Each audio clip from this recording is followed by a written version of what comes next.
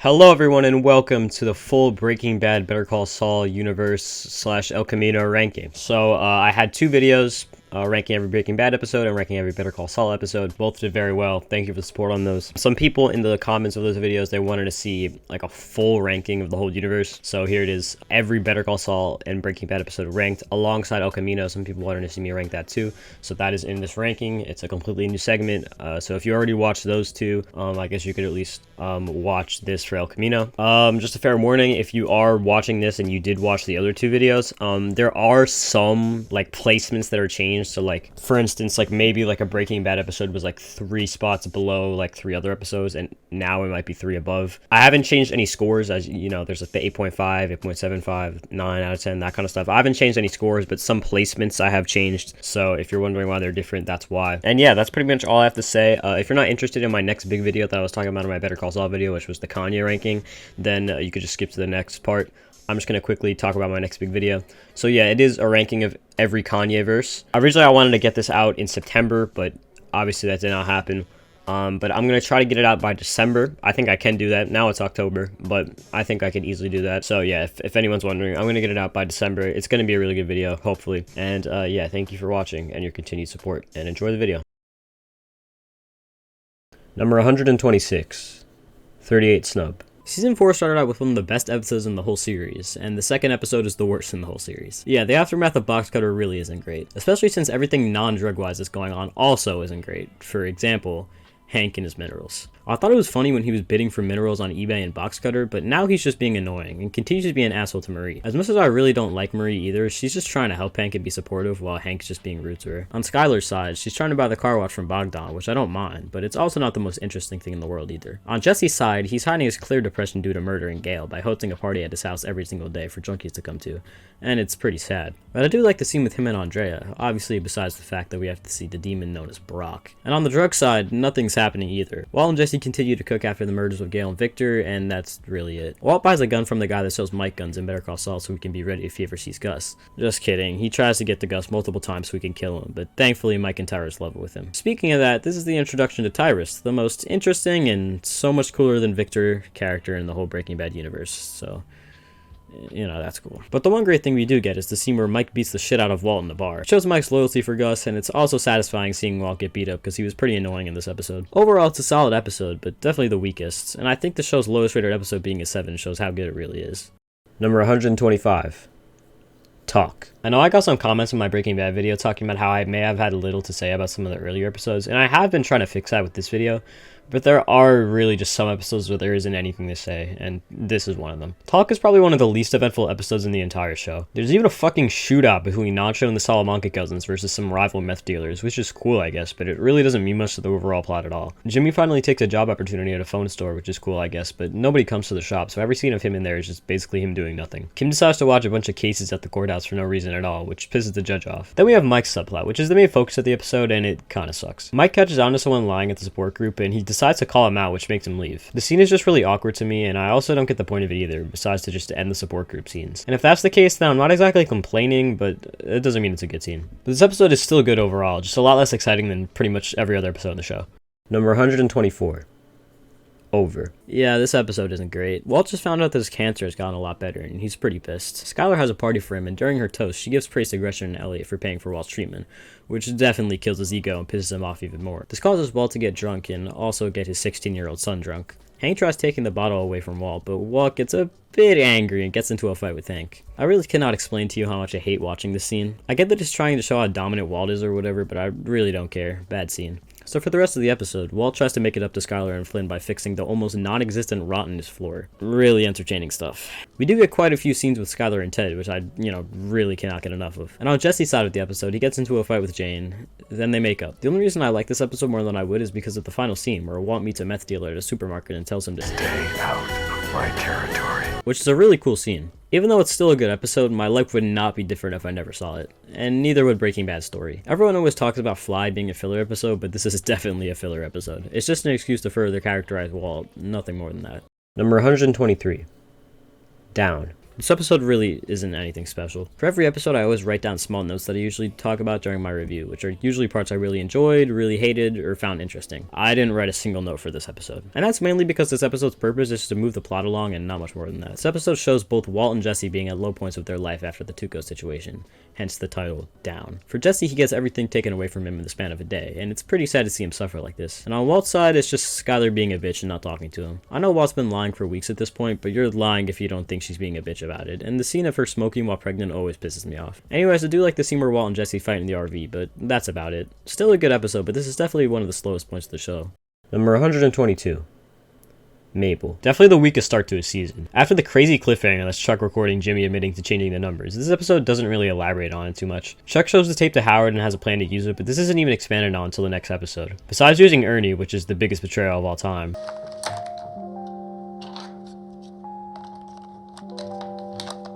Changed 1261 to 1216. It was me. Turn that off! Turn it off! It all went Turn it off! exactly.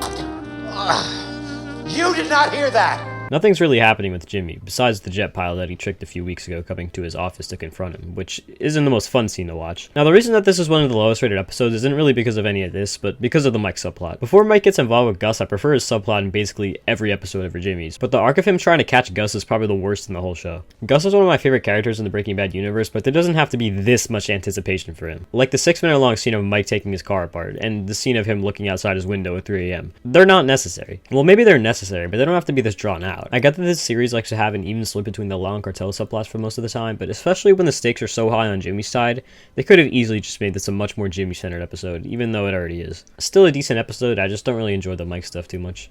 Number 121. Bit by a Dead Bee. I don't have much to say about this episode. It's really just the aftermath of 202, which causes Walt to fake a fugue state, and for Jesse to be caught by the feds, but released since they had no evidence. I do like the scene where Hank interrogates Jesse a lot, and even though I don't love the Hector scene for obvious reasons, I also don't hate it because it's already showing how much Hector hates the DEA this early on. On Walt's side, he's kind of just trying to get out of the hospital the whole time. There's also the early signs of the Skylar being a bitch arc, which mainly starts in the next few episodes, but you can see it a little here. Yeah, I don't have much to say. Solid episode, but nothing crazy. Number 120.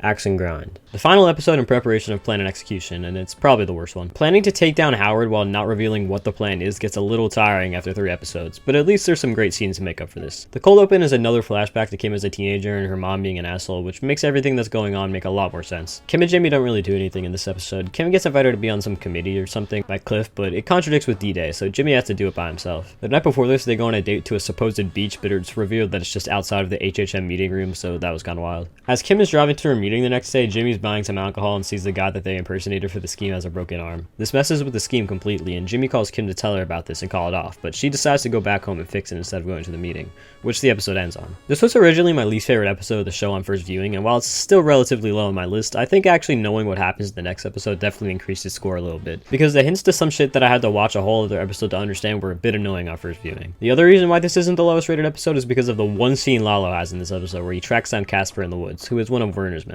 Casper instantly becomes suspicious of Lalo and starts running away with an axe when Lalo gets closer. Lalo follows him to some sort of shed and looks for him, that gets stabbed with the axe by Casper out of nowhere. Lalo seems genuinely hurt at first and starts spilling info to Casper on why he's there, and he takes a card out he took from Marguerite to show him. As Casper looks at it, Lalo slashes his face with the card, steals the axe from him, then cuts his foot off. I like how there's barely anything interesting going on in this whole episode, and then we randomly get this cool ass action scene like halfway through. Still really solid, but one of the show's weaker in my opinion. Number 119. Switch. Not the strongest start to season 2, but a necessary one. Switch continues right where Marco left off, showing Jimmy denying his Davison main job opportunity, which confuses everyone. Jimmy then goes to a resort and chills in the pool all day instead of doing anything. Kim comes to ask him what's up, and he reveals that he has quit the law and wants to be himself, which is symbolized by Marco's ring. She tries convincing him that he's a great lawyer and shouldn't throw this away, but Jimmy doesn't listen and decides to scam Ken Wins to show her what he means. Ken Wins returning is a nice callback, and Victor with a K and Giselle's scam of him is just like a Slip and Jimmy scam. This is the real start of Kim and Jimmy's relationship that is the main point for the rest of the show. There were hints in season 1 that they were possibly more than friends at certain points, but this episode confirms that they have feelings for each other, and I get sad just thinking of what their relationship comes to in the later seasons. But I still prefer the Mike subplot of this episode. Well, I guess, the Price subplot. Mike is in one scene in this episode where he says he won't go into Price's school bus for 6-year-old pimps, which makes Price fire him. This, of course, does not backfire at all, and all of Price's extremely valuable baseball cards have been stolen, alongside some unimportant cash. The cops are obviously suspicious, and this leads into an investigation in the next episode. Price is such an amazing side character, which is why I prefer his subplot. Every scene he's in is just so funny and entertaining. Still a solid episode besides that, though. Number 118.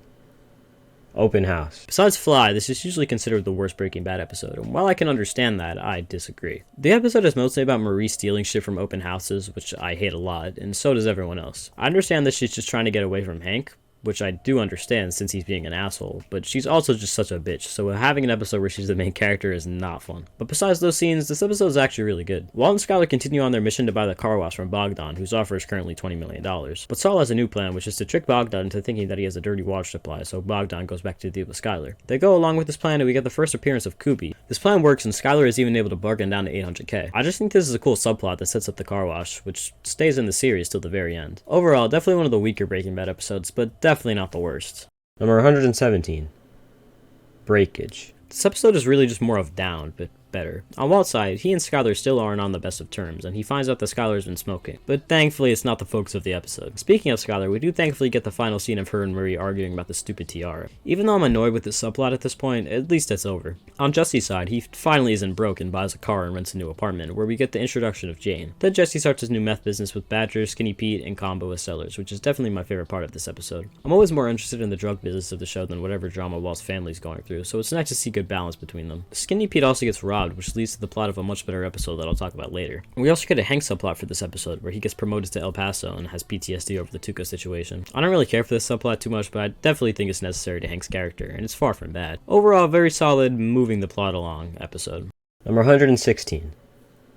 IFT. To be honest, the last 10 minutes of this episode kind of kill it. The first 35 minutes are really great. We get a really long scene of Skyler trying to get Walt out of the house by calling the cops, but failing when she doesn't tell them what it is that he did. And Junior also gets really mad. On Jesse's side, we don't get much, but there are a few scenes of him repeatedly calling Jane's number just to hear her voice from the voicemail. And the last one of these scenes shows her number go out of service, which gets Jesse to go back to cooking meth since he has nothing left. And on the cartel side of the episode, we get our introduction to Bolsa, who doesn't really do much in Breaking Bad, but is a big part of Better Call Saul. Speaking of Better Call Saul, the meeting with Gus, Bolsa, and the Salamancas feels like straight out of that show, and it's the first of its kind, really. I probably didn't care much for this scene on my first watch, but after watching Better Call Saul, this scene is one of my favorites in this episode. But then we get to the last 10 minutes, and we get introduced to another Hank subplot, which is him getting promoted back to El Paso. He clearly is not happy about this, and decides to take his anger out on some random guys at a bar, which is pretty stupid of him, and it's not a fun scene to watch. Then Skyler fucks Ted. Need I say more? I know she's just trapped and whatever, but is your solution really to fuck Ted? I don't hate Skyler as much on my rewatch, but this still kind of pisses me off, and seeing them make out is not fun either. Great episode that's slightly ruined by the last 10 minutes. Number 115. Amarillo. After Season 2, Episode 2 being an episode mostly focused on Price and ending his subplot, we get a very Jimmy-centered episode here. This episode's mainly about Jimmy trying to deal with his client outreach at Davis and Maine. The cold open sees Jimmy soliciting a bunch of elders on a sandpiper bus to hire Davis and Maine, since there's barely any people hiring them normally. This is very successful, but Chuck is suspicious of solicitation claims, and Kim gets mad at Jimmy, so he agrees to find a new way to get more clients. After some more failed attempts, Jimmy thinks of the best idea, a commercial. He proposes this idea to Cliff, who doesn't fully agree yet, but tells Jimmy to discuss it with him next week. This is obviously too much time for Jimmy, so he gets the camera crew and one of his former clients to record a commercial with them. Seeing the camera crew is definitely the highlight of the episode. Anyways, Jimmy decides to casually air this commercial the next day with the permission of absolutely nobody. While it is incredibly successful, Cliff is not happy. On Mike's side, he moves Stacy and Kaylee out of the neighborhood because Stacy's paranoid about gunshots she's been hearing, even though it's just falling newspapers. Mike also gets a new job opportunity from Nacho, which leads to a much better episode. Still very solid though. Number 114. Abiquiwi, I still don't really know how to say that. Definitely mostly a setup for half measures, but it's still really good. On Walt's side of this episode, Skyler tries getting involved in his money laundering where she meets Saul, who wants them to purchase a laser tag place. This is the most Saul thing ever and I love it. Walt and Skyler both think this is stupid as fuck, and Skyler thinks of buying the car wash that Walt used to work at instead. But Jesse's side of the episode is where things really pick up. Skinny Pete and Badger aren't selling much of the meth that Jesse's giving them, so Jesse tries to raise up this girl named Andrea to prove to them how it isn't hard. His plan seems to work until he realizes that she has a kid named Brock, the worst fictional character ever made. Andrea ends up telling Jesse about her brother named Tomas, who is only a few years older than Brock, who got recruited by a local gang and killed someone a few months ago, and Jesse puts the pieces together that Tomas was the kid that killed Combo. Jesse then goes to the corner Tomas is at and buys the teeth off him, which is an amazing scene and a perfect cliffhanger for half measures. Solid episode, but mostly exists just to set up half measures. Number 113. Smoke. This episode really just serves the purpose to deal with the aftermath of Chuck's death. Jimmy and Kim get a call from Howard and they immediately drive to Chuck's house. Jimmy seeing Chuck's burnt down house is really sad and he's able to put together the puzzle pieces that Chuck killed himself. As the week goes by, Jimmy emotionlessly grieves over Chuck's death. You can definitely tell he has some regret for what happened. Chuck's funeral happens and it's nice to see some characters return like Rich and Cliff, and it sucks to see Rebecca bawling over Chuck. Howard then confesses to Jimmy and Kim after the funeral that he thinks Chuck killed himself over the fact that Howard pushed him out of HHM, and Jimmy decides to agree that Howard should be blamed for Chuck. Then he happily feeds the fish while whistling, which reminded me of the scene in Breaking Bad when Walt tells Jesse that he can go home after they talked about True Sharp. Then he proceeds to happily whistle. But these aren't actually similar scenes. Walt was doing that because he's a narcissistic, sociopathic jackass. Jimmy is just in denial and decides to place the blame on Howard. Nothing too crazy is really happening down at Madrigal with Mike, and Nacho has a conversation with Bolsa about Hector. Nacho also throws his pills into the river, and Victor sees him do this, which is a nice cliffhanger for what's about to happen. Still a very solid episode. Number 112.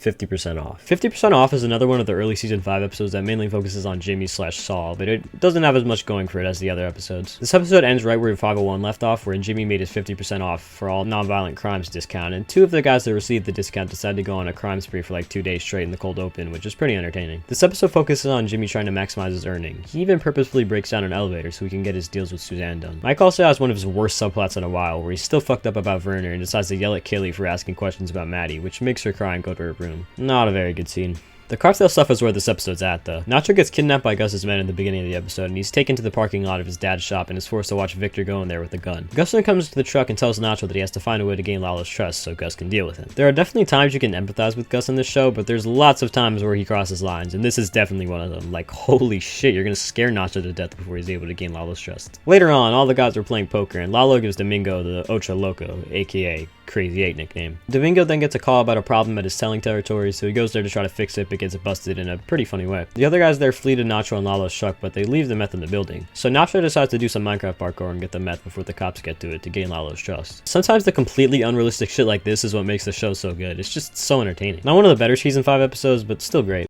Number 111. El Camino. Alright, before I say anything, I know you might hear crickets in the back. I'm going to use a noise remover, but it's to the best of my ability, but if you hear crickets, I'm sorry. I can't really do anything about them. They're in my basement. This is the best I could do. But yeah, here's the El Camino segment. Welcome to the only actual original segment of this video, my review for El Camino. El Camino is the 2019 movie sequel to Breaking Bad, which explains what happens to Jesse after Walt kills Jack and his gang. The movie isn't exactly necessary, since I think Jesse driving off into the distance was a good enough ending for most people, but I'm glad it's here because I think Jesse deserves more closure than that. Let me get the negatives out of the way first, because I know this is a polarizing movie for a lot of people, seeing as it's rated lower than even the lowest rated episodes of both Breaking Bad and Better Call Saul. Pretty much all of the negatives of this movie come with Todd, which is a character that I'll praise later on in this video. I always liked Todd because I thought he was a really interesting character, since he kills a lot of people, but none of them seem malicious in intent. And while that does carry over to this movie, I don't get the same vibe from Todd that I got from Breaking Bad. While I thought most of Todd's actions in Breaking Bad were more shocking and crazy, here I'm mostly just creeped out by him. And you could say that they need to expand his character and that it's written well, but if I'm being honest, Todd really doesn't have to be in this movie at all, maybe besides the scene with Candy, which is where my other major complaint comes from. Practically half of this movie is a flashback to some day where Jack and his gang are out, so it's only Todd and Jesse, and Todd makes Jesse run some errands with him. Besides a few scenes, this whole part of the movie is completely pointless. I mean, maybe if it was like 1 or 2 scenes at most, but this is like a whole act of the movie, and each scene feels so much slower than the other scenes in the movie. Also, Todd is fat, which makes this an instant 0. Anyways, the rest of the movie is really good, especially the first 15 and the last 15 minutes, both on Breaking Bad levels in my opinion. My favorite scene is definitely the one where Skinny Pete makes a plan to flee with Jesse and Badger. These guys' relationships were really something special in Breaking Bad, and it's honestly heartbreaking seeing Jesse have to say goodbye to them for good, especially Skinny Pete, who tells Jesse that he's his hero and shit. The middle of the movie is where most of the Todd stuff happens, but the non-Todd stuff happening is still pretty good. Jesse goes to Todd's apartment to look for the money, and when he finally finds it, 2 guys pretending to be cops come in to look for it as well. I really don't like either of these guys at all, especially Candy, but the scene is still pretty entertaining, and it keeps true to Jesse's character of him almost breaking down when he almost kills Candy. He ends up getting a third of the money, but he's just $1,800 short of Ed's vacuum, so he has to go back to Candy's warehouse to get the money from him. Here we have the iconic scene where Candy and Jesse duel for the money, and Jesse wins since he had a secret second gun. Jesse then flees to Alaska, and the movie ends with him yet again driving away. And even though I hate Brock with all of my heart, I'm glad Jesse wrote a letter to him. One thing I would have liked to see more of in this movie instead of Todd was Jesse's parents. They really only had like 2 scenes in the movie, if you even want to count the news report as one, and I think it would have been nice to see Jesse interact with them more, since I always thought that was a really depressing part of the show, and more closure to that would have been great. We also get some amazing flashbacks here with Walt and Jane. The Walt one is awesome. It thankfully wasn't the final time we saw him, but it's great to see him back in good old Walt fashion, telling Jesse he should go to college, which sadly never happened. El Camino is really just a sad movie. The whole outcome of everything is so depressing. Speaking of depressing, we get a very small Jane flashback at the end as well, right before Jesse drives off to his new life. Overall, I really enjoyed El Camino. It's grown on me significantly, since this was my third time watching the movie. I thought it was mid on my first watch. On my second, I enjoyed it, but probably less than any Breaking Bad or Better Call Saul episode. But now it's more around the middle. It's definitely got its flaws, but it's overall a great closer for one of my favorite fictional characters. Number 110.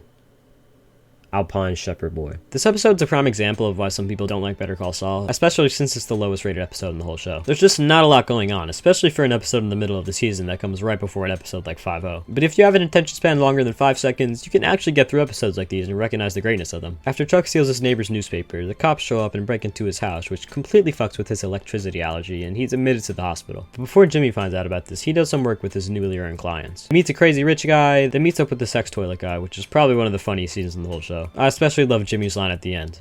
Hey, you know what? I hope you do make a fortune, because Chandler's going to need it to help pay for his therapy.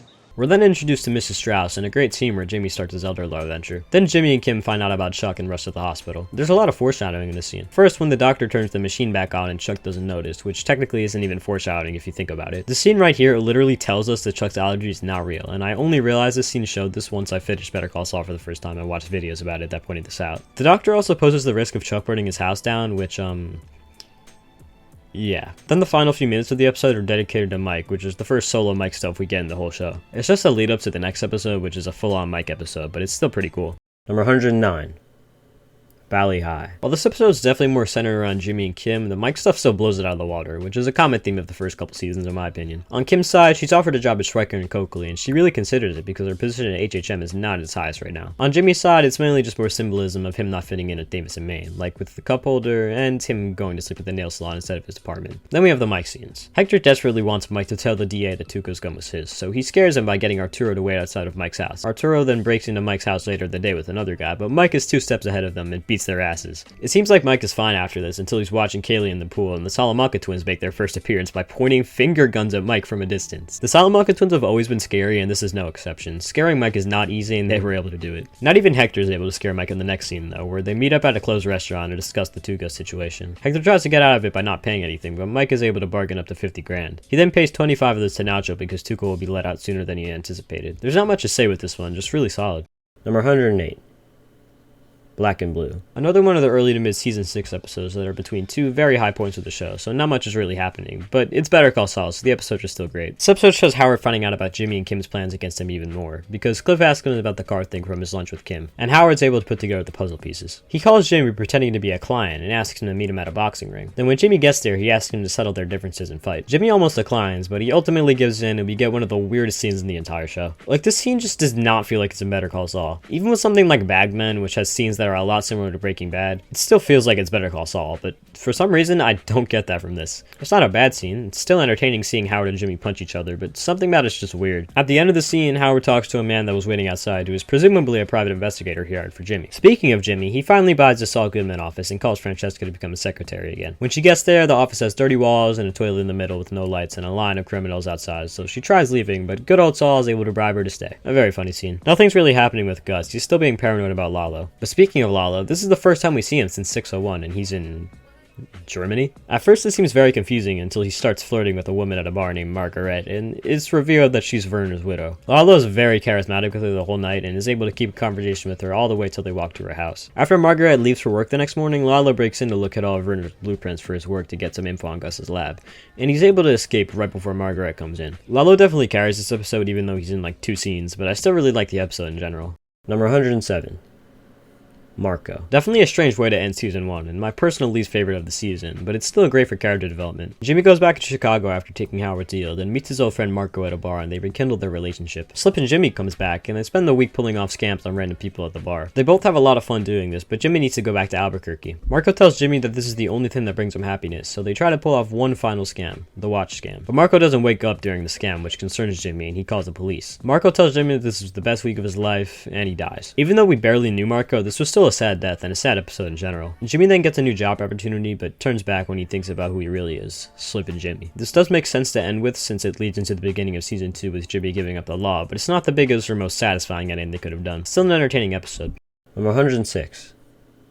Something Beautiful. This isn't the most eventful episode, but it's still a very entertaining one. Now, we definitely need to talk about the cold open. The fact that this episode's called Something Beautiful and the cold open is Nacho getting shot multiple times after watching Arturo's frozen dead corpse get shot in the head is very ironic. And this is probably the highlight of the episode. Nacho gets taken to Caldera later on by the Salamanca twins, and one of them decides to donate Nacho some blood, which is cool. Anyways, on to what this episode's actually about. Jimmy robbing the copy store. In his weird-ass interview from the previous episode, he was examining the owners of collectibles and realized he had a figure worth thousands. Jimmy tells Mike about this and asks him to rob the store, but he denies because the owners have done nothing wrong. Jimmy then has to go to Caldera and get a robber up for the job through him. The robber goes into the store and switches the figures, but he realizes that the owner is still there, so he hides. The owner then calls his wife and begs her to let him back in the house, which is insane, and once she hangs up on him, he orders a pizza. The look of disappointment on the robber's face is what makes this scene for me. It's so funny for no reason. The robber calls Jimmy and tells him to get him out of there, so Jimmy pushes the owner's car down the parking lot, which is successful. Gotta love a good old slippin' Jimmy scheme. Jimmy also finally reads Chuck's letter to him, which makes Kim cry, but does not make Jimmy react in the slightest, which is definitely an interesting scene. It's at least nice knowing that Chuck didn't actually mean anything in the final interaction he had with Jimmy.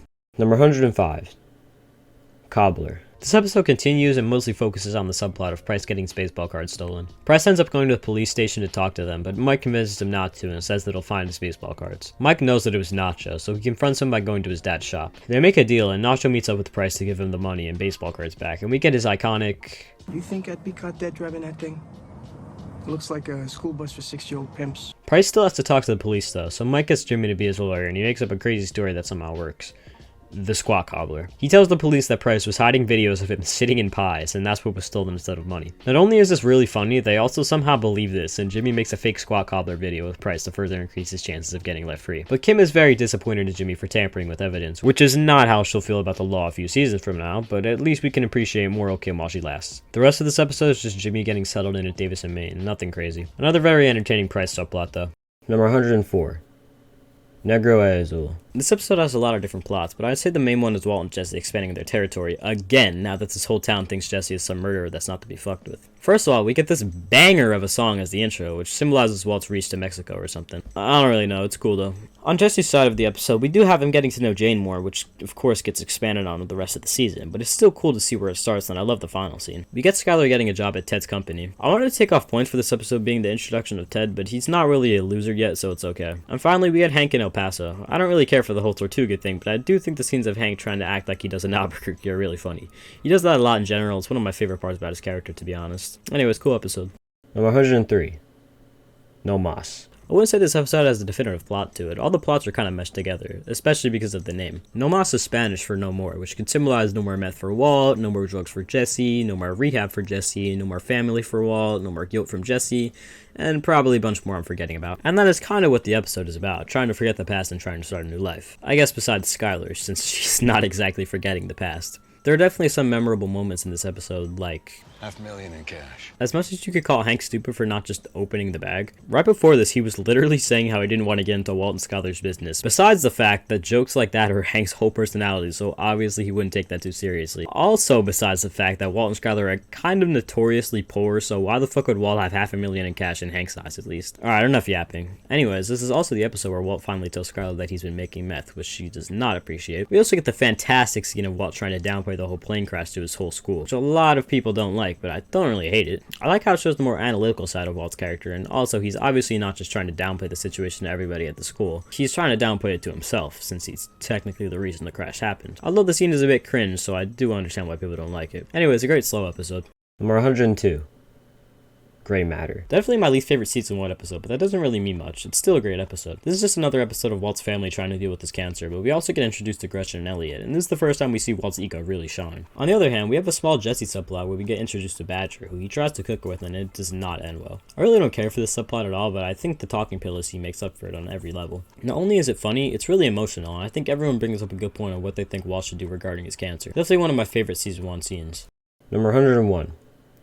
Green Light. This is one of the funniest episodes due to the first few scenes alone. The first scene is Walt trying to talk with Ted, which is so funny. Walt is acting like an actual lunatic after he finds out that Skylar has been having an affair with Ted, so he tries breaking into Ted's office while embarrassing Skylar in the process. This is practically instant karma for Skylar sleeping with Ted because now everyone at work thinks she's a whore, which is pretty satisfying to see. But that doesn't stop her from sleeping with Ted again, because she does. Anyways, after this incident, Mike brings Walt to Saul's office where Saul makes some funny remarks that he missed a breaking Walt's house, which causes Walt to beat the shit out of him and fire him. Walt then sexually assaults Carmen, which is so fun to watch, may I add, and gets fired from his job. And while he walks out, he sees Jesse waiting for him. Jesse then shows him what he's been cooking, but Walt's ego doesn't accept this and he calls Jesse's product inferior. Then the rest of this episode is Hank trying to get his mind off El Paso by tracking down Jesse, while Jesse tries to get in contact with Gus. And it ends with Victor paying both Walt and Jesse for Jesse's product, which is a ploy to get Walt back into the business. This episode's already really good on its own, but the entertaining moments definitely put it a lot higher. Number 100. Moss. I don't have much to say for this one. I didn't even have any notes. Just a really solid episode. It's basically about Gus trying to convince Walt to get back into cooking, which he isn't able to do until Gus shows him the super lab for the first time. This convinces Walt, so he gives Jesse his half back, then tells him that'll be the last money he'll ever receive in the business. Jesse gets a little mad and throws a rock at Walt's windshield. Anyways, Skylar fucks Ted for like the 4th time, but she's starting to not feel at home in his house anymore, which I do not care about. And Hank turns down El Paso because he wants to find Heisenberg, and actually gets a lead on Jesse. Definitely more of a setup for the following episode, still really good though. Number 99. 51. Our first season 5 episode, and it's this high up. This is definitely the slowest episode of the season. It has much more to do with Walt's personal life, which is why it's my least favorite. Plotlines with Walt's personal life can definitely be done well, but I don't exactly enjoy watching scenes like Skylar trying to drown herself and Walt awkwardly kissing her in bed. We get the scene where Skylar says she wants Walt's cancer to come back, and while we are still rooting for Walt as he is the main character, it's very hard not to understand where Skylar is coming from. I wouldn't want my kids around Walt either. I do enjoy what's going on with the drug business though. Mike has Jesse go to Madrigal to get methylamine from Lydia, but they find a GPS at the bottom of the barrel. When Jesse shows this to Mike, he already knows that Lydia put it on there, so she doesn't have to give them the methylamine. And he tries leaving so he can kill her, but Jesse tries stopping him, and I love this dynamic. Both of their reactions fit their characters perfectly. Then Walt is just in the back acting all mysterious. Not much happens in this episode, so it's not really surprising that it's the worst of season 5. Still very good though. Number 98. Off-brand. Being the episode after Chicanery, Off-brand has a lot to live up to, and it does a decently well job at it. Obviously, after a conclusion like Jimmy getting disbarred for a year, there's not much that can happen, but it's still really great. The cold open shows Domingo being short on his payment, and Nacho lets him go, but Hector convinces him to teach Domingo a lesson, so Nacho beats him up. This is a very disturbing scene, and Nacho is also distraught about it. Later on in the episode, Hector tries convincing Nacho to distribute drugs through his dad's shop, which Nacho is not okay with. Then Hector drops a pill, and Nacho starts getting ideas of how to kill another Salamanca. Now to what this episode's really about. Jimmy. The episode starts off with Kim's final statement regarding the hearing, since we never actually got the conclusion to it in Chicanery, and it's an amazing speech. The editing is yet again great as well. The next day, Jimmy has to call all of his clients to tell them that he's taking a year-long break from the law, which is shown by a great montage. Jimmy then has to make new commercials so he doesn't lose money from the 4 slots he already bought, so he gathers together the greatest side characters in fiction and goes around town asking people if they would like to do a commercial. When this doesn't work, the makeup girl suggests he makes his own commercial, so Jimmy decides to make a commercial about making commercials. The scene is of course great like every camera crew scene, but we don't actually get to see the commercial until the end of the episode where he shows Kim, and Jimmy uses the name Saul Goodman. This isn't the first use of Saul Goodman since he used to use it back in the Slip and Jimmy days, but it's the first real appearance of it, and it definitely starts this non-lawyer arc very well. Very well executed episode for being the follow-up to Chicanery. Number 97. Hit and Run. Hit and Run is a very solid continuation of the Howard's career setback arc, with easily the best scheme against him yet. Jimmy dresses up as Howard and looks stupid as fuck, which makes it funny. Then while Howard is in therapy, he uses the duplicate keys Huel made him last episode and gets into Howard's car. He picks up Wendy, who we haven't seen since like Breaking Bad season 3, then throws her out of the car while screaming at her, coincidentally right where Kim is having lunch with Cliff, who notices that it's Howard. Jimmy gets back to the parking lot, but someone took his spot, so he has to manually move the patients only sign to where he's now parked, and is able to get out of there right before Howard gets to his car. The scheme's a lot more fun than their previous ones, and we get the return of Wendy, which is cool. This definitely carries the episode. Kim feels like she's being followed though, and once she spots the same car twice, she walks up to it and threatens the driver that she'll call authorities because she feels threatened. Then they drive away. The next time Kim goes to the El Camino restaurant where she spotted the car, Mike is there and asks her to sit down and have a talk with him. And this marks the first time Mike and Kim ever interact on screen. Mike basically tells Kim that he's been ordering guys to follow her and Jimmy because of Lalo Salamanca, and indicating to her that he's still alive. Kim asks why he didn't tell Jimmy, and he says that Kim is made of tougher skin. This is another half measure by Meg, since this ultimately leads to some not so great things in a few episodes, but I understand where he's coming from. Then in the final scene, Kim meets up with Jimmy at an office that Jimmy wants to buy, and this is the infamous Saul Goodman office that we all know from Breaking Bad. But of course, the highlight of this scene is the callback to Taco Cabeza, which made me laugh thinking about the Breaking Bad scene about Taco Cabeza, which made me look up if Taco Cabeza was a real place, which led me to r/OkBuddy Chicanery, where I spent half an hour at midnight scrolling through threads of Reddit and cell spamming Kim talking about Taco Cabeza gifts, and I couldn't stop laughing because it was 12 a.m. So that was 30 minutes of my life that I'll never get back. Yeah, anyways, cool episode. Number 96. Cancer Man. This was the first main continuing the story episode where nothing huge happens, but it still matters to the overall story. This is the episode where Walt admits to his family that he has cancer. We still need to wait 2 seasons for the drug admission of guilt. We also get to see Walt blow up Ken Wynn's car, which is a great scene. On Jesse's side, we get a funny scene with the introduction of Skinny Pete and Combo. Jesse's basically paranoid this whole episode until he stays at his parents' house for a few days, which I always like to see. I feel like this is a big episode for expanding Jesse's character, since the last 3 episodes he's just been seen as a stupid junkie. But now we get to see more of his personal life and sympathize with him more. Overall, it's a great character building episode.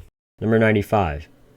Pinata. There's a more Jimmy Center episode, which is weird since barely anything happens on his side of the episode. But his scenes are by far the best, so that definitely makes up for it. Jimmy gets some new phones delivered and brings them all into the nail salon where he'll store them. He decides to get revenge on the losers that mugged him, so he tricks them into chasing him into a dead end, then 2 big guys come behind them, kidnap them, and bring them into a basement and hang them upside down like pinatas. This is such an amazing scene. The acting and directing makes it seem like a horror movie, and it's all very well deserved. The one thing that confuses me about this scene is why Jimmy didn't ask the kids for his money back. This would be the perfect time. And Jimmy also goes to HHM to collect the check from Howard, and he notices that there's a lot less people there, and Howard tells him that HHM's reputation is down the toilet right now. Jimmy scolds him and tells him to do something about it, and even calls him a shitty lawyer. Then Howard says, Fuck you, Jimmy. There you go. Use that. easily the second best scene in the whole episode. This was back when Jimmy and Howard's beef was nothing more than them hating each other. Kim gets a job offer from Schweikert and Coakley again, which she considers taking, and Gus flies out the rest of the Germans to work on the lab. We get the introduction of the warehouse that the guys live in for the rest of the season, and we see Kai already being a problem. Gus also talks to Hector and basically tells him that he'll torture him as much as possible before killing him, which is a really wholesome scene. Overall, a great episode that doesn't have much going on, but it's still very entertaining. Number 94. Inflatable. Inflatable is definitely a turning point for the show, and it does a great job at it. The cold open is very important to this episode. It shows a flashback to when Jimmy was a kid working at his dad's shop, and a man walks in asking Jimmy's dad for money, and using a fake story as an excuse. Jimmy's dad is very gullible, so he gives him the money, but Jimmy sees right through him, and while Jimmy is alone with the man, he says this. There are wolves and sheep in this world, kid. Wolves and sheep. Figure out which one you're gonna be. This one sentence is very connected to this episode, since this is the episode mainly about Jimmy realizing who he really is and what he enjoys doing in his life. He asks Kim to start a firm with him so they can be their own bosses, but Kim denies this because Jimmy admits that he would be a colorful lawyer. Jimmy then tries leaving Davison, Maine, but when Omar tells him that he won't get his bonus, Jimmy decides to do anything that he can to get fired while still receiving his check, which leads to one of the best montages in the whole show. Cliff finally gives in and fires Jimmy, and he has an iconic line. Hey, Cliff, for what it's worth, I think you're a good guy. For what it's worth, I think you're an asshole. Cliff is one of the many characters in the show that just doesn't deserve anything that's happened to them. They're just trying to do their job and get caught up in Jimmy's shenanigans. You gotta feel bad for the guy. Jimmy moves back into the nail salon where his real home is, and he gets help from Omar to bring the Coca-Cola desk there as well. Hold up, we need to take a second to appreciate Omar. Easily one of the coolest people in this entire show. Anyways, Kim does her interview with Schweikert and Coakley, which seems to go well, but she also realizes that she wants to be her own boss, so she goes to the nail salon and tells Jimmy that she isn't taking the job, then proposes an idea to him. They share an office while being two separate firms, and the episode ends with Jimmy deciding on this proposition. He obviously ends up agreeing to this, which changes the show a lot. Alongside multiple great scenes, this is a really great episode overall. Number 93. Expenses. Expenses continues the post-chicanery plotline where Jimmy's making commercials for money, and I think it's superior to Off-Brand. First, let's talk about the Mike stuff. We see the return of my favorite side character in the whole show, Price, which I was so happy to see. Nacho breaks into his house again and tells Price to get empty pills for him. Price then goes to the booth Mike works at and asks him to work a security job for the trade, which Mike declines. This is a great scene overall, but my favorite part is when Mike walks up to Price's car and he's playing a baseball video game while waiting. Mike later takes this back though, and the trade with Nacho happens, where Mike gives some advice to Nacho about dealing with Hector. Meanwhile, Jimmy continues to try and get commercials done for other people, which isn't getting him much profit. While we're not getting anything law related in this part of the show, it's still entertaining seeing the camera crew and their wacky shenanigans every episode. But the real highlight of this episode is the final scene where Jimmy tries to get a refund on his insurance. When he's denied the refund, he starts crying right there and talks about how shitty his life has been recently. I can definitely see this being legit since Jimmy has definitely been struggling recently, but then he brings up Chuck and talks about how he's mentally ill and went on a rant at the bar hearing, which the worker writes down, basically meaning that Chuck's insurance is getting decreased. Jimmy's so incredibly fucked up for this, and this scene is just amazing to watch. I know Chuck has done so much bad shit to Jimmy, but I think outsmarting him at the hearing and triggering him to go on that crazy rant was easily enough revenge. This is just unnecessary, but it fits so well into Jimmy's character.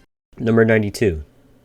Rebecca. I don't understand why this is the lowest rated episode of the show. There might not be a lot happening, but it's still a very entertaining episode front to back. The cold open of this episode is probably the best scene. We get the introduction of Chuck's ex-wife Rebecca. The scene is a flashback to when they were married and when Jimmy first started working in the mailroom at HHM. Jimmy is able to charm Rebecca with all of his terrible lawyer jokes, but Chuck isn't happy with this because he never is. Anyways, this episode is the main introduction to Erin, and holy shit, I forgot how annoying she was. I would say the scene of her reading the notes out to Jimmy is a bad scene solely due to Erin, but Jimmy tricking her at the end is fucking wild, so that gives it a few points. Kim also has a great subplot in this episode though. She's still in doc review, so she does everything she can to try and get another client for HHM so she can get out of doc review, which is shown in a great montage. Kim's easily the most relatable character in the whole show, since all the other characters are either ADHD-filled morons, jealous assholes, selfish rich kids, or fucking psychopaths. Her character just gets better and better as the show goes on, but she's probably my second favorite character up till this point behind Mike. Anyway, she gets a band called Mesa Verde to partner with HHM, but since Howard's a fucking loser, he still keeps her in doc review. I mean, even Chuck thought she would be out by now.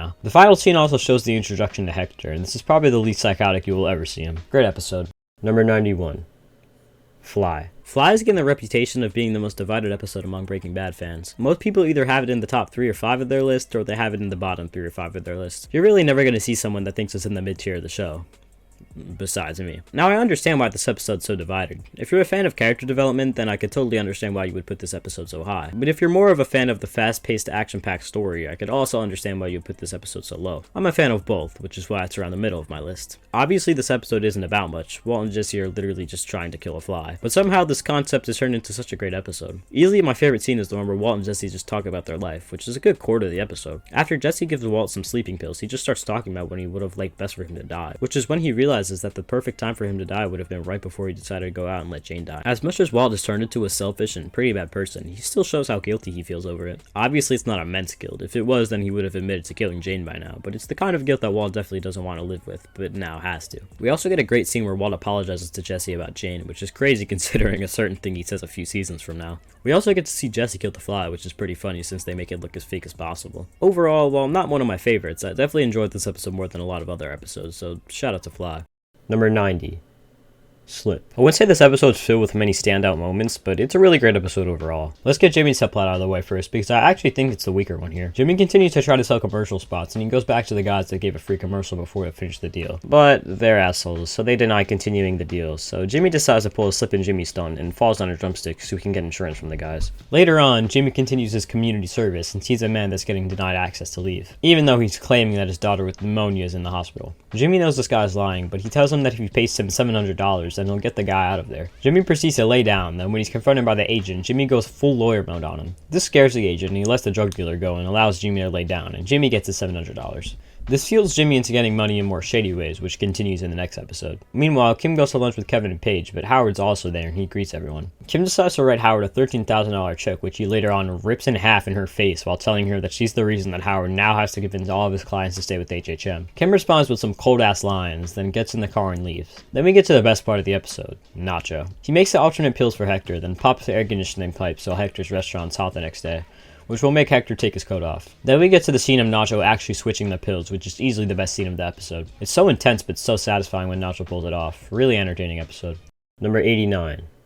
Dedicado a Max. I think Dedicado a Max is a great episode, but it honestly had the potential to be even better. Jimmy's subplot, which honestly isn't the focus of the episode, is really entertaining. He decides to pull a scheme with Mr. Acker every single night so the construction keeps getting delayed for Mesa Verde. The montage showing this is amazing, and in general I always love a good slip in Jimmy scheme, especially when it's helping someone and not just to get Jimmy money. After this ultimately fails though, Kim decides that she wants to take down Kevin with Jimmy, which is not a great idea, but this is the point Kim is at in the show now, to where she's barely more moral than Jimmy. Jimmy gets Trevor to break into Kevin's house and try to find any scathing evidence on him, but all he finds is a 30-year-old DUI. I love when characters that are on completely different sides of this universe meet, so seeing Kim interact with Trevor was very entertaining. What wasn't entertaining was the scene with Rich after this. Don't get me wrong, I love Rich, I just hate the scene. Rich tells Kim that she should lay off Mesa Verde for a while and that he's not buying her explanation, so she decides to yell for answers at him in front of everyone in the lobby. I don't know how I get secondhand embarrassment from a fictional TV show about lawyers, but this scene gives me that. Tell me in the comments how important the scene is to Kim's character or whatever the significance of the scene is, but I don't like it. Then we have Mike in Mexico, and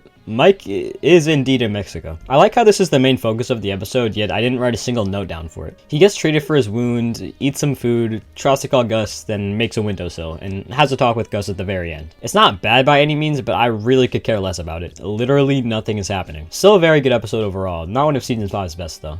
Number 88. Rico. This is the episode with Jimmy figuring out the Sandpiper is scamming their residents, so he decides to start a lawsuit against them with the help of Chuck. Jimmy reads his client's bills and figures out that Sandpiper is taking their residents' social security bills and completely overpricing their basic needs, meaning their residents get little money left over. Jimmy calls them out on this, which causes them to shred their papers, and this leads to the best scene in the episode, which has Jimmy dumpster dive for his shredded documents. While Jimmy dumpster diving is disgusting, his phone call with Rich is funny. Sorry for interrupting your evening. Enjoy the magic flute. Blow my magic flute. And so is this realization at the end that the papers were in the recycling bin the whole time. Speaking of Rich, he's one of my favorite side characters in the show, and this is his first appearance, so, you know, that's cool. Anyways, Jimmy tries to figure these documents out at Chuck's house, but he falls asleep, and when he wakes up, Chuck did most of the work for him and agrees to pursue the case alongside Jimmy. Their hug definitely symbolizes their relationship well. Anyways, Rich and a couple other lawyers come to Chuck's house and have a meeting with him and Jimmy. This meeting seems to be coming to a nice solution until Jimmy pulls out the fact that this is a cross-state case, or a RICO case. And when Rich asks how much the case will be for, Chuck talks for the first time during the whole meeting and says $20 million. Great scene. I also forgot to mention the cold open, which is a flashback that sees Jimmy tell Kim and Chuck about him passing the bar exam. When Jimmy asks Howard if he can work at HHM, Howard says no, which is where Jimmy's hate for Howard stems from. We now, of course, know that Chuck told Howard not to hire Jimmy, which makes certain events later on even more depressing. But this is a great flashback that explains a lot about Jimmy's character and the series overall. Very solid episode. Number 87. Nippy. Nippy's basically the Fly of Better Call Saul. It's the 10th episode of its 13-episode long season that doesn't exactly continue or progress the storyline from the previous episode, and it's not anything like a traditional episode of the show. Only difference is that Nippy does end up mattering to the plot, and I would argue that it's better than Fly. This is the only episode completely dedicated to the Gene plot, and while the last 3 episodes of the show are better, it's still very entertaining on its own. The premise of this episode is that Gene is trying to get Jeff in the game, which is how he's deciding to deal with the fact that Jeff knows who he is. Jeff agrees to be in the game, so they start planning a classic Slip and Jimmy scheme. The plan is to rob thousands of dollars from the mall that Gene works at, and he starts to bring the security guards Cinnabon every day and time how long it takes one of the guards to eat it so he knows how long he won't be monitoring the footage. The time ends up being 3 minutes, so he trains Jeff to run and get all the necessary items in this amount of time. We also get what I think is the first reference of Walter White's existence in this whole show, which is cool. Well, the day comes for them to pull off the scheme, and even when Jeff falls down, Gene is able to keep the guards' eyes on him by crying to him about being lonely, which honestly isn't even a lie at this point, but it works and they get the money. It's definitely a necessary episode, but it still feels like a one-off sort of thing. Like, if we showed this to someone who never watched Breaking Bad or Better Call Saul, they could still probably enjoy it. Just a fun episode in general. Number 86. Kafkaesque. One of the best slow episodes for sure. The intro to this episode is one of my favorite intros of the whole show. It starts as an ad for Los Pollos Hermanos, then turns into a cooking and distributing montage. Really cool stuff. This episode is mostly just more of Hank being in the hospital, but Walt is back to cooking now, and Jesse is tired of making extra meth that is being sold for so much, while Walt and Jesse are only making $3 million in total. I like how Walt says, You are now a millionaire. And you're complaining? Yet 2 seasons later, he makes a whole big deal about the methamphetamine being worth millions. Anyways, Jesse starts to sneak meth out of the lab to try to sell with Pete and Badger at the rehab meetings, which is so fucked up, but leads to one of my favorite Jesse scenes, season 4, so I'm not complaining. Anyways, we get another Ted scene, which I'm sure we've all been dying to see. This one is even worse than usual. He stops by and decides to get mad at Skylar for not introducing him as Skylar's boyfriend to Marie, even though Skylar definitely isn't suffering immense grief from her brother-in-law almost getting killed by 2 cartel members. I would say that I don't understand how anyone likes Ted, but I've never heard anyone say they like Ted, so never mind. Anyways, this episode is also the beginning of Walt's fake casino story, which Skylar somehow thinks of on the spot. It's a really good scene, and it's obviously symbolism for what Walt actually did, since practically everything is the same, but meth is replaced with the casino. Really good slower episode here. Number 85. Bullet points. Really solid episode here. On Walt's side, he and Skylar read over a script that Skylar made to present to Marie, Hank, and Junior about Walt's gambling addiction. This is probably my favorite scene of the episode due to how Walt reacts to the script Skylar wrote. Even though it's showing his massive ego, it's still funny. They go to the Schrader's house and present the script, but Walt is also shown a video made by some guy named Gale, who is apparently Hank's Heisenberg. Walt tries to find out as much as he can about this Gale guy, and Hank tells him that the killer hasn't been found yet, but they're working on fingerprints. So Walt rushes to Jesse's house. This leads to my other favorite scene of the episode, where we get the first appearance of Buzzcut Jesse. I assume this is supposed to symbolize Jesse not caring about anything in his life anymore, which is very apparent in this episode, but he still looks cool with this haircut. On Jesse's side of the episode, we get to see him play Sonic Racing. He calls Mike's bluff, which, as much as I love Mike, is pretty satisfying to see. And we get him drive off with Mike instead of cooking with Walt, which sets up the next episode. Not the most eventful episode, but still great. Number 84. Cats in the Bag. This episode is kind of just dealing with the aftermath of everything that happened in episode 1, which is still definitely tense since Jesse and Walt need to decide who dissolves Emilio's body and who kills Crazy 8. They end up doing a coin flip, which gives Jesse the dissolving job and Walt the killing job. And they're both not good at them. Instead of killing Crazy 8, Walt makes him a sandwich and gives him food, while Jesse doesn't listen to Walt and dissolves Emilio's body in his tub, which... yeah. Skylar also finds who Jesse is and confronts him, which leads to one of the most meme clips in the whole show. I've seen it so many times, but it's still a funny scene. I love Jesse's facial expressions. There's a few other funny moments in this episode, like when Walter sees Crazy 8 in the street. But there's also some unintentionally funny clips. The scene where they try to start the RV made me laugh because of how bad the Ultra Key was, which I never realized. I mean, I know it was 2008, but it's still really bad. I also want to mention how cringe the breakfast scene is in this episode. People should really be talking about this one instead of Jesse's dinner with Walt and Skylar for the top 5 cringiest Breaking Bad scenes. Anyways, still a great episode, just not as good as the pilot. Number 83. Madrigal. Madrigal is basically a Mike Solo episode. It definitely dips in quality a lot from the first episode of Season 5, but so does practically every single episode 2 in this whole show besides Seasons 2 and 3. And at least it's not as big of a drop-off in quality as Season 4's. On Walt's side of the story, we see him once again manipulate Jesse, this time putting the blame on him by making him think that he had the Rising cigarette all along, even though he just secretly planted a cigarette with salt in his Roomba. Once again, great acting from Aaron Paul here. After this, Walt and Jesse try starting up their own meth business and ask Mike if he wants to do distribution, which he declines. If only this was his final decision, so much could have been prevented. Anyways, this episode is basically only Mike from here on out. We get the introduction of everyone's favorite, Lydia, where she gives the names of 11 guys to Mike that could possibly snitch on them and get them arrested. Mike assures her that they won't, but since she's a stupid bitch, she orders the hit of Chow. Thankfully, Mike is actually competent and kills the other guy who killed Chow, then goes to Lydia's house to kill her. And the only reason he doesn't is because she could still get the methylamine for Walt's new empire. Definitely one of Mike's worst ever mistakes. We also get the scene where Hank and Gomi interrogate Mike, which is amazing. I love how he acts here, and it sets up a lot for Mike's character to be expanded on at Better Call Saul. Overall, it's a very solid episode, but Season 5 is much better. Also, the last scene made me physically cringe so hard I was actually repeatedly saying stop in my monitor. Number 82.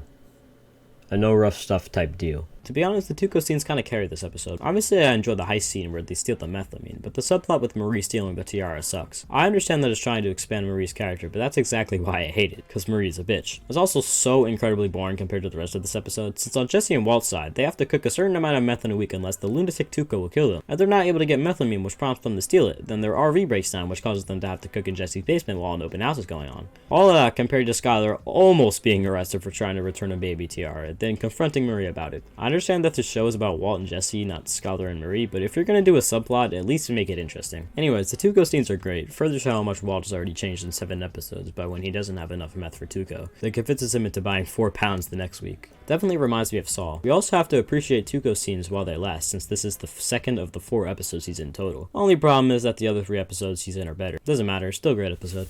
Number 81. Caballo Sin Nombre. Definitely one of the best slow episodes of the show. This episode is mostly about Walt trying to get Skylar to accept him back into their home again, since Walt Jr. is getting really frustrated about their separation. But the main reason I love this episode is the amount of legendary scenes it has. This is the episode with the pepper spray scene, the Why you gotta be such a bitch? Hey. Scene, the Walt throwing the pizza on the roof scene, the Saul exposing the meth lab scene, the Bought the place. Scene, and the Walt almost getting his head chopped off by the Salamanca cousins scene. I guess if there's this many legendary scenes, then it's probably not considered a slow episode, but there's still not much happening plot-wise. I honestly like Jesse's subplot just as much as Walt's, seeing as he's just trying to recover and get a better life by getting his house back. Saul also continues to be a W, and it's really funny seeing him continuously try to get Walt and Jesse back into the meth business. Great episode. Number 80. Fifi. This episode is obviously just a setup for the end of season 2, but it's still incredible. Jimmy has just agreed to share an office with Kim, so she goes to HHM the next day to resign. I really like this scene. Howard's very shocked that Kim is going solo and tells her to not to worry about the rest of her student loans. Howard seems very nice and respectful in this conversation with Kim until he calls Mesa Verde directly after their meeting. Kim then sprints to her office and calls Paige immediately. She's able to get a meeting with Mesa Verde before Howard, and she seems to win them over. All seems well until Howard tells Chuck about this. Since Chuck is the pettiest person alive, he decides to go into the office, which is risking his life, to try and win back Mesa Verde. I get that he's just trying to win back a client, but you're lying if you think he would go to these measures if someone else had taken Mesa Verde. Anyways, the meeting goes well and they side back with HHM. This upsets Kim and pisses Jimmy off when he finds out about it. Speaking of Jimmy, we get an amazing scene with the camera crew where Jimmy does his usual con to record a commercial for free. I love the camera crew so much. Every scene with them is one of the highlights of this respectable episode, and this is no exception. Jimmy goes to Chuck's house later and lets Ernie go home. I know everyone wants a Gus spin-off spinoff and whatever, but tell me you would not want an Ernie spinoff. That shit would go so hard. Anyways, Jimmy decides to do the craziest fucking thing by taking Chuck's Mesa Verde files and changing one minor detail on them. The montage of him doing this is easily the best part of the episode. Jimmy using his mailroom skills is great alongside his dedication for Kim. It's clear from the very start of the show that she's all he really cares about. Number 79. Namaste. Namaste isn't much of an eventful episode, but it's season 5, so it's still incredible. Easily the most iconic scene of the episode is the one where Jimmy pulls a scheme in court by having his actual client sit in the back of the courtroom while an imposter shows up as the client. I know this is a very popular scene that we've all seen on YouTube Shorts 5 times, but it's still great to watch. A whole act of this episode is dedicated to Hank and Gomi trying to catch the dead drop, which I of course love since we don't get to see them at all in the show. So it's a breath of fresh air to hear their banter again. Gus also fucks with Lyle's mind by making him think he's doing something wrong, which is a big L. We don't tolerate Lyle hate. Kim has Jimmy become Acker's lawyer, which isn't anything special to the next episode, but I still like the scene of them talking. Then Jimmy throws some bowling balls on Howard's car. Trust me, I know Howard's been an asshole at certain times, but I don't understand how his solution to getting a job offer from him is to throw bowling balls at his car. It's still an entertaining scene though. Mike also gets fucking stabbed, so you know, that's cool too. Good episode. Number 78. Magic Man. First episode of season 5, and it starts off with a bang. This episode's obviously about Jimmy becoming a lawyer again and using the Saul Goodman persona to lure in customers, but there's some other things that happen on the cartel side. We get possibly the greatest scene in the entire show. Werner Ziegler.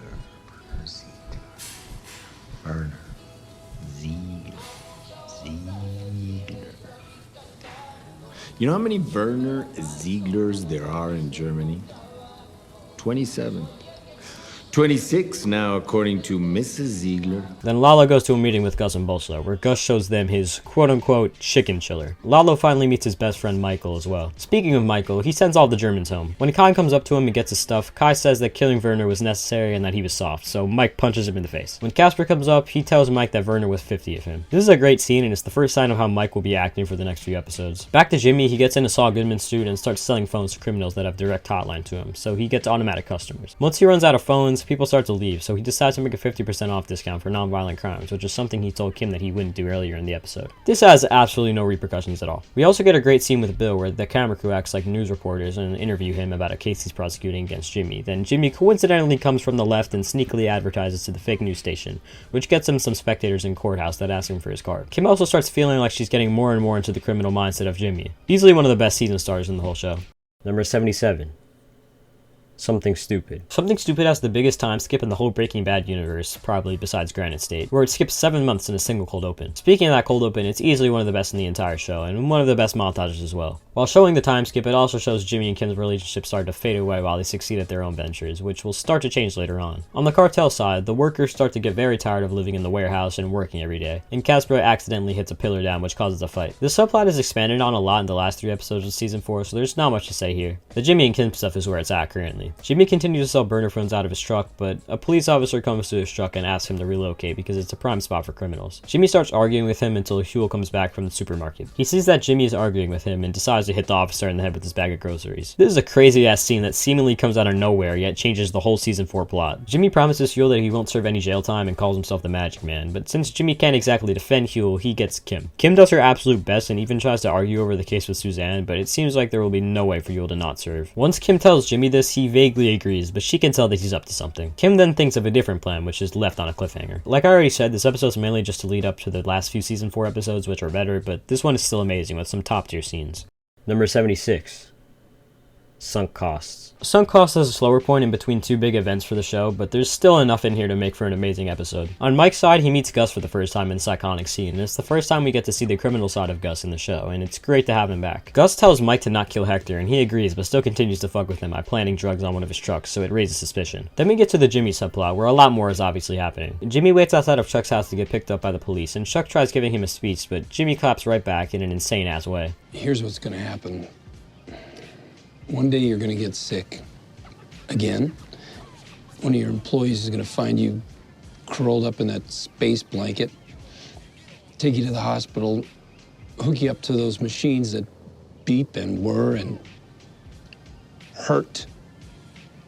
And this time it'll be too much, and you will die there, alone. Then Jimmy gets arrested, and it's yet again an amazing montage. Seeing Jimmy get his mugshot taken is something that I bet a lot of people were expecting to happen at some point in the show, but definitely not because of something like this. The next day, Ernie tells Kim about Jimmy getting arrested, and this is sadly the last time we ever see him besides the flashback in winter.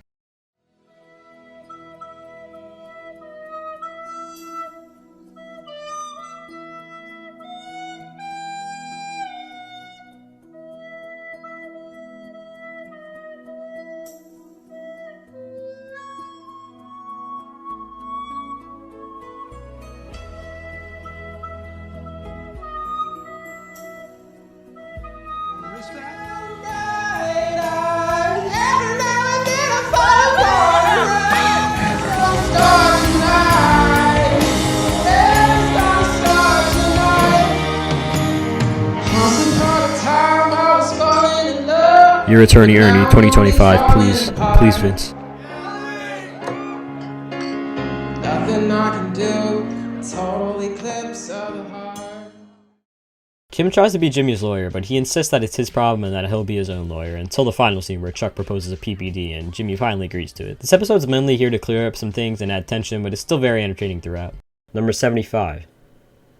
Bingo. This episode is the end to the Kettleman story arc, and it goes out with a bang. First, we get to see the conclusion of the 5-0 plotline, where Jimmy returns the notepad to the Philly cop, and Mike talks with the other detective whom he's friends with. I especially love the scene with Jimmy and Mike outside. Back to the Kettlemans, Kim gets them the best possible option they can take, which is pleading guilty and Craig spending 18 months in jail. Betsy can't possibly think of pleading guilty to such a thing, so they fire Kim and go back to Jimmy. Funny how she said that Jimmy is the type of lawyer that guilty people hire. Anyways, Kim tells Jimmy to try and convince them to go back to HHM. He tries, but once Betsy brings up the fact that Jimmy took the bribe money, he has no option and takes the case. Jimmy, of course, has a plan up his sleeve though, and has Mike rob the Kettlemans $1.6 million. Jimmy goes to their house the next day and tells them to look for their money, which makes both of them panic. Betsy tried to threaten Jimmy with the police, but he boxes them into a corner, which forces them to go back to Kim. This is easily the best scene in the episode. Jimmy's plan is genius, and the way he reveals it is hilarious, and it's incredibly satisfying seeing Betsy go out like this, because she is really fucking annoying. Great end to this plotline.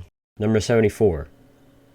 Gloves Off. Gloves Off is the real start of Mike's association with the cartel, which is what his plotline is about for the rest of the show. Nacho needs Tuco gone, and he hires Mike to kill him. Mike discusses places to shoot from with him, then goes to the gun dealer from Breaking Bad to buy a gun, but he changes his mind and tells Nacho that he has a different plan, which is to get Tuco arrested. We then get the return of Tuco and the first appearance of Crazy 8 in over 8 years, and they're both cool to see. This is sadly the last time we see Tuco, unless you count the Popcorners commercial, but Domingo appears throughout the rest of the show. I already mentioned this in my Breaking Bad video, but I like the duality of Domingo between Better Call Saul and Breaking Bad. He's like a completely different character in both of them. Well, then Mike crashes into Tuco's car, and Tuco decides to rob Mike and hold him at gunpoint. But Mike already called the cops, so Nacho gets out of there and Mike holds Tuco by the shirt, which causes Tuco to beat the shit out of Mike right in front of the cops. This further proves my statement of Tuco being the dumbest person in the Breaking Bad universe, maybe besides, Price. This is a really great scene and a nice send-off to an amazing character, but the Jimmy subplot manages to be just as good. Jimmy is seeing the consequences of him airing his commercial, which almost gets him fired at Davis and Maine, and it gets Howard to put Kim in doc review. Jimmy doesn't care too much about almost getting fired, but he's really mad about Kim being put in doc review, to the point where he tells Chuck that he'll quit the law if it means that Kim's taken out. Speaking of which, this is the first real interaction Jimmy and Chuck had since that incident, and it's easily the second best scene of the episode. The acting is top tier as always from both of them, and we get possibly Chuck's best line ever. You have to admit this shows a lack of judgment on her part. She knows you. She should have known better. You are such an asshole. Why? For pointing out that her one mistake was believing in you? Number 73. Click.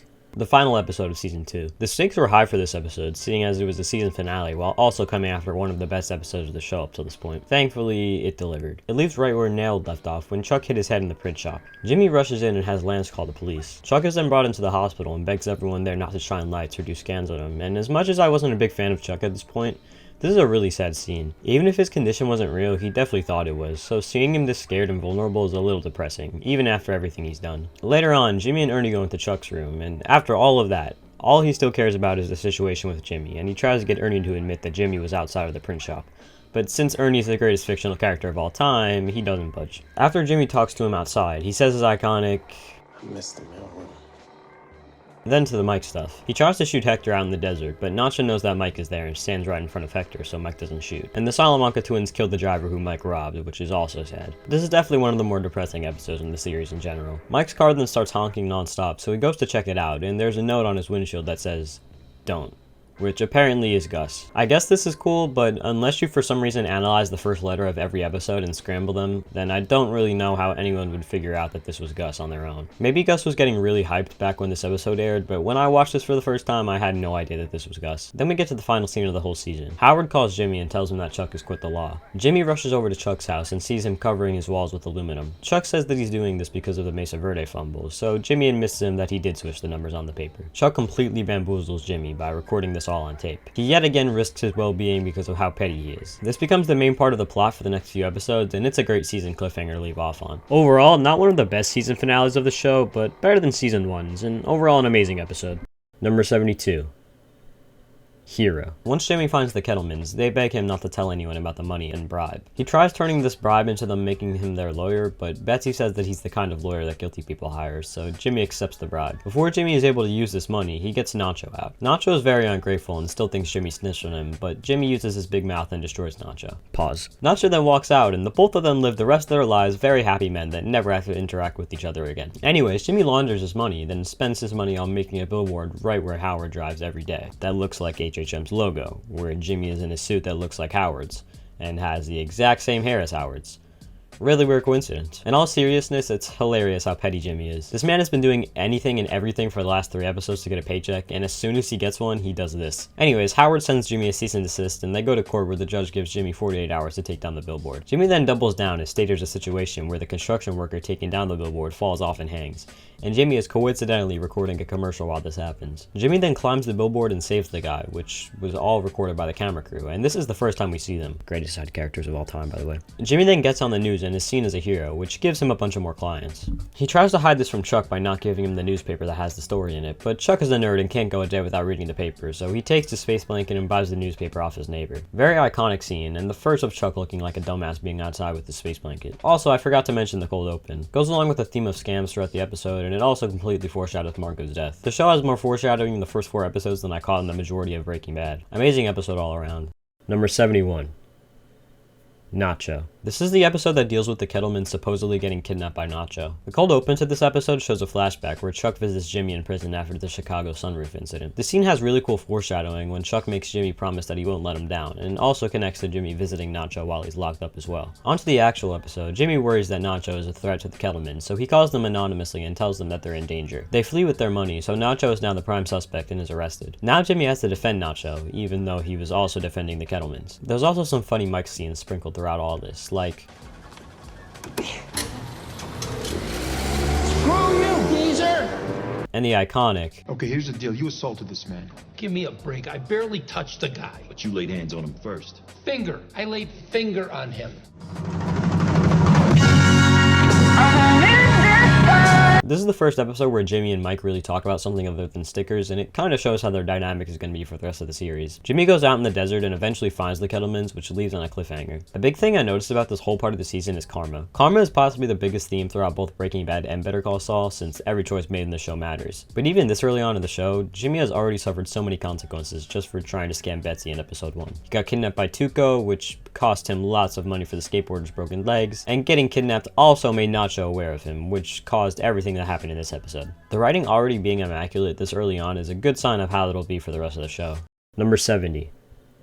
I See You. This episode is mostly dealing with the aftermath of 1 Minute, which it does incredibly well. A lot of this episode takes place in the hospital, but we also get to see Jesse mess around with Gus's lab, which is pretty entertaining. But on Walt's side, he stays with his family as much as possible and lies to Gus about why they don't have 200 pounds yet. Gus then calls Walt's bluff by literally showing up to the hospital and feeding everyone Pollos Hermanos. They then have a small talk where Gus is very cryptic, which definitely adds suspense to their relationship. Also, Bolsa's death is a great scene. Hits way harder after Better Call Saul.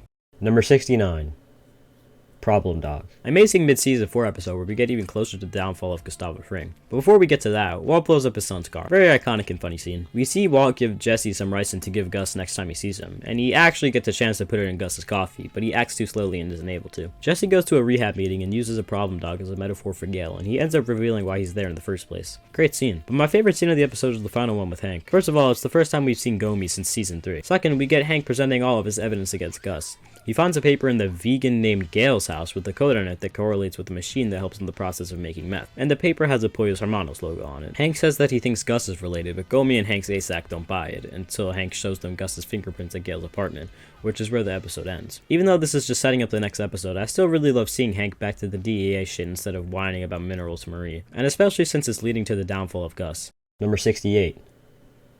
Wine and Roses. Season 6's intro has basically nothing going on and is still able to be great since it's season 6. Even though we get left on a huge cliffhanger from 510, this episode doesn't focus much on Lalo and Nacho, but there are a few scenes on it. All of Nacho's scenes are just him running away, and the final one shows him getting into a motel with a gun and some money. Meanwhile, Lalo hires someone to act as him so everyone thinks Lalo is dead, while he's really going back to New Mexico. In the final scene, Lalo causes a wait for a ride so he can call Hector. He tells Hector that he's alive and that he's going back north. Hector makes Lalo come up with a different plan, so he tells the drivers he's not going going on the ride anymore. They don't give Lalo his money back, so he shoots them in good old Lalo fashion, and the episode ends. On Jimmy's side, we get an amazing cold open showing Jimmy's house being raided after the events of Ozymandias, I assume. The song playing during this montage has such a nostalgic and surreal feeling, and the iconic Zafira Anejo bottle cap falls out of the desk at the end, which I think is supposed to symbolize that Jimmy's ascent to the criminal underworld is over, seeing as he goes to Omaha next. During the actual timeline, Jimmy gets confronted by the DA about Jorge de Guzman, and he accidentally refers to him as Lalo, which raises a lot of suspicion. But the big thing for this subplot in this episode is the first slip in Jimmy's scheme against Howard, or at least the first one that Kim is involved in. Jimmy goes into the country club while Howard is playing golf with Cliff, and his plan is to plant some baby powder in Howard's locker that looks like coke. He gets interrupted very quickly by Kevin, though, who tells the worker to not allow Jimmy a tour. When the worker breaks the news to Jimmy, he's able to accuse the country club of anti-Semitism, since he introduced himself as Saul. He makes a whole big scene which gets Kevin to try and attack Jimmy but gets held back. Then Jimmy tells the tour guide it's not his fault and asks him to use the locker bathroom. Jimmy gets down to the bathroom, floods it, then tells the worker that there's a flood, then sneaks into the locker room, and just before Howard and Cliff get in, he's able to sneak the baby powder in and successfully concerns Cliff. I know nothing's really going on in this episode besides little advancements in Nacho and Lalo getting back to Albuquerque and Kim and Jimmy causing Howard's downfall, but these scenes are still very entertaining, which is all that matters at the end of the day, especially the country club scene. Great start to season 6.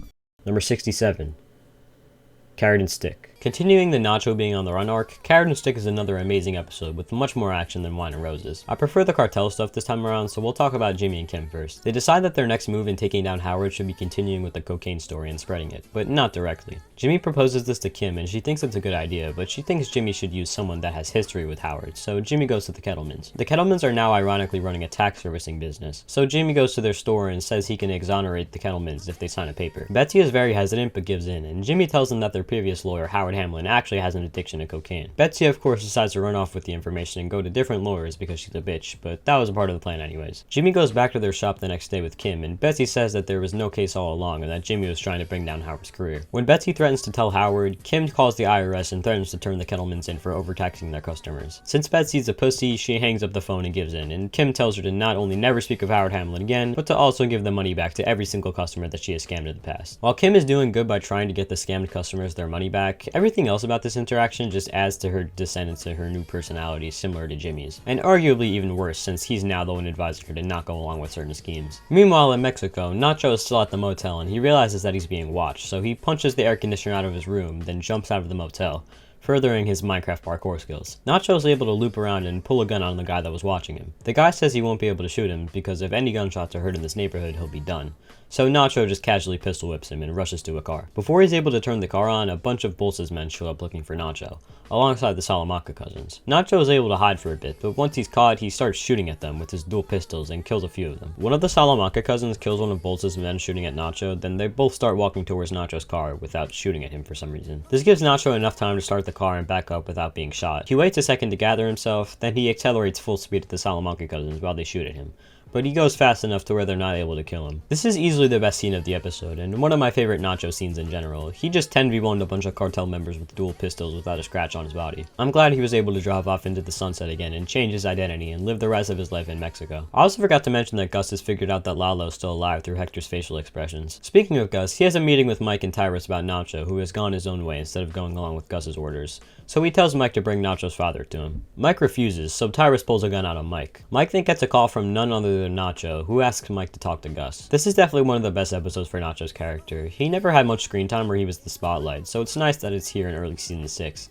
even if it doesn't last very long. Number 66.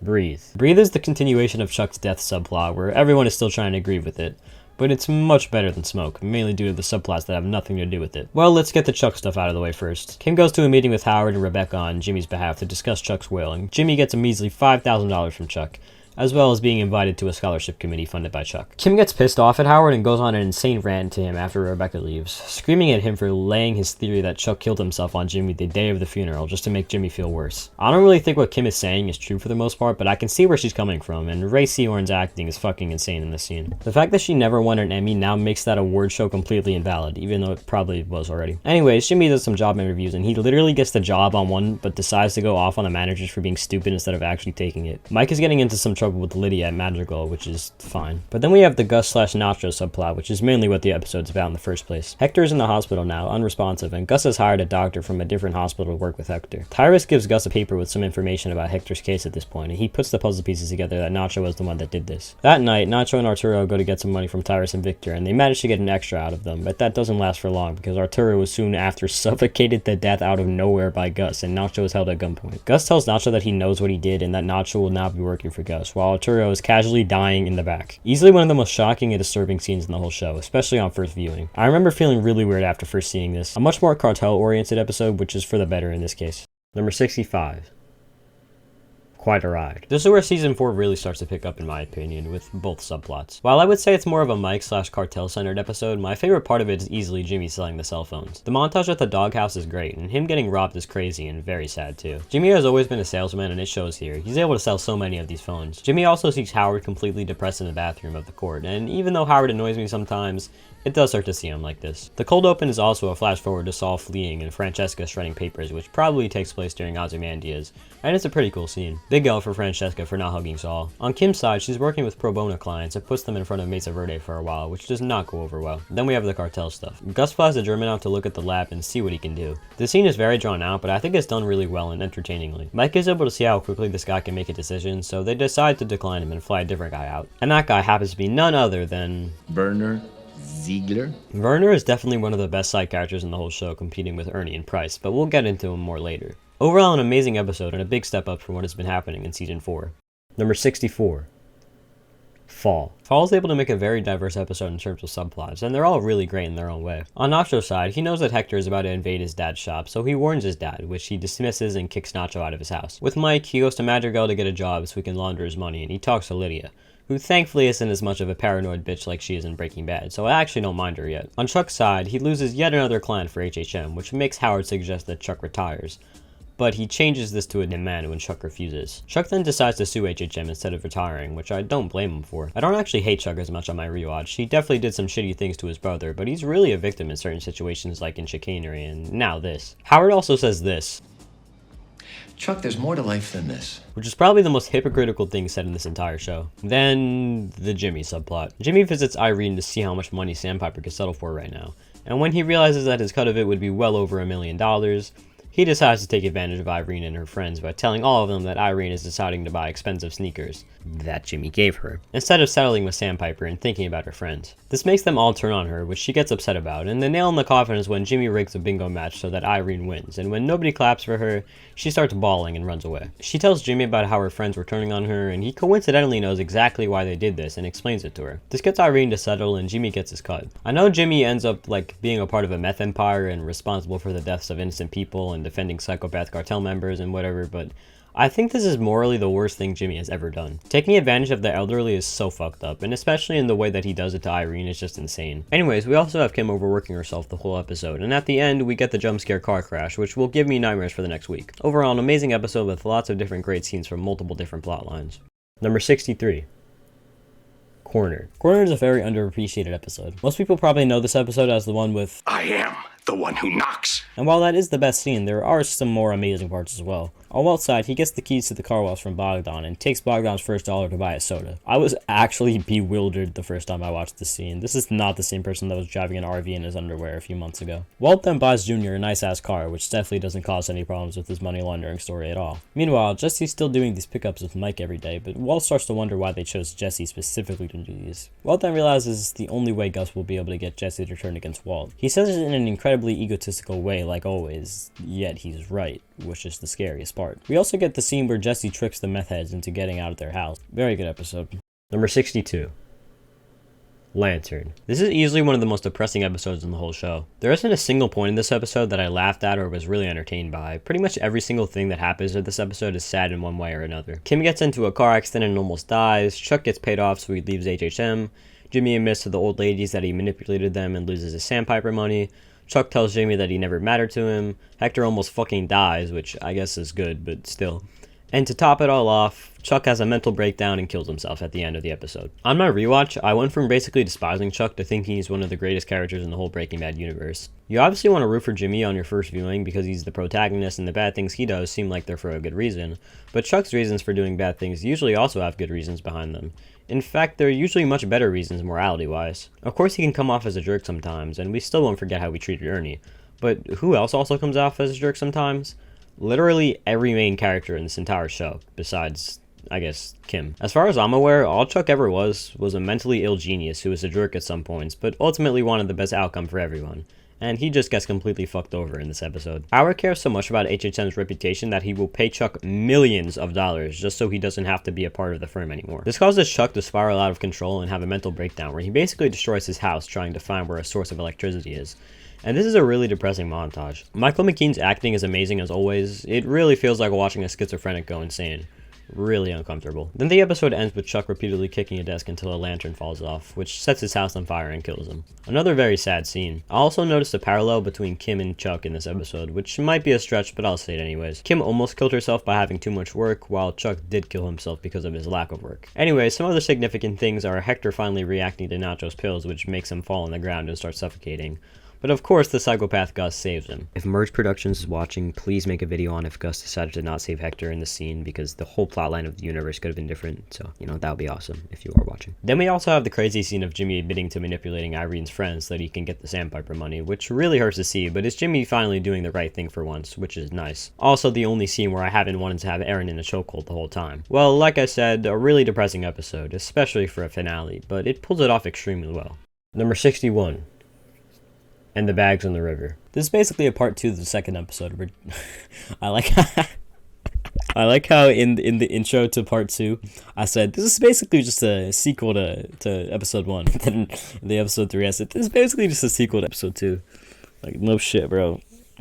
This is basically a part 2 to the second episode, where Jesse already did his part, and now it's up to Walt to kill Domingo. And Walt makes the mistake of getting to know him beforehand. Walt then goes to get the key to let him go, until he realizes that Domingo has a piece of glass, which results in Walt having to kill him before he can stab him, which is a pretty sad scene for Walt and Domingo. I like this episode a lot because it further shows how much Walt hates his current life and feels trapped, like when the only person he talks to about his cancer is Domingo. It continues to lie to Skylar about where he is, which continues throughout the whole show, but whatever. The subplot of this episode is Marie's bitch-ass thinking Walt Jr. is smoking weed, so she gets Hank to convince him to stop. I really hate the scenes with Maria in this subplot, but I'm not taking points away because the scene with Junior and Hank at the motel is pretty funny. Number 60. Mandala. What a wild episode. It starts with Combo getting shot by an 8-year-old. Even though that's a pretty sad death, we gotta pay our respects to Combo. Rest in peace. Anyways, this really fucks with Jesse, and he becomes a meth head and gets Jane back on drugs too. But while this is happening, Walt and Jesse go to meet with a very careful guy at some chicken restaurant, but Jesse shows up high and the man never comes to them. Walt goes back to try and find the guy for himself, which is where we're introduced to Gus, the main villain of the show, and one of my favorite characters ever. While I don't start to really love Gus until season 4, this is still a great introduction to his character and shows the basics of how he's going to be throughout the show. While this is happening, Skylar's getting up to some shenanigans at Beneke and sings happy birthday to Ted. Please remind me to skip this scene next time I rewatch Breaking Bad. Anyways, Skylar finds out that Ted has been cooking his books, which is cool I guess, even though we need to wait another 2 seasons until that actually matters. Anyways, Walt goes back to Pollo's to see Gus, and we get a random guy, also known as Victor, tell Walt that he has an hour to get all the meth to Gus, or he can never show his face at Los Pollos again. So Walt rushes to Jesse's house to get the meth, but of course Jesse is knocked the fuck out off heroin with Jane. By the way, I really like the scene where Jesse gets high. So Walt has to break in and find the meth under Jesse's sink. Also, Skylar is casually giving birth while this is happening. If this episode ended 5 minutes earlier, it still would have been one of the best slow episodes, but the last 5 minutes make it not a slow episode, and also make it a lot better. Number 59. Peekaboo. This was always a favorite of mine and still holds up. What I love about this episode is that both plots are pretty much equal. This is mainly a Jesse episode, which we don't get a lot, and even though I prefer his character later on in the show, this episode starts showing how good Jesse is with kids and also how he's not to be fucked with business-wise. In this episode, he gets revenge on Spooge, who is the guy that robbed Skinny Pete. When he goes to their house, he finds a kid that is barely taken care of. He's hungry, dirty, doesn't have any entertainment. Jesse really feels bad for this kid the whole episode, and he takes better care of him in 10 minutes than the parents probably ever did in his whole life. Anyways, we get some wacky shenanigans with Jesse, Spooge, and his wife. wife, where Jesse robs them and makes them pull meth out of their asses, which is an amazing scene, of course. Eventually, Jesse wakes up after being knocked out, and Spooge's wife pushes an ATM machine on Spooge's head, which kills him. She then passes out, and Jesse steals the ATM money, calls 911, and leaves the kid outside to get picked up by the cops. This is definitely a big episode for Jesse, and it's amazing, but they managed to keep the Walt subplot great too. Gretchen finally finds out that Walt has been lying to Skylar and Flynn about Walt's cancer treatment, and they go to a lunch where they get into an argument, which ends with Walt saying, "Fuck you." Great scene, amazing episode. Number 58. Shotgun. Shotgun is very memorable, at least to me, due to the fact that it's the episode where Mike and Jesse get the dead drops. This is the main plot of the episode, and it's really great. This is really the start of Mike and Jesse's relationship, which is one of my favorite duos in the whole show. But to be honest, I prefer the Walt subplot of this episode. White's go over to Hank and Marie's house for dinner, and we get one of, if not the most important scene in the whole show. While Hank is discussing Gale, who he thinks is his Heisenberg, a drunk Walt interrupts and says that he thinks Hank's genius is still out there, which is the sole reason why Hank continues to look for her and eventually finds Heisenberg. And it's a prime example of Walt's ego completely fucking with everything, and it's such a great scene. This episode also has one of the best cliffhangers of the whole show, which has Hank looking over pictures taken at the scene of Gale's murder, where he notices a little discrepancy. I remember being on the edge of my seat after watching this ending for the first time. Another incredible season 4 episode. Number 57.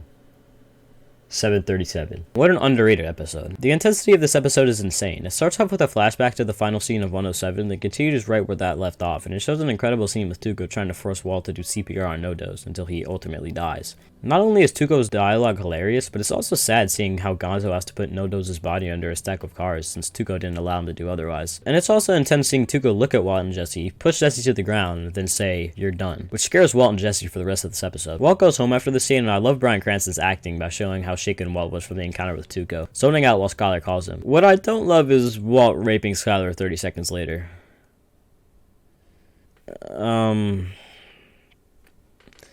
Anyways, we then get an amazing scene with Walt and Jesse in Jesse's house, where Jesse shows Walt a gun and Walt thinks of all the discrepancies in Jesse's plan. Great acting from Brian and Aaron. On Hank's side of this episode, we see him watch the footage of Walt and Jesse stealing the methylamine, which is pretty funny. We get him trying to do with Skylar and Marie's ongoing tiara beef. Like I said earlier, I really do not like the subplot at all, but we do get a great scene where Hank confronts Skylar about not answering Marie's calls, and we get an amazing performance from Anna Gunn. Back to Walt and Jesse, we get another great scene with the introduction of Walter Ricin, which is used for plans throughout the rest of the show. Then, of course, we get the final few minutes of the episode where Walt and Jesse realize that Tuco is after them, which causes Walt to make the mistake of taking Jesse's gun. Then when he gets home, hides the gun in a diaper box, then gets kidnapped by Tuco at the end. I guess this episode isn't talked about much since the next episode is grilled, but there's so many great scenes in this episode that definitely deserve more recognition. Amazing episode. Number 56. Breaking Bad. While the episode Breaking Bad of the show Better Call Saul definitely isn't as good as the episode Better Call Saul on the show Breaking Bad, it's still an incredibly well-made episode that adds even more suspense for the series finale. This episode focuses on Gene getting back into the game with Jeff and Buddy, where they pull off even more inhumane schemes than before. This time, Gene starts by getting random people drunk at bars. Then, Jeff picks them up in a taxi and gives them water laced with barbiturates. After they get home and fall asleep, Buddy breaks into their homes and takes pictures of everything in their home. They sell this information and get thousands in return. The montage of all of this happening is great, like every montage in the show, but they get to one specific guy who has cancer. Gene and Jeff do what they're supposed to do, but once Buddy gets to his part, he folds and decides to not scam him. Gene gets angry at him and fires him, then forces Jeff to drive him back to the man's house so they can finish the scam. And the final scene of the episode is Gene breaking into the man's house. Listen, I know Jimmy's been a bad person probably since he'd switched his name to Saul Goodman, but this is probably the most awful that we've seen him. There is one more Gene scene in this episode where he calls Francesca to get info on everyone like Jesse, Skylar, Hugo, etc. And it's a great scene. Gene also calls Kim after this, and we don't see what is said, but he gets a bit angry and destroys the phone booth. Now onto the Breaking Bad shit. The cold open of this episode is so fucking cool. We see Saul begging for his life in the back of Walt and Jesse's RV while the camera pans to their cooking materials. And we also see the very iconic scene of Saul looking down in his grave in the desert, blaming everything on Nacho, which is very similar to Better Call Saul. Wait, that doesn't make sense. Saul blames everything on Nacho, similarly to how he does it in Breaking Bad. Wait, that also doesn't make sense. Wait, how am I supposed to say this? How can it be similar to Better Call Saul when it's in Breaking Bad? How can it be similar to Better Call Saul when it's in Better Call Saul? How can it be similar to Better Call Saul when it's in Breaking Bad? How can it be similar to Breaking Bad when it's in Better Call Saul? How can it be similar to Breaking Saul when it's in Better Call Saul? How can it be similar to Better Call Saul when it's in Breaking Bad? How can it be similar to Better Call Saul when it's in Breaking Saul? How can it be similar to Better Call Saul? How can it be similar to Better Call Saul? How can it be similar to Breaking Bad? How can it be similar to Breaking Bad? Anyways, later in the episode, Saul is brought back into the RV, and we actually get to see Walt and Jesse, which is so fucking cool. And yes, the elephant in the room, Jesse surprisingly does not look like he did 13 years before this. That right there is the reason why this isn't a 10. Definitely not a Raw Robins moment. Very disappointed. The rest of the scene is really cool, seeing how intrigued Saul is to everything Walt and Jesse have going on. And Jesse asking about Lalo does not feel real. And it's just really nice to have both of them back and with their normal banter, even if this is the only scene in the whole show where they're together. We also get a scene later on where Mike tells Saul who Walt really is, and Mike actually tells Saul that he shouldn't work with Walt, but he of course doesn't listen and shows up to his high school. If you're a fan of Breaking Bad, which you most likely are if you're watching Better Call Saul, then I have no idea how you wouldn't like this episode. It's just straight fan service mixed with more entertaining gene schemes. Number 55. The guy for this. A lot of people probably remember this episode as the one with Hank and Gomi, but there's so much more to this episode. I think the guy for this is the real start of how the rest of the show will be from this point going forward. As entertaining and well written as it all is, there's always just a tiny bit of a sad, introspective, and nostalgic feeling that the acting and cinematography gives off that all amalgamates into the finale of the show. That's how I see it, at least. I mainly get that feeling from the two scenes where Jimmy and Kim come home and see the other already on the balcony having a beer. In both of these scenes, they both came home from very stressful and tiring days in very different ways. Jimmy is directly getting involved with the game by relaying Domingo information to Hank and Gomi. It's very nice to see them, by the way. Which will cause other people in the game to be arrested as well, and he's also becoming the attorney of one of the most sociopathic people in this whole universe, which cannot be easy on him.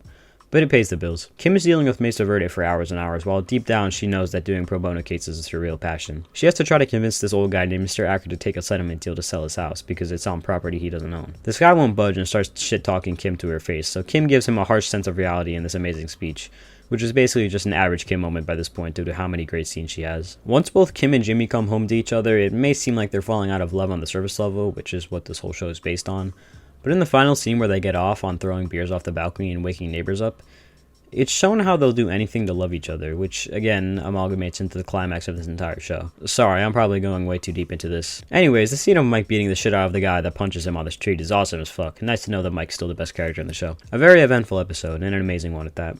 Number 54.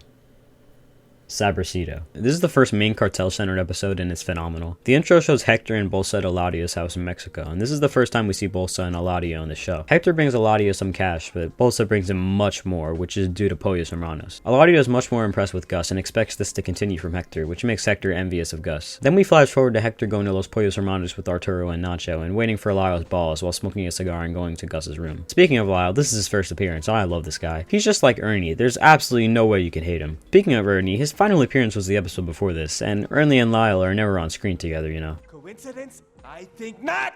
Anyways, Gus shows up and makes Hector leave, then gives a long-ass speech to everyone the next day, which gets an applause. Of course, started by the GOAT himself. With pretty much the first half of this episode dedicated to this plot, it's hard to forget that Jimmy is literally about to get prosecuted by Chuck. And Jimmy has Mike pretend to be a repairman to Chuck and repair his door, while he really just takes pictures of Chuck's house for Jimmy's hearing. Chuck and Mike interacting is the weirdest thing in the world, but it's such a great scene. They have completely clashing personalities, and I love it. We also get the scene of everyone going over Jimmy's statement with Chuck's lawyer, where Jimmy gives a straight-up apology to Chuck there, which means absolutely nothing about the next episode, but at least it's nice while it lasts. Kim then gets confirmation that the tip will be played during the hearing, which leads to this awesome-ass outro, which is followed by one of the greatest episodes in the whole show. Another amazing early season 3 episode. Number 53. Phoenix. Although for an episode where not a lot happens, it's incredibly well made. I really love the scene where Jesse goes to Walt's classroom to try and get his money. He seems really pissed the whole time, but as soon as Walt mentions his junkie girlfriend, he snaps and throws a glass at Walt, which shows how much he really cares about Jane and makes the end of this episode even more sad. Speaking of that scene, it's hard to watch like the Over scene, but it's an amazing scene, and I personally think that it does a better job at showing how Walt has changed throughout the show, better than in the Flynn gets drunk scene. He went from not even being able to live with himself after killing someone who would have killed him if he didn't, to letting his partner's girlfriend choke just because she could cause problems with him business and law-wise. Anyways, great episode. Shout out to Matthew. Number 52. ABQ. Compared to season 1, this is a much better finale. It still leaves an insane amount of unanswered questions, but at least we finally get the answer to the whole pink teddy bear thing. Also, in another Breaking Bad episode ranking I watched, the guy doing the ranking said the teddy bear scenes have no replay value, and I agree. I had to skip the scene in this episode. They're so slow and basically for nothing if you already know what they're going to lead to. Anyways, this is easily one of the saddest episodes in the whole series. Jesse has to deal with Jane's death, which he can't handle at all, and there are some amazing scenes. The one in the crack house made me tear up a little, honestly. Aaron Paul does such a great job in these scenes. He definitely made the episode. You could tell how much Jesse really loved Jane. It's heartbreaking. This is the start of my love for Jesse. His character post Jane is like a completely different person, and Aaron Paul does an amazing job portraying him for the rest of the show. By the way, I just want to say, I do really like Jesse in season 2. It's just I like him even more after this episode. I just want to clear that up. I'm not saying I didn't like Jesse up till this point, but his character starts to become so much more relatable and emotional in the next few seasons, especially since he's mostly off drugs. Anyways, Walt is dealing with Flynn's website, which got them a spot in the news, which must be hurting Walt's ego so much. He also gets a surgery and accidentally tells Skylar that he has 2 cell phones, which is the beginning of the end. In the next few weeks, she finds out the truth for every lie Walt has told her besides the drug dealing, which makes her leave with Flynn and Holly and is a pretty good cliffhanger for season 3. Not an insane cliffhanger where you're dying to see what happens, but one that intrigues you enough to make you want to watch season 3. The emotional value of this episode really seals the deal for me. Amazing episode. Also, this is the first episode with Mike, so, you know, that's pretty cool. Number 51. Uno. While not as robust as the Breaking Bad pilot, nor does it set up the plot for the whole show as much, it does an amazing job at introducing us back into the world of Albuquerque and to the new characters such as Kim, Howard, and Chuck. The episode's cold open is of course the first Gene scene, which was definitely confusing on first viewing, but on rewatch it all makes sense. The real first scene of the episode is Jimmy defending 3 kids that fucked the severed head, which somehow are some of the better people he's had the chance of defending. From this scene alone, you could already tell that the cinematography of the show is going to be much better than Breaking Bad's. The shots are already a lot more artsy. You can also see how the comedy is still there, Jimmy of course being a highlight even before it's all given in persona. We then get the iconic introduction of Mike with, I need more stickers. Don't have enough stickers. and then Jimmy runs over with a skateboarder and we get another iconic line from him. Furthermore, does a steaming pile of crap scream payday to you, huh? The only way that entire car is worth $500 is if there's a $300 hooker sitting in it. We get introduced to Howard and Kim with Jimmy's visit to HHM, and we see the iconic shot of Jimmy and Kim smoking. After this, we're introduced to Chuck, then the rest of the episode is dedicated to Jimmy trying to bamboozle Betsy Kettleman with the skateboarders. It reminds me of something like the train heist or the magnet scene from Breaking Bad, and while a lot less extreme, it's almost as entertaining. This is definitely not the last or the best of the Slip and Jimmy schemes that we see throughout the show, but it's a great one to start with. A big reason why it's not one of the best anyways is the fact that it doesn't even work. The skateboarders mistake Betsy for Tuco's grandma, which leads to a really great cliffhanger. Overall, an amazing pilot to an amazing show. Number 50. JMM. After Lalo's arrested in 506, Nacho calls Jimmy and tells him that Jorge de Guzman is waiting for him. Jimmy representing Lalo is a very big turning point for the show. Even haters of Better Call Saul can't deny the run it has from mid-season 5 till the end of the show. Well, before we get to the court scenes, Kim and Jimmy get married, which makes me really happy, but also sad knowing what's about to happen a season from now. Kim has a meeting with Kevin later where he expresses his disappointment in her and that she could do way better than Jimmy, but Kim decides to call him out for never listening to her advice and going with his own decision, which backfired. And she's actually completely right. Anyways, Jimmy meets with Jorge, who decides to change Jimmy's motto from justice matters most to just make money, while also asking him if he wants to be a friend of the cartel or not. I feel like by the time Lalo says this, nobody even needs confirmation anymore of him being the scariest character in the Breaking Bad universe. And this is proven in a couple episodes. Lalo calls Nacho inside and tells him to blow up Los Pollos Hermanos, which Gus agrees to do, and is a really cool scene. I like how much energy Nacho puts into destroying the restaurant like this was his idea or something, and Gus walking away from the explosion fits his character very well. Mike then tells Jimmy that he has to get Lalo out on bail, so Jimmy tells the DA that the evidence was tampered with, which makes them find out about Mike talking to the librarian. And this is what allows Lalo to get a bail set, even if it's for $7 million. But during this court case, Jimmy can't stop looking at Fred's grieving family, which I think is a perfect representation of his character in general. Jimmy isn't... well, actually, I think Chuck said it best. My brother is not a bad person. He has a good heart. It's just... he can't help himself. Jimmy feels incredibly bad for the family and hates that he's defending such a terrible guy. But he's getting paid, and that's all that matters to him in the end, and I think that's shown by this iconic shot as well. Then Jimmy has this great monologue against Howard, which I've seen in Discord gifs like 3,000 times now, but... Lightning bolt shoot from my fingertips! Is one of my favorite quotes from him. JMM is just another addition to the peak that is Better Call Saul Season 5.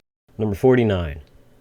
Koshada. It's probably a hot take to put something like this so high, but I'm sorry, the Huel scheme is just too good. We pick up right after Kim makes her new plan, and we get an amazing cold open where Jimmy takes the bus to Huel's hometown and pays people on the bus to sign cards, which sort of reveals the plan, but it still leaves enough mystery. Jimmy then mails all of the letters, which the judge of Huel's case goes crazy about when they're delivered. Suzanne decides to take the letters and read them, and she calls some of the phone numbers attached to them. All of these phone numbers are connected to burners Jimmy has in his office at the nail salon, and he waits in there with the camera crew for the calls to come in. The first call is for the makeup girl, and she has a great performance, but once Suzanne calls the pastor of the non-existent church, Jimmy goes off. This convinces Suzanne, and the sentence is brought down immensely, which makes Kim show the most affection she's shown to Jimmy in months. A big reason why I love this scheme, besides the fact that it's really entertaining, is that if the DA just did a bit more research, then it could have easily been over for not just Huel, but Jimmy and Kim as well, so they really got lucky. This scheme makes Kim want to do more stuff like this, which starts her downward spiral that ultimately leads to Yeah. That's easily the highlight of the episode, but the Super Lab stuff is pretty good too. Mike brings all the guys to a strip club for some R&R, and he goes to the bar with Werner Ziegler to have a drink. After a few minutes, Mike has to go outside and send Kai home because he was being a pervert, and when he comes back in the bar, Werner Ziegler he's showing some random guys at the bar the design for Gus's Super Lab. This gets him in a lot of trouble with Mike, and he warns him not to do anything like this again. Thankfully, he doesn't, and is able to happily finish the job and go back to his wife in Germany. Anyways, there's also the final scene with the amazing introduction to the one and only Lalo Salamanca. I remember hearing so much about Lalo and just waiting and waiting for him to show up until he finally did in the 38th episode of the show. It's crazy how important and loved he is for only fully being in a single season. Number 48. Wiedersehen. Another amazing installment to late season 4. This is the first episode where Lalo's character is really shown, and he's already like top 3 in the entire show, even though he's in like 2 scenes. And I love both of those scenes. Lalo visits Hector in the retirement home and says this amazing line. He then gives Gus a visit in another amazing scene. Lalo is so good that he's able to become a top tier character in the show before even having an episode where he's the focus. Anyways, on to what this episode's actually about. Werner Ziegler Misses his wife very much, and after a hard but successful excavation, all he wants to do is see her. He tells Mike that he could leave detailed instructions behind while he goes to Germany to see his wife for a few days, but Mike tells him to just finish the job. Werner Ziegler Does this, and everything seems normal, but Mike comes back the next day and realizes that there's multiple cameras with dead pixels. This makes him very suspicious, so he goes into the warehouse and looks for Werner Ziegler, but he's nowhere to be found, and the top door is also unlocked, meaning that he escaped. I think I'm yet to actually give my thoughts on the season 4 lab subplot, since I usually just summarize this and don't actually talk about what I think. I enjoy the lab subplot, but it's not the craziest thing in the world to where I have to talk about how amazing it is, because it isn't. But it also isn't mid or bad in any way, because I have seen some people complain about it like it is. It's definitely not the highlight of most of the episodes it's in, but I still enjoy it, and it's cool seeing how the lab from Breaking Bad was made. Anyways, on to Jimmy's subplot. He goes to a committee meeting to appeal his bar status finally, and he seems to do very well. And while he obviously had to stress the truth about some things here, he seems to be honest about a lot of what he said. Jimmy is anxious to see what the results are, so he waits outside until they make their decision,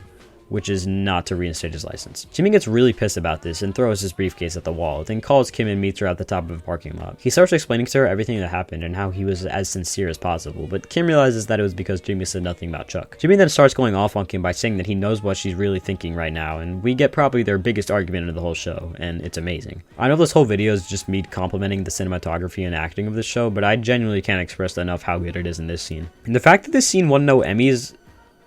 Wait... Oh, never mind. Kim says her iconic, There you go. Kick a man when he's down. Jimmy, you are always down. Then she walks away. She was definitely right in that argument, by the way. Jimmy is just being a sore loser and taking it out on her. This is another prime example of why season 4 isn't the worst season. Number 47. Bug. Even though this is really the calm before the storm, this episode still has lots of conflict. Let's get Ted out of the way first. He's finally getting caught for tax evasion, and since Skylar's name is in all the books, she's trying to help him. But of course, Ted doesn't take his opportunities when Skylar gives them to him, and this ends up becoming much worse a few episodes from now. With Walt, Hank is still trying to get as close to Gus as possible while unknowingly involving Walt, which causes more tension between Walt and Gus. Speaking of Gus, he's having some cartel issues, and while he's being attacked, he goes out in the war area and does a little T-pose to not get shot, which is a legendary scene. The only way Gus can prevent this war is if he goes to Mexico and teaches them blue meth formula, which he obviously doesn't trust Walt with. So he gets Jesse to come. When Jesse tells Walt about this, Walt is more concerned with the fact that Jesse had a chance to kill Gus and didn't, and he knows this because he put a bug on Jesse's car. They both get pissed at each other and get into a physical fight where Jesse beats Walt's ass. This is probably the worst we've seen their relationship up to this point, and it is very tense. While the following season 4 episodes are obviously better, this one does a near perfect job of rising tensions and setting everything up. Number 46. Say My Name. This is one of the highest rated episodes on the show, and I understand why. It's mainly because the intro of this episode is the iconic Say my name scene, which is where the title of this episode comes from, and the final scene is the death of Mike. While these are the 2 best scenes in the episode, I don't think the rest is anything that I would give a 10 out of 10, which is why it's right below that. First of all, yeah, Say My Name is a really good scene, although it definitely doesn't have the best replay value. In the context of a rewatch, it definitely does, but I can't just randomly put this scene on and highly enjoy it, like I could with the train heist, for example. Still very well done, though. It shows how far Walt has fallen. Speaking of that, this whole episode is just Walt being a crybaby. He does pull off the interaction with Declan very well, but his argument with Jesse is just him trying to manipulate Jesse into staying, because he has no one better, then not giving him his money because he doesn't give into it for once. Walt then goes to Todd because I guess that was his next best option, and we get a decent cooking montage. I also like how Walt says he's just as sad as Jesse is about Drew Sharp, then proceeds to replace Jesse with the guy who fucking shot him. Although Todd does seem like a promising cook partner, and obviously Walt cares more about money than the life of a high schooler. On Mike's side, shit is finally hitting the fan. After over 5 years of working for Fring, he's finally up. His lawyer gets caught depositing money into Kaylee's accounts, so he snitches on Mike to get out of the situation. Thankfully, Walt is at Hank's office right after this happens, so he's able to tell Mike that the DEA is going to arrest him. Mike is forced to flee and leave Kaylee at the playground by herself, which definitely hurts to see after watching Better Call Saul. He flees successfully, but needs a bag that has his money and gun in it, which Walt offers to deliver. But of course, Walt only does this so he can blackmail Mike into giving him the names of his 9 guys, and Mike's reaction is absolutely fucking destroying him. He says to his face how all of this is Walt's fault, and if he just cooked for Gus, then everything could have been fine, but he had to ruin it. It seems like Mike is right when he says this, but a lot of it is also Jesse and Hank's fault when you think about it, but Walt is still in the wrong here. Walt's ego gets bruised so much by this that he steals Mike's gun and shoots him. I love how Walt looks like a 4-year-old who didn't get what he wanted when he's walking back to get his gun. What I don't love is Mike's death. I don't hate it by any means, but after 3 seasons of Breaking Bad and 6 more seasons of Better Call Saul where he's a much more prominent character, this death just kind of feels a bit underwhelming. After all the backstory in Saul and even the countless amazing scenes in this show, a few gunshots from fucking Walter White feels a bit underwhelming to me. I guess it's just me though. I do think his final words are a perfect way to end his character though. Bravo, Vince. I guess. This episode is still incredible, just don't love Mike's death. Number 45. Pimento. This is the highest rated episode of season 1, and I can definitely see why. This is a big episode for Jimmy and Chuck's relationship. We finally get the reveal that Chuck has been behind Howard's choice of HHM not hiring Jimmy this whole time, ever since he got a law degree. There are a lot of petty characters in this show, but Chuck might be the most petty. I mean, how do you push someone's career like that back for such a petty reason, especially your brother? This is definitely when I started to dislike Chuck on my original viewing of the show. The final scene where Jimmy confronts Chuck about this is really great. I think we all know by this point that Jimmy is a great lawyer, but him being able to put the puzzle pieces together and expose Chuck like that is incredible, especially since he's right. The scene also has incredible acting from both Bob Odenkirk and Michael McKean. Definitely some of Chuck's most quotable lines here. Now, all of that just for me to say that I prefer the Mike subplot. This is Mike's first real venture into the crime business, I guess besides when he killed the 2 cops, but that doesn't really count. And it's amazing. The scene where Mike beats the fuck out of Trevor is easily one of the most iconic scenes in this entire show, and the dialogue is just so good. The scene with Price and Nacho is also incredible. Price is such a funny criminal. I can't think of a less threatening person than him, and he's the one selling drugs. Mike also gives a really great speech to Price in the car. As little Mike scenes as there are in season 1 compared to Jimmy, I honestly think he's easily the best part of season 1. Maybe it's because he doesn't appear as much as the other seasons, but pretty much every scene he's in is usually the highlight of the episode. And episodes where he's the focus like this one and 5-0 are top tier. One of the best earlier episodes for sure. Number 44. Rabid Dog. The weakest of season 5B, but for this to be the weakest episode of a season shows you how good Breaking Bad is. This is the episode where Jesse teams up with Hank and snitches on Walt, but before we get to that, we see Walt arrive at his house seconds after Hank leaves, and he does everything in his power to get the gasoline smell out of his house, but it doesn't work, so he makes up possibly his worst lie in the whole show.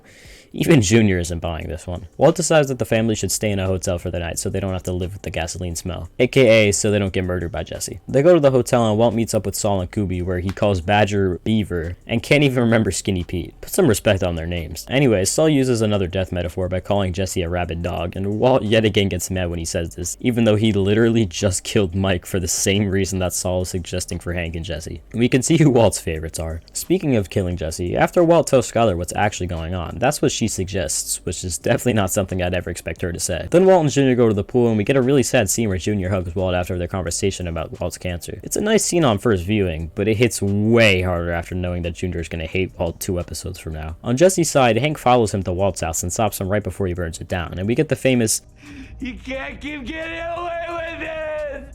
I've seen people say this is Aaron Paul's worst acting in the whole show, and I cannot disagree more. Seeing where Jesse is mentally and emotionally at this point in the show, this is a completely believable way that he would act. I think Aaron does a great job as always. Jesse and Hank then have a sleepover, which Marie is only okay with because it's bad for Walt. Speaking of Marie, we finally get to meet her therapist, which I completely forgot about, and earlier in my rewatch I thought it would be cool if we got to see her therapist, so shout out to my bad memory. Anyways, Jesse tells Hank literally everything about Walt, and Hank records it. I do like this scene, but I would have loved it if there was some deleted scene or DVD exclusive exclusive or something of the full clip where Jesse explains the whole year-long story. Even if it was unscripted and it was from Aaron Paul's memory, I think that would be awesome, but whatever. Gomi doesn't think the tape will do anything because there's still no physical proof, but Walt leaves a voicemail to Jesse and tells him that he wants to meet up with him and talk. So Hank and Gomi plan to wire up Jesse and tape him while this happens. Jesse doesn't think this is a good idea and calls Walt gay. Yeah, no, Mr. White's gay. But he goes along with it, even though he thinks he'll get killed. Then Gomi asks Hank, what if Jesse's right?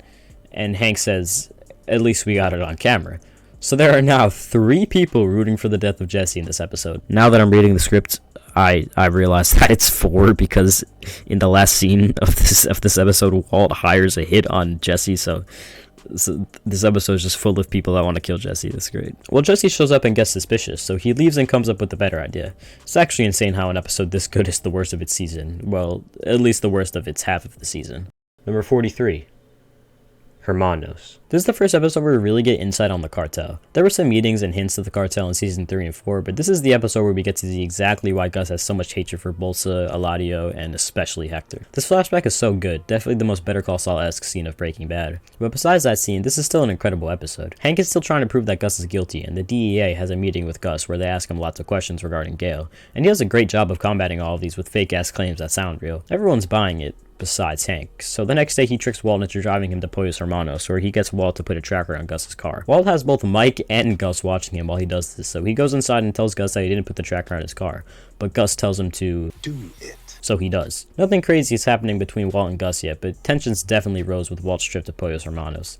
And on Jesse's side, he continues sending checks to Andrea through Saul, which I enjoy. Overall, this episode is definitely leading to bigger things, but it's still amazing, plus the great cartel flashback. Number 42. Salud. While I did give this episode a 10 out of 10, you might notice that it's my lowest ranked 10 out of 10. And the only reason for that is because a lot of this episode isn't Jesse, Mike, and Gus in Mexico. If this whole episode was dedicated to that, then it would be way higher. And I'm not saying the subplots are bad at all. Walt's subplot sees him beaten up on his son's birthday after his fight with Jesse, and he has a talk with Junior about how he doesn't want him to think of Walt like this when he dies. While it is nice to see some more consequences of Walt's actions, putting it in the same episode where Jesse is cooking for cartel members in Mexico was not the best idea. We also have a Skylar subplot where she keeps trying to get Ted to pay his taxes, and even though she literally gives him over $600,000, he instead buys a car and continues to evade his taxes. But this episode is otherwise incredible. It's probably because I've seen Better Call Saul, but I love the scene at Eladio's house. Seeing Gus finally getting revenge is so satisfying. Plus the shootout with Jesse is great too. The scene where Jesse talks to the Mexicans at the lab is also amazing. Overall, it's a perfect episode, but if it had more Mexico scenes, it could be higher. Number 41.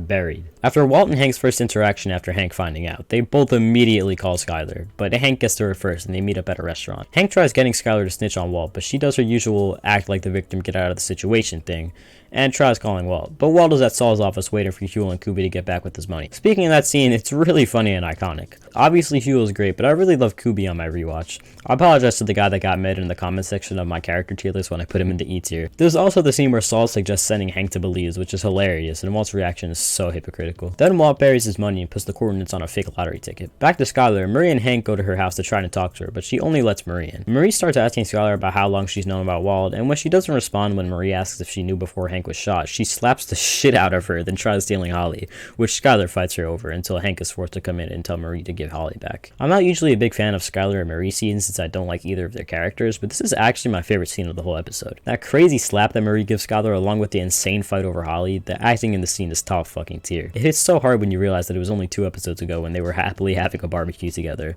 and now they're physically fighting with each other. Number 40. Hazard Pay. This has got to be the most underrated episode in the whole show. This is where Walt, Jesse, and Mike start their new business, and we get a great scene where Saul shows the trio lots of different possible cook sites until they decide on using Vamanos pests to hide their labs for every cook. We see the return of Skinny Pete and Badger by helping Jesse get cases to hide the equipment in, and it's nice to see them since they were pretty absent from season 4. Alongside bringing back old characters, we get introduced to a new character named Todd, who does some pretty funny things later on in the season. The cooking montage is amazing, since we haven't gotten a proper one since around season 2 or 3, and it might be the best one in general. The song they play is amazing. And we also get a great scene of Mike handling distribution where he gets into another argument with Walt. And before I say this, I want to clarify that I think Walt is a terrible person and has been since season 2, and I don't think he's some Sigma male that's right for killing a bunch of people. But I honestly think he's right in this argument with Mike. Mike's 9 gods that have to be paid have absolutely nothing to do with Walt and Jesse, so I don't understand why it's coming out of everyone's pay instead of just Mike's. I do think Walt's ego blinds a lot of rational decisions in this show, but I don't really think it's his ego in this case. He's actually right in my opinion. Anyways, besides meth stuff, we get a really weird scene where Skylar screams at Maria to shut up, which causes Maria to go to Walt's house and ask him what's up, and he casually exposes Skylar's affair with Ted to her. I completely forgot he did this, so I was mind blown when I saw this on rewatch. This episode's so good. Pretty much every scene of this episode is such a great moment. I love seeing Walt, Jesse, Mike, and Saul all together, and this episode feels a lot like a season 2 episode since it's solely based on handling a meth business, which I love. Extremely underrated. This is the lowest rated season 5 episode, and I completely disagree. Number 39. Buyout. Season 5 is just unbeatable, man. How the creators made a borderline filler episode a 10 out of 10 is beyond me. The episode deals with the aftermath of Dead Freight while also being a lead up to Say My Name, so it's practically a transition episode, yet so good. In the intro, we see Jesse punch Todd in the face, which is incredibly deserving, seeing how Todd's prank went a few hours earlier. The trio discusses how they'll deal with Todd, and for some reason the popular vote is to keep him on the team. I understand why Walt had this opinion since he's a fucking sociopath, but I don't know why Mike agreed to this. Well, I guess Mike is a sociopath as well, but that's besides the point. Meanwhile, Mike is still being followed by the DEA, and he tricks Gomi into thinking that he left a dead drop when it's really just a note that says fuck you. Common Mike W. Anyways, Jesse is really not taking the Todd situation well and keeps watching the news while Walt's trying to cook. Walt tells him that he'll finish the cook and that Jesse can go home for the day, then proceeds to calmly whistle after having a conversation about an innocent child getting shot by an associate of his. Actual psycho behavior. After this, Jesse decides that he's done, and so is Mike. They break the news to Walt and tell him that they're selling their shares of the methylamine for $5 million each, which Walt is frustrated with, but doesn't stop them. Not until the loser that they're selling to named Declan won't buy the methylamine until he gets all 1,000 gallons, so Jesse goes over to Walt's house to try and convince him. Get some iconic lines from Walt here. Then Skylar comes home and Walt has Jesse stay for dinner. Everyone always talks about how this is one of the cringiest Breaking Bad scenes, but I personally love it. Not only does it show how Walt has nothing left but cooking, but it's also hilarious. Jesse could definitely be the funniest character in the show if you'd let him. After this, Walt tries stealing the methylamine, but Mike is 10 steps ahead of him and makes him wait in the warehouse while holding him at gunpoint. After a while, Mike has to go to a meeting with the DEA, so he ties Walt up to a radiator so he doesn't escape and steal the methylamine. Surprise, surprise, Walt escapes and steals the methylamine, even if it's in the most psychotic way possible. We then leave off on a perfect cliffhanger to one of the best scenes in the whole show. This is most iconic. We then leave off on a perfect cliffhanger for one of the most iconic scenes in the whole show. This has a 10 for the same reason as Hazard Pay. It's just an amazing scene after amazing scene. Number 38.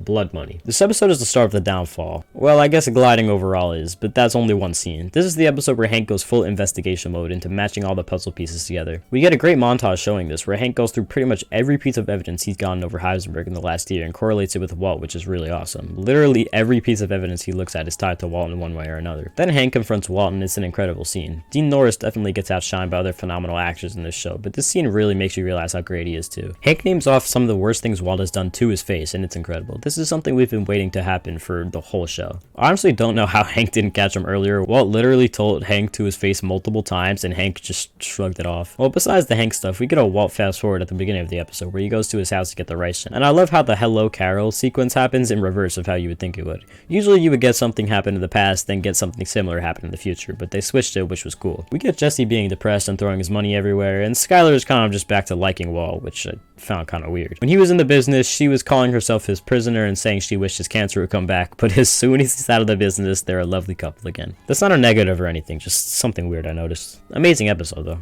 Number 37. Miho. This episode definitely creates a false sense of high action for the rest of the season, since there's only maybe an episode or two in the rest of the season with lots of action. But I'm not complaining. We get to see the return of Tuco, which we haven't seen since season 2 of Breaking Bad, which was 6 years before this. And it's of course great. Tuco managed to be one of the best characters in the whole show just by being in 4 episodes, so he's of course going to be entertaining when he returns. This is also one of the final times we ever see him. He knocks out the skateboarders, then brings them and Jimmy out to the desert to kill. He interrogates Jimmy and almost chops his fingers off until Jimmy lies and says he's an FBI agent. After this, we get the introduction of Nacho, where he starts asking Jimmy questions about what he's investigating, and we get this hilarious moment. The task force is designated Operation Kingbreaker. Kingbreaker. That makes me the king! Woohoo! Then Jimmy admits that he's just a lawyer, and Nacho is able to reason with Tuco to let him go. Tuco agrees, but Jimmy still tries to convince him not to kill the skateboarders. This is an insane thing to do, especially when you're talking to the most psychotic person in the whole Breaking Bad universe. but he's somehow able to bargain down to the skateboarders getting one broken leg each. This introduces Jimmy's crazy lawyer skills, which we'll see all the way until the final episode, and it's a great first scene of it. There's also an incredible montage of Jimmy doing public cases, which introduces Bill, has more funny scenes with Mike and his stickers, and of course has great cinematography. This episode has 2 of the best scenes in the whole season, alongside great writing, cinematography, comedy, and the return of a beloved character, while introducing great new ones. Definitely a perfect episode. Number 36. Wexler v. Goodman. This episode right here is where Better Call Saul gets on a Breaking Bad Season 5 level of good. Let's get the cartel stuff out of the way, because there's barely any of it in this episode. We see Nacho for the first time in 2 episodes, and he reports to Gus about what Lalo is planning to do, which helps him and Mike prepare to deal with Lalo. After Gus and Victor leave, Nacho has a talk with Mike where he tells him about what Gus has been doing to him, like shooting him and threatening his dad. And I feel like it's impossible to not feel bad for Nacho. As much as you can say he's a bad person, he's been trying to get out of the game for the whole show, and his dad's life being at risk is the worst part. Nacho only has a few episodes left, so this episode is even more sad when thinking about that. Mike comes up with some ways to get the information of Lalo's car to the police, then Lalo's arrested at the end, which is the start of the downfall of literally everything in the show. Well, on to the Mesa Verde stuff. The camera crew tells Jimmy that his original plan would take weeks to film, so he decides to come up with a better idea, which isn't completely revealed, but we do get a great montage of random people Jimmy hired shooting their scenes. The next day, Jimmy decides to hire 2 hookers to approach Howard in a fancy restaurant and embarrass him publicly, which has absolutely nothing to do with the rest of this episode, but it's entertaining. Then we have Jimmy's meeting with Kim, Kevin, Paige, and Rich. Kim tells Jimmy that the offer is $45,000, which Jimmy opposes, then says he wants $4 million instead, which baffles everyone in the room, including Kim. Everyone tries leaving the room after this, but Jimmy decides to play the commercials he made, which have very clear defamation, but are still a threat to the bank. Then he accuses Mesa Verde of copyright infringement for their logo, and he leaves. As insane as this interaction is, and as pissed as Kim is, this ends up working in pretty much everyone's favor, besides Kim, because she can no longer trust Jimmy. The final scene sees them arguing at home, which at first is very reminiscent of a certain other scene later on, but then Kim instead proposes the idea of getting married instead. No pun intended. I really just love this episode because it's just Jimmy doing his thing, tricking everyone, including his girlfriend, so he gets his way. And in the most batshit insane way possible as well. The more the show goes on, the more you realize Chuck was right in, like, every long-ass monologue he went on about Jimmy. Number 35. Rock and Hard Place. Definitely an interesting episode. As you can see, I gave it a 10, so I don't exactly think it's overrated, but it's not one of my higher 10s. What I don't understand is this being the 4th highest rated episode of the whole show, which I don't agree with at all. Anyways, Rock and Hard Place is the send-off to Nacho's character, who has been present since the 2nd episode of the entire series. Throughout the whole show, Nacho goes from a feared antagonist to Jimmy in Season 1, to a regretful man that wants to be out of the game in Seasons 2 and 3. Then being forced to become a rat for Gus and be used by different sides of the cartel in Seasons 4 and 5, to having nobody on his side and a death sentence from the very start by Season 6. I think we can all agree that Nacho isn't the greatest person of all time. He's definitely done some shitty things over the years, but the amount of regret he shows and the pain he goes through by putting others in pain in the latter half of the show is a sign of him hating what he had become and wanting to leave, but he was already too far in and had no choice. And what made it 100 times worse, both Hector and Gus used Nacho's innocent father as tactics to scare him, which is the main reason why he allowed for his death to happen in the first place. The scene of Nacho calling his dad for the last time is easily one of the saddest in the entire show. Nacho practically crying on one side while his clueless dad is fed up with him and tells him to turn himself in on the other side. Nacho's relationship with his dad is another reason why his character is so tragic, because all his father tells him throughout the show is to leave the cartel, turn himself in, and go to the police. And as much as Nacho wants to leave, he can't, so his dad continues to be disappointed in him and not understand. Nacho comes back to Albuquerque through a truck and has one final drink with Mike, which is another amazing scene. Mike has been rooting for Nacho this whole time, even standing up to the psychotic Gus many times just to try and get Nacho out of the game and his father's safety. Mike and Nacho's relationship even goes back to the first season before Mike was involved with the cartel at all, which adds to their final look in the next scene being heartbreaking. Then we get to Nacho's death scene, which I will admit is one of the best scenes in the entire show, and is why this episode is a 10 and not like a 9.5. Nacho is able to finally say what he's been building up for 6 seasons, since he's gonna die anyways, and it's both satisfying and depressing at the same time. He doesn't rat out Gus because he needs his father to be safe, but he rats himself out to Hector by telling him that I put you in that chair. Oh yeah, your heart meds. I switched them for sugar pills. After this, Nacho stabs Bolsa with a piece of glass he snuck, then steals his gun and holds him at gunpoint. Everyone points their guns at Nacho, thinking he'll kill Bolsa, but Nacho instead shoots himself in the head. You might wonder why Nacho didn't just shoot Bolsa, then get shot by everyone else, and I think he doesn't do this for 2 reasons. One is that Nacho would rather kill himself than get killed by the people he despises the most, and 2 is that Nacho isn't a killer, and he never was. Sure, Nacho has killed a couple people in the past, but it was either out of self-defense or because he was forced to. But I think it's obvious that deep down, Nacho isn't a bad person. He just got mixed up with the wrong people, and by the time he tried fixing it, it was too late. And the cherry on top for this scene, the Salamanca cousins give Hector a gun, and the episode ends with him shooting Nacho's dead body. I hate to admit that I laughed at that. I know I didn't talk about Jimmy at all. All that's happening is that Lalo finally got caught, and Suzanne wants Jimmy to come down and admit that he was forced to be his lawyer. I think we know what the main attraction of this episode was. Now, the main reason why I don't think this is a top 5 or even top 10 episode of the show is because I saved those spots for some episodes where every single scene is phenomenal. And I think there are really only a few hard-hitting scenes like that in this episode. But those scenes are very good. Still one of the best of the whole show, though. Number 34. Nailed. Nailed's easily Season 2's magnum opus. This isn't a one-sided episode, but I think Jimmy's plot's definitely the main attraction here. Let's just get Mike out of the way. The cold open is him robbing $250,000 out of one of Hector's trucks, which is a crazy-ass way to start the episode. Mike meets up with Nacho the next day, where Nacho questions him about what happened and reveals to him that an innocent person was killed due to his robbery. This was definitely another incentive for Mike to stop taking half measures. Anyways, Chuck and Howard go to a hearing with Mesa Verde, where the whole 1261 debacle starts. Pretty much everyone besides Chuck acknowledges that it's 1261, but Chuck will die on the hill that it was 1216. Howard and Chuck go back to Chuck's place after losing Mesa Verde, and Chuck looks legitimately mentally ill by how he's screaming that it was 1216. Then he puts the puzzle pieces together that it was Jimmy, and he has Ernie call Kim to get her Mesa Verde files from her. The scene makes you realize how smart Jimmy actually is. At first it seems like he's just doing this so Chuck loses Mesa Verde, and that does happen.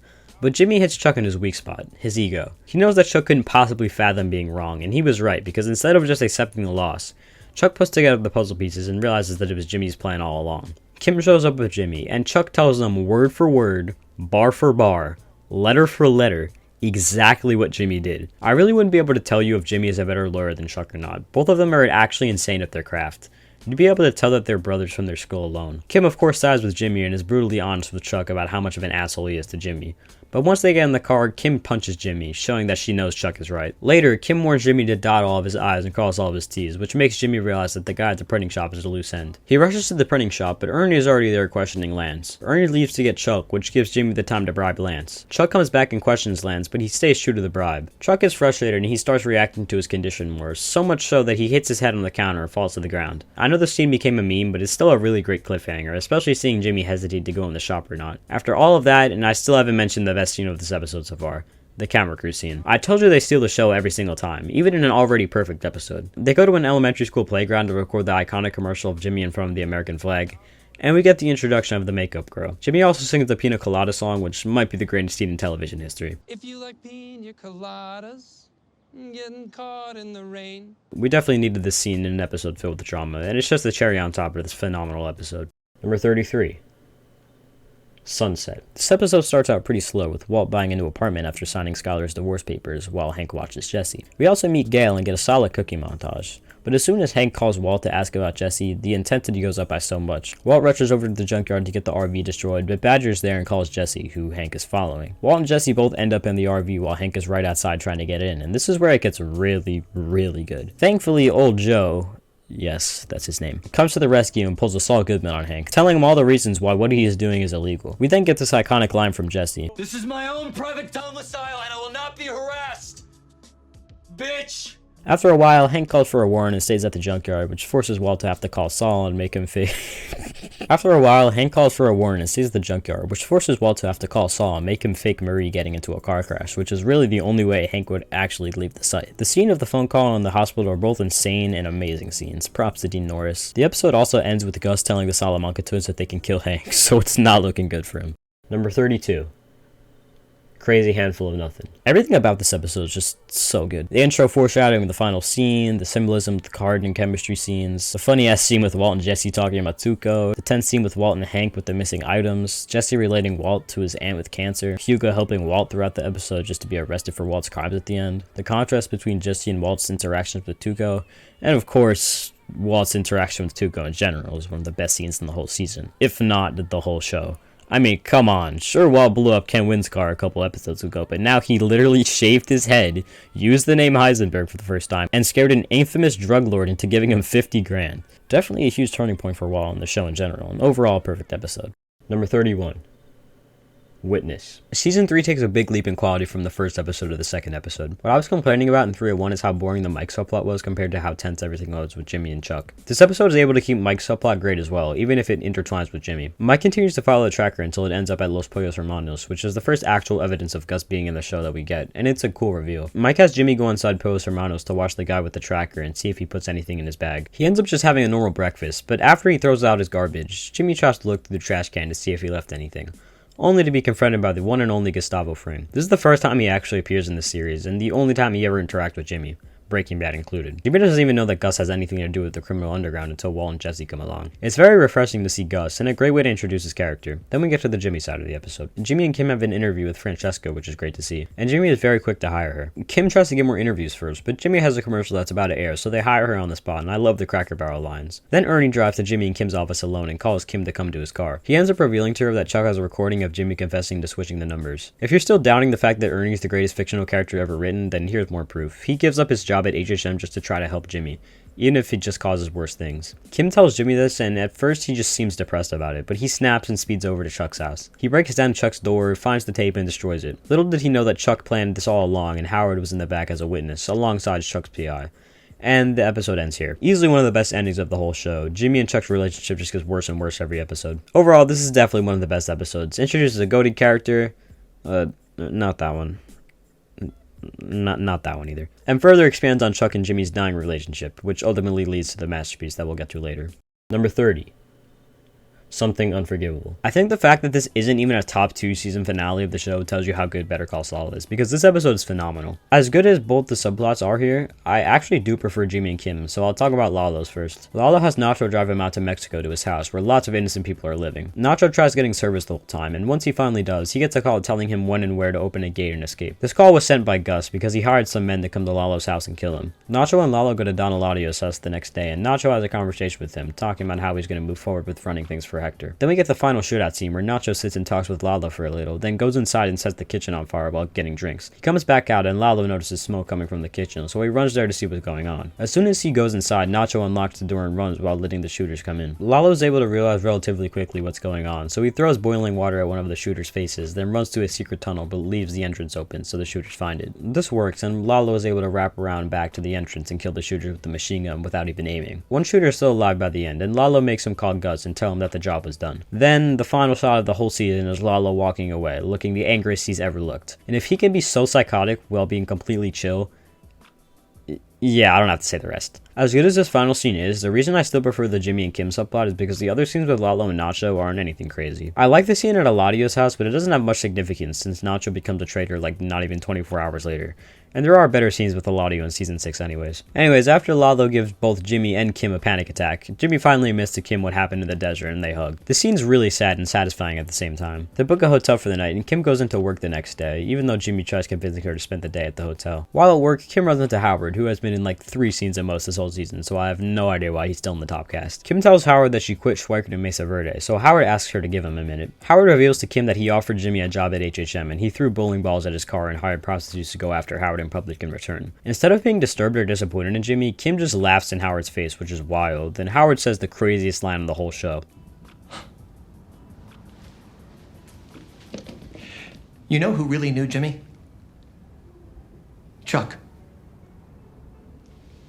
I think Howard saying Kim left these jobs because of Jimmy is a bit disrespectful, but everything else he says is completely true, and it will sadly be proven in the next few episodes. This episode really is just Kim's descent into slipping Kimmy, and okay, I'm sorry, I'll never say that again. We've been getting hints that Kim enjoys doing scenes like Jimmy since season 2, and it was expanded upon more in season 4, but this is where it gets real. Kim tells Jimmy about her interaction with Howard at the courthouse, and they spend the whole night coming up with different schemes they could pull off on Howard. By the end of the night, Kim is talking about how much money they can make from Sandpiper if Howard did something terrible and had a quote-unquote career setback. She seems very serious about this, and Jimmy tells her that's a bad idea and that Howard doesn't deserve something like that. When Jimmy is telling you that a scheme is a bad idea, I think the scheme might be a bad idea. Something Unforgivable manages to be a great closure to season 5 while being a great segue into season 6. Amazing as always. Number 29.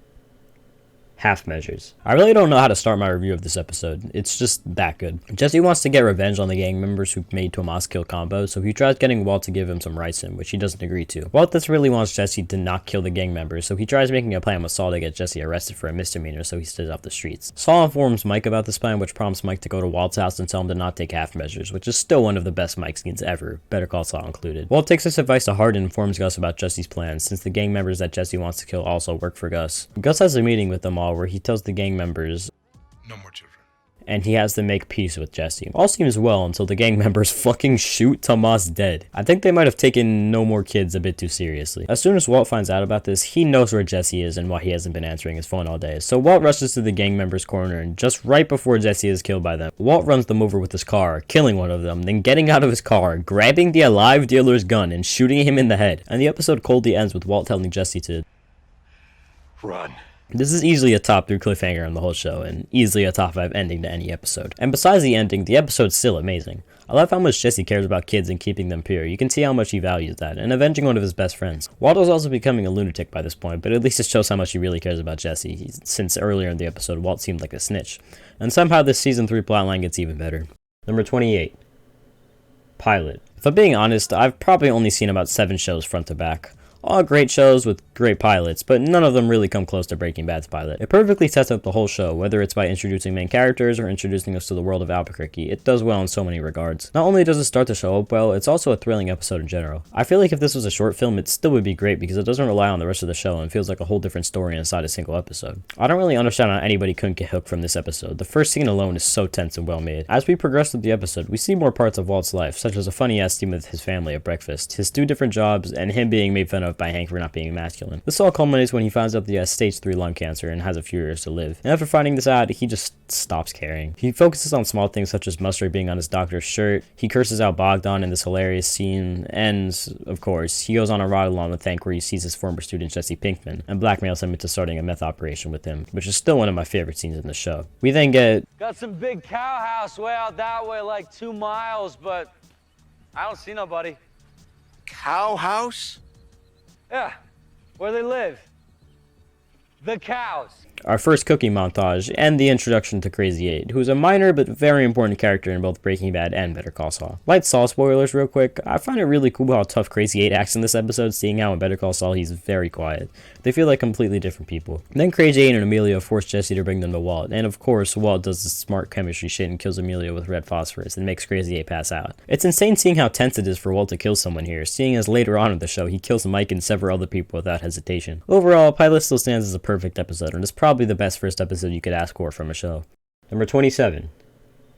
Live Free or Die. If Greenlight isn't the funniest episode, it's this one. The whole episode is kind of a standalone episode from everything else, since the majority of Season 5A is about the new drug business, but that's not a bad thing at all. This is obviously dealing with the aftermath of Face Off, where we see Walt, Jesse, and Mike hurry to destroy evidence on Gus's laptop, and we get so many amazing scenes. The scene in Mexico where Mike tried to shoot Walt is really great.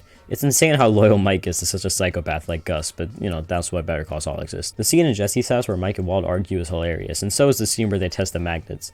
Definitely some of the funniest scenes in the whole show. Not to mention the magnet heist is literally a GTA mission. This is also a big episode for Walt's character. I'm going to talk about Face Off being a turning point for Walt later, but this episode shows it to full effect. Killing Gus must have done something to Walt's ego, because now he suddenly is this like cunning lunatic who takes risks and is able to scare his lawyer and wife. Listen, I know cunning and lunatic kind of mean opposite things, but you know what I mean. And this only continues for the rest of Season 5, since he literally becomes a drug kingpin. Also, this is the first scene where we see future Walt, and it's really cool to see everything they reveal on rewatch. But the main reason why this episode is so high is because it's the final time we ever see Ted, which I think deserves a huge celebration. And not only is it the last time we see him, but he also looks like he's about to fucking die, so this might just be the best scene in all of Breaking Bad. All jokes aside, I actually am very happy that Ted is finally gone, but this episode is perfect besides that. Number 26.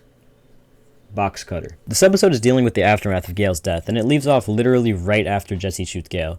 Victor finds Jesse and brings him to the lab where Mike and Walt are, and they all wait there for Gus. Walt starts saying how they have to start cooking in the next 10 minutes to go along with Gus's schedule, so instead of letting him cook, Victor starts cooking himself, since he's been monitoring Walt and Gail since the last episode. Meanwhile, Skylar is trying to find Walt, which I don't love, but what I do love is the contrast between Skylar and Junior having a happy conversation about breakfast, and Walt and Jesse waiting to die in the lab. We also get to see Hank bid for some minerals on eBay, which is really funny for no reason. Then Then Gus shows up to the lab. He walks down the stairs, looks at Walt, then goes in the back and starts putting on a hazmat suit. While he does this, Walt starts yapping to a wall about how Gale was a good man, but there was no other choice than that Gus is at fault. Then he starts insulting Victor for having the inability to cook until Gus pulls out a box cutter. Walt starts pleading for his life in the most egotistical way possible. Then Gus casually slits Victor's throat. Obviously, I can't show this, but holy shit, the first time I saw this episode, I was mind blown. And I was still mind blown in my rewatch, even though I knew exactly what happened already. Gus doing this in the first fucking episode of the season just shows how he's not fucking around anymore, and this is definitely just the beginning. And this episode's amazing. Jesus Christ, bro. Number 25. Bad Choice Road. Usually the aftermath episodes of big moments in this show pales in comparison to their predecessors, and while I do prefer Bagman to Bad Choice Road, it's by a very small margin. The episode starts off with a montage of Mike and Jimmy walking after killing the final gang member, and Jimmy finally gets service, so he's able to call Kim in a very wholesome moment. Mike and Jimmy make it back to town, and Jimmy turns in the $7 million, which catches the eyes of the prosecutors, and they start investigating more into Jorge de Guzman. Lalo is let out and tells Jimmy that Kim went to see him when Jimmy was in the desert. When Jimmy gets home, he tells Kim to stay away from Lalo because she's not in the game, and she thankfully takes this advice to heart and never interacts with him again. Kim takes off the next day to care for Jimmy, but Jimmy wants to avoid any questions from Kim about what happened, so he decides to go back into work, so Kim does as well. For like 10 minutes until she decides that she's done with striking her Coakley and quits her job. Then quits Mesa Verde as well. This is now the second time that Kim has worked incredibly hard for a job just to quit it like 2 years later. And it won't be the last. But at least there was an actual reason for HHM. She kind of just quit this because she felt like it. Jimmy talks with Mike after work and he has this great line. I can't believe there's like over 1 billion people on this planet. And the only person I have to talk about this to is you. Then Kim comes home and breaks the news to Jimmy, who tries talking her out of it. Jimmy makes some really good points here, but keeps getting called while talking to Kim, and he declines all of them. Whenever this happens, you know some shit's about to go down. A knock comes from the door, and Kim answers it while Jimmy answers his phone, and Mike tells Jimmy to leave his phone on call and put it down. Jimmy is confused until he realizes that Lalo's the one at the door. Lalo invites himself in and sits down on the couch, insists for Kim to stay, then asks Jimmy what happened in the desert. Jimmy explains it again with more detail, then Lalo says, "Tell me again." After this, Kim stands up for Jimmy and tells Lalo everything that Jimmy did for him, and now he's accusing Jimmy of lying to him. Some of the things Kim says to Lalo here are fucking insane. You'd be dead if you said this to an actual cartel member in real life. Mike also has a sniper rifle pointed at Lalo from outside the apartment for if he does anything. After getting destroyed by Kim, Lalo leaves and goes back to Mexico. The final scene of Kim standing up for Jimmy is insane, and for the 1000th time, Ray Seorn's acting is unbelievable. Not saying Bob or Tony's acting aren't great either, but she can really adapt to any situation. Easily the best aftermath episode in the whole show, if you even want to call it that, since the stakes are incredibly high in this episode as well as Bagman. Number 24. Gliding overall. This is the season finale for 5A, and it goes out with a bang. After the death of Mike, Walt has either accepted the fact that he's going to hell or he's turned psycho, so he meets Todd's uncle and his neo-Nazi gang and orders the hits of Mike's guys in prison. This is easily the best montage in all of Breaking Bad to me. I love the song that plays while this takes place, and it's even better since the vibe of the song is the exact opposite of what's being shown. The murders are insane, and Walt is just casually looking at his watch waiting for all the murders to be done while it's happening. Fucking crazy. I think this really might be the moment where Walter White...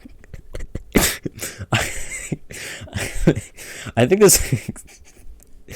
this really might be the moment where Walter White turns into Heisem. And not long after this, we get the second best montage in the entire show, with the song being Crystal Blue Persuasion. Not only does this montage show Walt's new empire in full effect, from cooking with Todd, to distributing with Lydia, to laundering with Skyler, it also shows the time gap of 3 months, and Walt ends up making around $80 million in this time period, which is fucking insane. After Walt sees the amount of money he has, he decides to finally quit, and Junior and Holly come back home. And this of course warrants a barbecue at the White's house, so Hank and Marie come over. Sadly, Hank has to take a shit and gets bored while he's on the toilet, so he decides to read a book in the White's bathroom that has some silly writings on them. In all seriousness, this is one of, if not the best ending to an episode. I'm sorry to anyone that had to wait a year for season 5B after an ending like this. Actually insane. But besides the ending and 2 go-to montages, it's just really cool to see the end of Walt's empire, and also to see how much money he actually made from all this. This is only the beginning of the end though.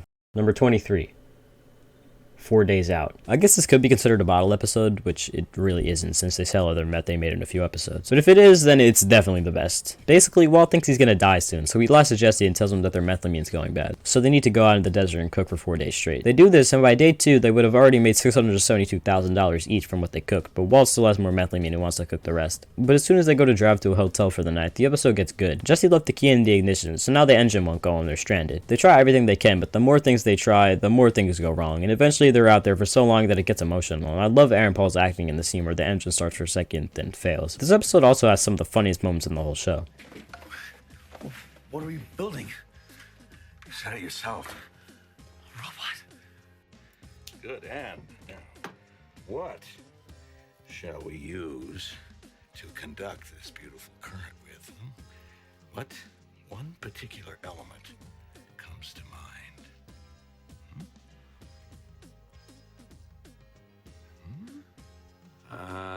Wire. Copper. Well, eventually, Walt makes a battery and they make it back to Albuquerque, where Walt finds out that his tumor is shrunk by 80% in this amazing scene. But after he hears this news, he beats the shit out of a paper towel dispenser, which shows how he actually isn't happy with this news at all. I love this episode. From the funny moments to the emotional moments, it's amazing the whole way through. But when it comes down to it, the best part about this episode is Walt and Jesse's friendship. The scene of them discovering how much money they're going to make is probably the happiest you'll ever see the two together, and the two being the center of the episode is really great. Definitely a huge highlight from season 2. Number 22. Better Call Saul. I remember liking this episode the first time I watched the show, but after watching Better Call Saul, the show, not the episode, this episode's so much better. Saul is my favorite character in the Breaking Bad universe, so seeing him here is amazing and a breath of fresh air from all the drama that's been going on this whole show. This is the debut of his character in his iconic commercial, which I of course love. Anyways, I should probably talk about what's actually happening in this episode. Badger gets caught by the DEA in the intro and hires Saul as his lawyer. I love how Badger literally realizes that the guy trying to buy meth is a DEA agent, yet somehow still gets caught. Bro really thought a police officer lying is in the Constitution. Anyways, we then get introduced to Saul in an amazing scene, then Walt goes to his office and tries bribing him not to involve Heisenberg. This doesn't work, so their solution is to casually kidnap Saul and hold him at gunpoint in the desert. I of course love this scene, first because it introduces the trio of Walt, Jesse, and Saul, and also because of the foreshadowing it has to Better Call Saul. I know it's been said a billion times, but it's insane how a single throwaway line created two of the best characters in the whole Breaking Bad universe. Anyways, Saul hires a fake Heisenberg to get caught instead of Walt, which keeps Walt's identity private and gets Badger out of jail. And the scene where the fake Heisenberg sits on the wrong bench is so tense. I really don't have any complaints for this. It introduces my favorite character and has some of the most iconic and funniest scenes in the whole show. Perfect episode. Number 21. Tahajali. When I'm speechless, even when it's my second time watching the episode, you know it's good. Well, let's start from the beginning. In the intro, we see Todd being a sim for Lydia, and we see his awesome ringtone when Walt calls him to order the hit on Jesse. Speaking of that, I actually can't believe the writing in the show is so good to where we can still be rooting for a man that has done this much of bad this far into the show, and trust me, I was one of those people. Anyways, Walt once again uses Andrea to get to Jesse, which doesn't work at all, since Hank has Jesse's phone. We get to see Saul interact with Junior, which is almost up to Lalo and Howard interaction levels of surrealism. I don't know why Junior's face when he sees Saul is so fucking funny, but it is. Also, Saul's iconic line. Don't drink and drive, but if you do, call me. Then we get to the real good part of this episode. Jesse sends Walt a picture of some money in a barrel, which is literally in Hank's backyard. The fact that Walt didn't even take a second look. Anyways, Walt speeds over to his money to try to stop Jesse, and this has to be the smartest thing Jesse has ever thought of in this show. Outsmarting Walt is not easy to do, so he really hit him in his weak spot. As soon as Walt gets there, he knows what Jesse did and calls Jack as soon as he sees a car coming. But while he's on the call, he sees Hank and Gobi get out of the car. The look Walt gives is the definition of defeat, and he calls off the hit on Jesse. Before I say any of what's about to happen, I just want you to know that I really can't put into words how incredible the last 10 minutes of this episode are, so if it sounds like I'm underplaying it, please understand that I know how good it is. Anyways, Walt accepts defeat and comes out of hiding, turning himself into Hank. This is genuinely one of the most satisfying scenes in the whole show. Well, at least this part of the scene. Hank handcuffs him, tells him that he has the right to remain silent, then Jesse comes over and spits on him. Walt gets into Hank's truck, then Hank calls Marie, and this is actually one of the saddest scenes of the whole show for, you know, obvious reasons. And then a few seconds later, Jack's gang shows up. Walt is screaming at the top of his lungs for them to leave, but they're not budging, and a shootout starts between the Nazis and Hank and Gomi, which they leave on a fucking cliffhanger. If you saw this episode when it first aired, I'm sorry you had to wait a week to see Ozymandias. That must have been brutal. But overall, this is the episode we've been waiting for ever since Walt killed Jane, or ever since Walt forced Jesse to kill Gail, or ever since Walt poisoned Brock, or ever since Walt killed Mike, or whenever you stop rooting for Walt. This is what it amounted to. And this show is so good that it's still a lead-up episode to something better. Incredible. Number 20. 5-0. Definitely one of the more depressing episodes. 5-0 is basically a completely dedicated Mike episode. Jimmy is here for a couple scenes, but Mike is still the main focus of these scenes. This pauses the season 1 plotline to focus on Mike's backstory, and it's incredible. Mike gets interrogated by the Philly police, and he knows that they know that he killed Maddie's partners, so they interrogate him. But Mike has Jimmy spill coffee on one of the officer's shirts so he can steal his notepad. And once he sees this, he goes to Stacy's house and asks her if she called the cops. They have an argument with some incredible acting from both of them. Then Mike finally tells her the truth about Maddie, and we get a flashback of the night that Mike killed Maddie's partners. I think we all know from Breaking Bad that Mike is a really smart and strategical guy, and he clearly has always been like this, since his plan to kill the cops completely worked, and it was smart as fuck. The scene where he shoots them is so cold and very deserving, seeing how big of assholes these guys are. It cuts back to Mike giving a speech to Stacy, and we get multiple great quotes from Mike. And overall, just an amazing scene from him. Definitely a huge highlight for season 1, especially especially if you don't like the slower pace of Better Call Saul. Number 19. Waterworks. The penultimate episode of Better Call Saul answers so many unanswered questions and raises the tension so high for the series finale. For being the second to last episode of Better Call Saul, it actually focuses more on Kim, which I think is necessary. Throughout the whole show, the majority of fans thought Kim would die at some point due to not being in Breaking Bad, but ever since Point and Shoot, there have been more and more hints about Kim's whereabouts during and after Breaking Bad, alongside some evidence that she's not dead. The episode shows a lot of Kim living her new life in Florida, where she is very clearly unhappy. When asked to make decisions multiple times, she never gives a straightforward answer, which I think is because she wants to stay low-key in her life and not get too involved with anything really, since she knows how much damage she was able to do in her previous life. Then, one day at work, Kim gets a call from Gene, which is the same call that was shown in the previous episode, but nothing was said in the call was actually revealed. This time we get to see the whole call, and Kim tells Gene to turn himself in. Gene then makes a pretty good point, telling Kim that she should turn herself in if she thinks he should turn himself in that badly, so she does. She flies to Albuquerque and goes to Cheryl's house and gives her a paper that confesses to everything that her and Jimmy did against Howard, and everything regarding Lalo, Gus, and Mike. The scene is super sad, especially when Cheryl finds out that Howard was shot. She gets very mad at Kim and tells her that she can sue her in civil court, which Kim agrees with, but it doesn't seem like she ever does. Later that day, Kim gets on a bus back to the airport and breaks down into tears. Another great scene and a really hard one to watch. At least someone has remorse for their actions. Speaking of not showing remorse, Gene is currently robbing a cancer patient and damn near almost hits him in the head with the man's dead dog's ashes so he can get away, which I think shows he's really stooped to a new low. Gene is about to walk out but sees that there's a cop car behind Jeff, so he stays inside. Jeff's only solution is to start driving and crash into a car so the police follow him and Gene can get away safely. Jeff then gets arrested because the police suspect him of robbing the house, so Gene calls Marion and tells her about the situation. Marion gets confused on why Jeff called Gene first, and Gene slips up in the call by revealing that he used to be in Albuquerque. So Marion does some research and finds out who Gene really is. Gene comes to her house, and when he finds out that she knows, she threatens to call the cops, so Gene pulls the phone out of the wall and makes very threatening gestures with the phone cable. So Marion presses her life alert button and says Saul Goodman is in her house.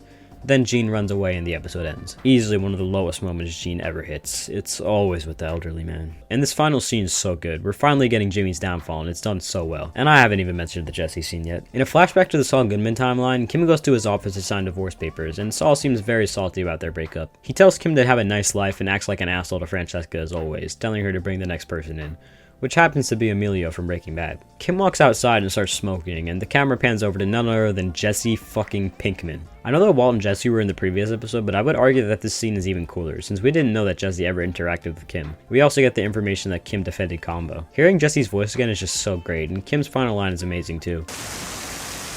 This guy, any good?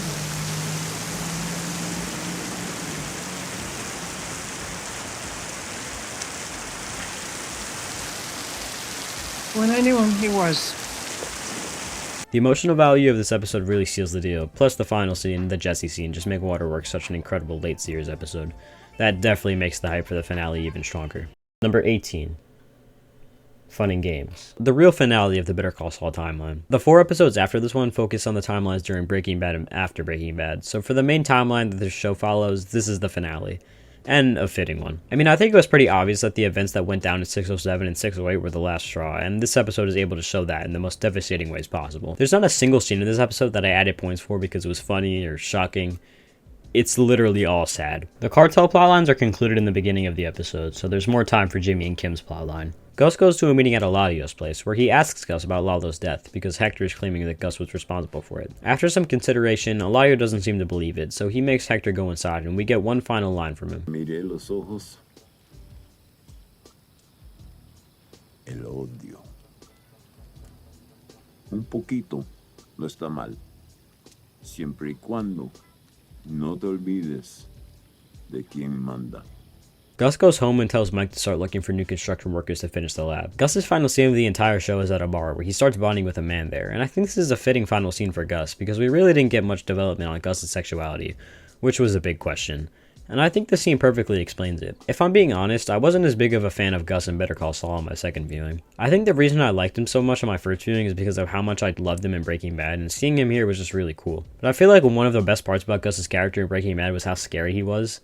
And he really isn't scary at all in Better Call Saul. I'll still take a Gus spinoff though. Nevertheless, this is still the perfect way to chronologically wrap up his character. Then we have Mike. Yes, he isn't Saul Gunn, but that's a flashback to Bagman, so this is his final appearance in this timeline. Mike goes to Nacho's dad's shop to inform him of Nacho's passing, and this scene is just so depressing. You can see Nacho's father start to tear up, but he still says that everyone in the cartel is the same. And he's very wrong, yet very right at the same time. Now to the worst yet best part of this whole episode. The cold open is probably my favorite scene, easily the saddest montage in the whole show. It goes from Jimmy and Kim having their normal days at work to Mike and his men cleaning up Howard's body with some of the most diabolical transitions of all time. Some time passes, and Jimmy and Kim go to Howard's memorial at HHM. And just seeing all the pictures of Howard and all of the people there make this scene sad enough already. Jimmy and Kim talk to Cheryl, Howard's widow, and she's in denial that Howard was a drug addict. I mean, if she barely interacted with Howard in the first place, then I don't see how she couldn't have missed it, but Kim doubles down on this by making up a lie, saying that she saw Howard sniffing coke a few years ago. Cheryl asks Cliff if he ever saw anything like this, and when he doesn't deny it, she walks away crying. This whole episode is really hard to get through, but this scene especially is what almost got me. Kim and Jimmy go back to work, and Kim goes to a case that she requests to resign from. The judge demands that she gives an explanation, and she reveals that she has quit the law. Once Jimmy gets home, he's already heard the news and starts screaming at Kim to change her decision. Kim starts telling Jimmy that they're bad for each other, and that they're fine separate, but together they ruin people's lives. Jimmy opens his bedroom and sees that Kim's already packing her stuff, after which Kim reveals that everything is her fault because she was aware that Lalo was alive, but didn't tell Jimmy because she didn't want to ruin the fun she was having with him. This is the real final scene of the Jimmy McGill timeline, since he fully turns into Saul Goodman after breaking up with Kim. This is the other scene that almost got me, since Jimmy and Kim's relationship is what this whole show has been basically built on, and seeing it fall apart is just so sad.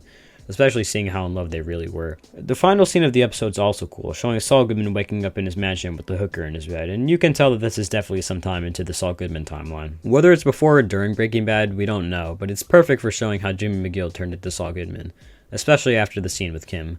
And if none of the Gene stuff ever existed, this would be the perfect finale of Better Call Saul in my opinion, but I'm glad it's not. Easily the saddest episode of the entire show, not even a competition. Number 17.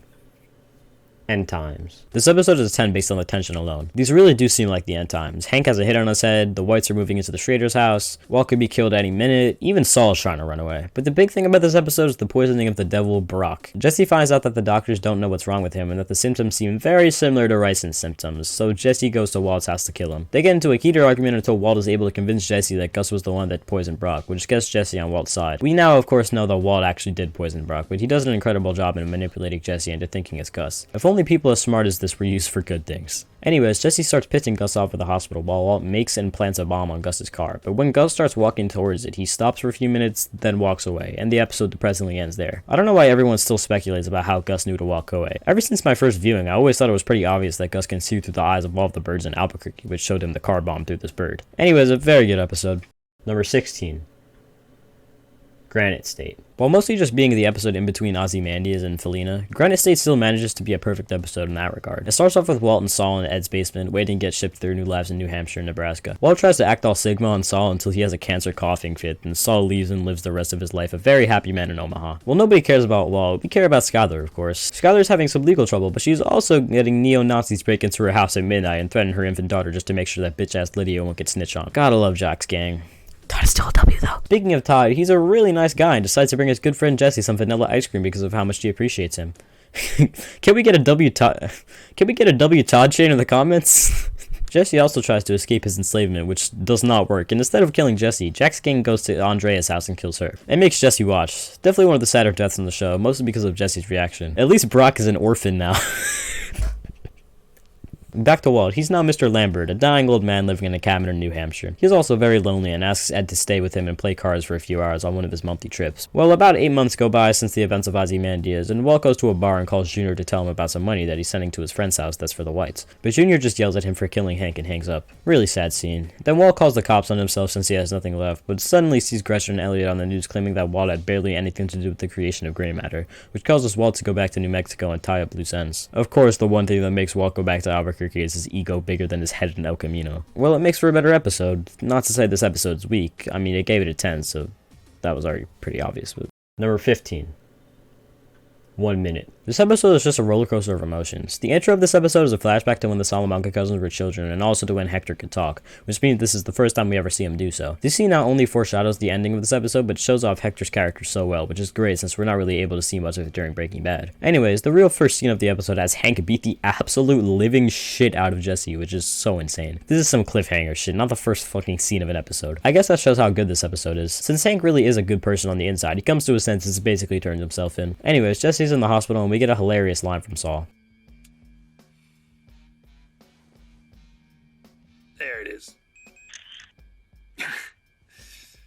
Yo, Adrian.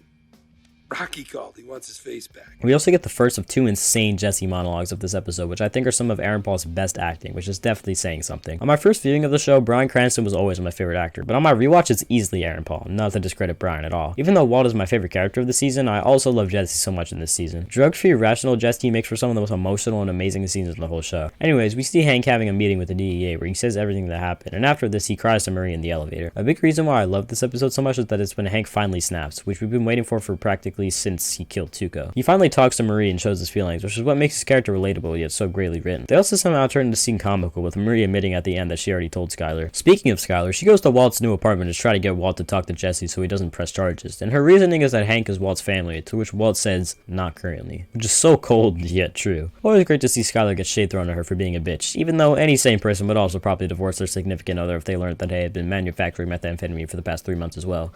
But that's besides the point. Walt then starts having problems in the lab with Gale, so he talks to Gus, who agrees to let Jesse be Walt's new lab partner. Here we get, in my opinion, Aaron Paul's best scene ever, or at least top 3. The amount of emotion he portrays is actually insane. This monologue was really warning all of us how much Walt used Jesse 2 seasons before we actually realized. And all of that just for Jesse to agree to Walt's deal after he complimented his cook. Well, then we have the final scene, and do I really need to talk about it? If you've seen Breaking Bad, then you know this is up there alongside This is not meth. Than the Gus death scene, with some of the greatest moments in the whole show. Shout out to Hank for killing 2 Salamancas and still making it out alive, even though it's only because one of them went to go get his axe instead of shooting Hank in the head. I originally just thought this was plot armor, but now it makes so much sense, since revenge is the biggest thing in the Salamanca family, which is why a bullet to the head would be too easy. Anyways, yeah, incredible episode. Number 14. Bagman. If Salud's the Better Call Saul episode of Breaking Bad, then Bagman is the Breaking Bad episode of Better Call Saul. You won't find another episode in the show with action like this, maybe besides point and shoot. And the plot is standalone as well. I think if you were to give a person who has never watched Better Call Saul any episode of the show, they would most likely enjoy this one the most. And for good reason. Basically, Lalo needs someone to get his bail that won't raise suspicion and won't steal the money. And Jimmy is the guy for this. Jimmy politely declines and Lalo says he'll find someone else, but Jimmy changes his mind and tells Lalo that he'll do it for $100,000. And Lalo excitedly agrees. Jimmy tells Kim about this later on and she gets really concerned, but Jimmy tells her not to worry and that nothing bad will happen. Jimmy goes to the border the next day and speaks fluent Spanish to the Salamanca cousins, then takes the money and starts driving away while happily singing. There might be a few cars tracing behind him, but you know, it's no big deal. All that happens is they corner him, which forces him to get outside and give a man the keys to his trunk where the bail money is. Then the man tells another guy to kill Jimmy, and right before he almost gets shot in the face, an anonymous figure decides to shoot all of the gang members from a distance.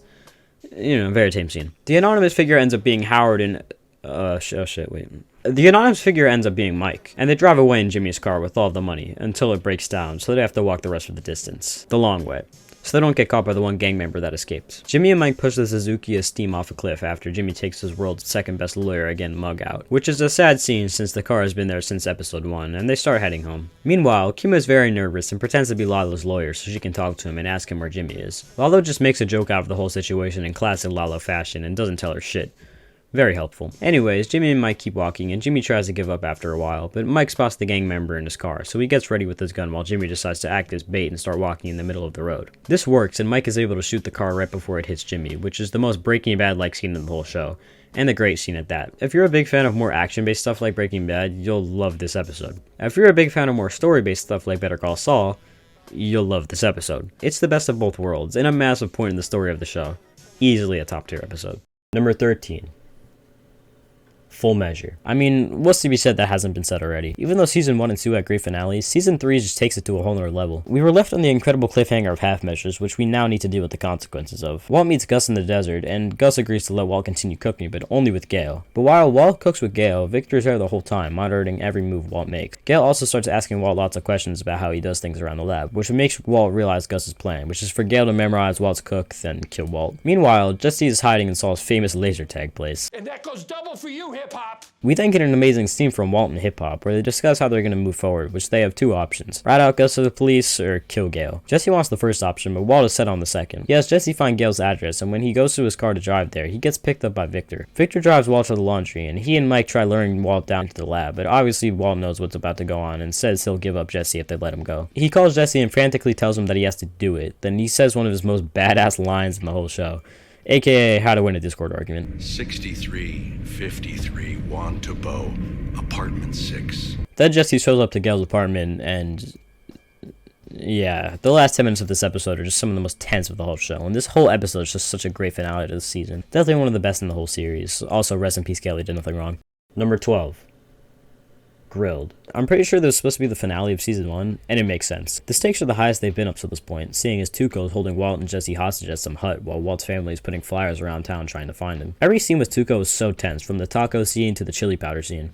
Speaking of the chili powder scene, I remember getting really mad at Jesse for screwing that up the first time I watched. Now that I'm rewatching it, I remember the fact that Hank shoots Tuco like 30 minutes later, so it does not matter at all. Anyways, this episode is also the introduction to Hector, one of the most important characters in the Breaking Bad universe, and he's as psychotic as ever. That smile he gives while Tuco brings Jesse outside to shoot him is definitely the Hector I know from Better Call Saul. And the last 10 minutes of this episode are just insane. Walt and Jesse finding Tuco is so tense, but so amazing and rewarding at the end by seeing Tuco just lay there bleeding in the pit. After rewatching the show, Tuco is definitely one of my favorites. If you ask me, Breaking Bad Tuco is easily the most psychotic in the whole universe, even beating out Todd and Lalo. But that's what makes him so interesting.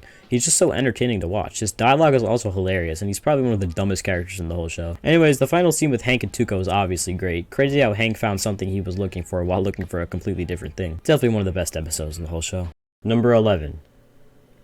Confessions. While Hank gets closer to fully exposing Walt, we get more of a Jesse Sider episode here. We definitely see lots of Hank and Walt's feud though, and we get their first interaction since their fight. Walt and Skyler invite Hank and Marie to dinner and use the excuse of it being about Marie trying to lure Junior into their house thing and tell him. They get into a heated argument where we see Hank at probably the angriest he's ever been. Marie also tells Walt to kill himself, which is fucking insane. After Hank calls Walt's bluff enough, he decides to leave, but slips Hank a DVD. We then get genuinely one of the best scenes in the entire show. I obviously remembered it being really good, but not this good. This might genuinely be a top 5 scene of the whole show. We get a teaser of the confession earlier in the episode where it seems like Walt is actually confessing, but when Hank and Marie watch it, we find out that it's just a threat from Walt that he'll release this tape if Hank goes any further with this investigation. In this tape, Walt makes up a story that Hank forced Walt into cooking meth for his drug empire, and names off lots of things Walt did, but puts Hank's name to it. This all seems like it couldn't be proved until Walt brings up the fact that he paid for Hank's medical bills, which can be proved. Hank had no idea that this ever happened, and his realization when Marie tells him is heartbreaking. Hank knows he's dead. Unless someone snitches on Walt, then he's never catching him. And even besides that, Walt's story being so perfectly calculated and worded, everything about the scene is so good. We've been watching this family for 5 seasons, and seeing what it's come to, the writing of the show is actually unbeatable. The rest of this episode is mostly about Jesse, where he has a meeting with Walt and Saul in the desert. Walt tries convincing Jesse to use Saul's disappearer and leave town, since he has nothing left in his normal life, and actually has the ability to use a reset button. Thankfully, Jesse isn't stupid and he's able to read right through Walt, seeing that he's only telling Jesse to do this so there's less of a risk of Walt getting caught. Jesse tells Walt this, and it's heartbreaking seeing him scream to this man that he spent the last year with, that he doesn't care about him, and that if he doesn't move, he'll kill him the same way he killed Mike. I do believe that Walt does actually care about Jesse, but since he's a sociopath, he still tries using him. After Jesse screams at him, he gives him a fake ass hug, and the scene ends. Even though Jesse knows Walt is obviously trying to manipulate him, he actually takes this advice and gets Saul to call the disappearer. We get a funny line from Saul. Asked me to send you out with something extra. Get you started, you know, keep you sitting pretty until you get into the groove of your new life. Provided, of course, you don't toss it out the window on the way. A final handshake, which, by the way, I just want to mention how Jesse was like the only person to give Saul his final handshake. And he leaves. But right before he gets into the car, he realizes that Saul took the ricin cigarette off him, and that Walt actually did poison Brock. He rushes back to Saul's office, beats the shit out of him, steals his gun, and makes him admit to it. Saul admits but says he had no choice and they didn't want to do it. Jesse then steals Saul's car and drives to Walt's house, and the episode ends with him pouring gasoline all over Walt's living room. What an episode. Pretty much all of Walt's relationships by this point are done. Only good people he has left are Saul and Skyler. Everyone else is either gone or a neo-Nazi. You don't really realize how good this part of the show is until you rewatch it. Number 10. Winner. I like the fact that even though season 4 is the most hated season, everyone can collectively agree that Winner is nothing short of a masterpiece. This episode might have the best mixture of comedy, action, and emotion out of any episode on the whole show. The episode starts off with a flashback to when Jimmy passed the bar, and everyone goes to karaoke later on, which includes the GOAT Ernie! These last 18 episodes have been so hard without you, Ernesto. Please know that you're missed. AMC, please greenlight your attorney Ernie, I'm begging you. Anyway, Jimmy starts singing The Winner Takes All and convinces Chuck to get on stage and sing with him, and it's pretty sad knowing everything that happens between them. and the lyrics match it as well. They go home after this, and a drunk Jimmy falls asleep in the same bed as Chuck, which is the final shot of the scene. And this whole cold open connects with the episode. Speaking of the actual episode, it's based on Jimmy trying to convince everyone that he loves Chuck so that he'll be able to get his bar certification back. He fake cries at Chuck's grave, which is pretty funny. He anonymously donates tens of thousands of dollars to HHM to dedicate their library to Chuck. And he has the camera crew spread the fact that Jimmy was the donator, which is also very funny and smart as fuck. Then he goes to one of Chuck's scholarship meetings at HHM, and he decides to vote for a girl that had some shoplifting charges in the past. He tries to vouch for her as much as he can, but nothing will get her that scholarship, and he knows it. So he runs to her before she leaves and tells her that she can do whatever she wants, and that she's better than the guys at HHM, basically describing himself in the second person. Jimmy then breaks down in his car after, which is sad to see, and after this he decides that instead of using the speech at his appeal, he'll read Chuck's letter to the committee. Jimmy and Kim arrive the next day, and as Jimmy starts to read Chuck's letter, he realizes that it won't do anything, so he makes a speech about him and Chuck's relationship. This is a really sad speech that seems very authentic when it happens, and makes a few people in the room cry, including Kim. But once the appeal is over, Jimmy basically reveals that he didn't mean all of that, and he just wants to get his appeal back. Someone comes over to tell Jimmy that he's getting reinstated, and we get one of the most iconic scenes of the whole show. 大丈夫ですよ。他の書類はもう用意してあります。いいぞ。ねえ、ちょっとジミー、何？ Saul Goodman. This is easily one of the best episodes for Jimmy's character in the whole show, and is a huge turning point for the show. And I haven't even mentioned the other subplot yet. Burner. Okay, fine, I won't do it for this episode. It's on the run, and Mike assigns all of Gus's men different things to do for finding Werner.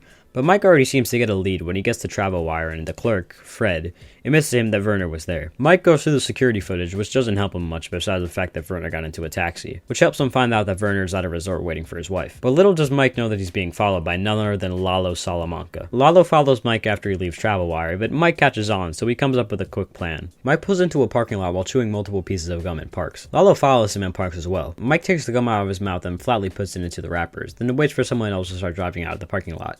And once they do, he cuts them off so he can get out first, and Lalo follows. Mike then puts his ticket back into the machine, but also puts the gum in as well, which jams the machine and leaves Lalo incredibly behind while the other guy is trying to get the machine to work. You would think Lalo would just give up here, but he of course decides to start driving back and hit the guy in front of him because he's a sociopath. But he loses Mike. So Lalo goes back to Travel Wire and talks to Fred, asking if he can see the footage of Werner. When Fred says no, Lalo climbs through the ceiling, jumps down behind the counter, and kills Fred. Lalo's able to determine where Werner is through this footage, and he calls the resort and tries to get information out of Werner about Gus's lab, but Mike is there before he's able to elaborate and tells him to get changed. Then this scene happens. Yes, I cried. Yes, it's the best scene in the show up till this point besides chicanery. No, I don't want to talk about it. Anyways, Winter is one of the most climactic points in the whole show, and it's executed to perfection. Bravo, Vince. Number 9.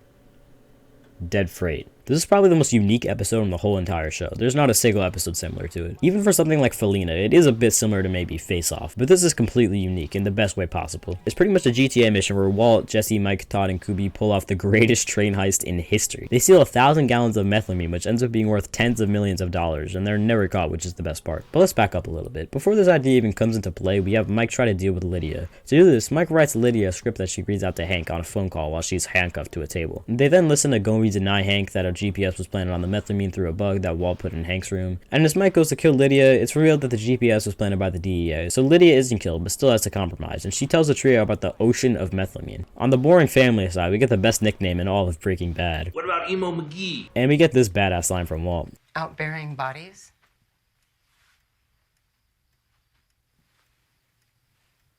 Robbing a train.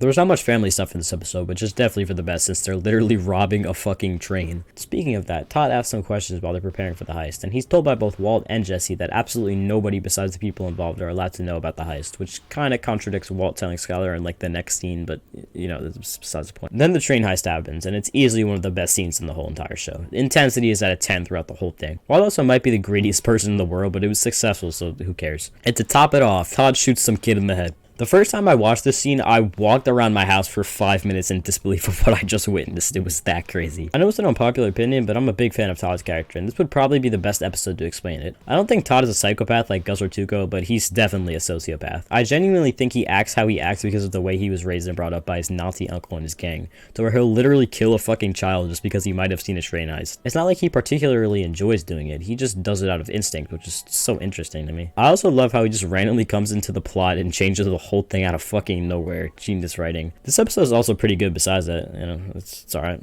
Number 8.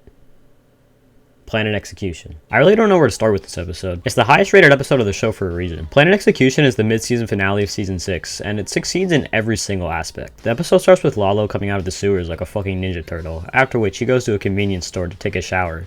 Then he takes a nap in his car, and then he goes right back in the sewers, and it's then revealed that he's watching over Gus's laundromat. The next few acts of the episode are completely dedicated to D-Day, which starts with Jimmy rushing to get everyone in the camera crew together to retake the pictures. The photo kid teaching in class and being the nerdiest guy ever is so funny to me, and the photo reshoot is amazing. I know I was complaining earlier about how the suspense for D-Day got a bit annoying, but I think it works very well in this scene because of the frantic energy and the fact that everything's revealed in the next scene anyways. What's also quickly revealed is that Howard's PI was a double agent all along that was really working for Jimmy, and I think the fact that this is right before the big reveal makes the suspense even greater, because now we can get a solid idea on what's happening. Then the scheme happens, and the fact that this isn't even the craziest scene in this episode says something, because I was speechless on my first and second viewings of it. On my first viewing, I was mostly just in shock, and I couldn't believe how Jimmy and Kim had pulled this off, but on my second viewing, it kinda just made me sad. Everyone at this meeting, who are all innocent and decent people such as Cliff, Rich, and Irene may I add, now see this guy that they've considered a colleague for many years and one of the most professional people they know and turn into a cocaine addict that freaks out over everything and blames everything on Jimmy. As much as Howard may be right, it doesn't matter. Nothing will change what happened at that meeting, and it's honestly heartbreaking to see. It's so reminiscent of the chicanery scene, but even with that scene, it was more of a situation of Jimmy or Chuck, no other way around it. And it seemed like that's what Jimmy had to do at that point in time, even if it was because of some shitty things he had done in the past. There's literally zero reason for Jimmy and Kim to be doing this to Howard besides for money and for fun.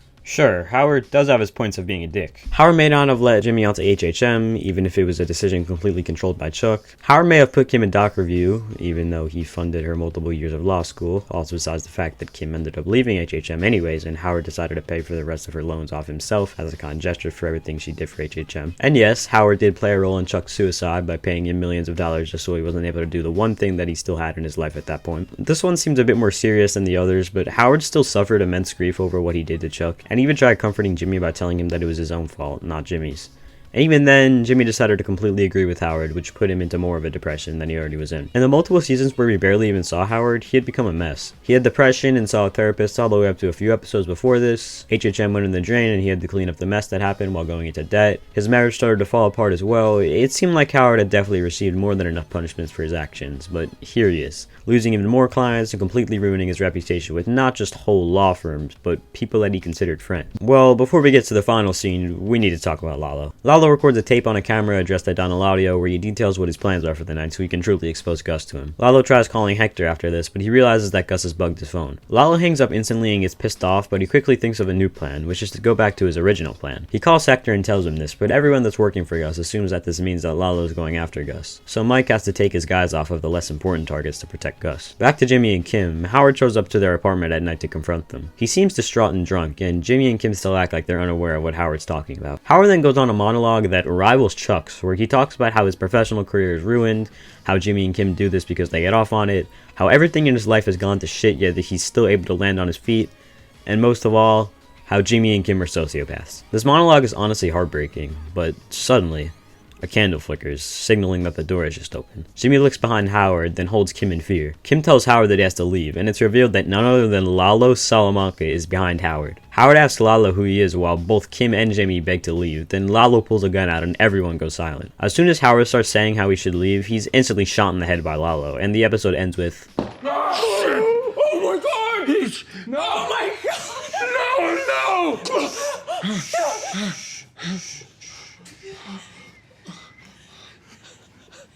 Okay.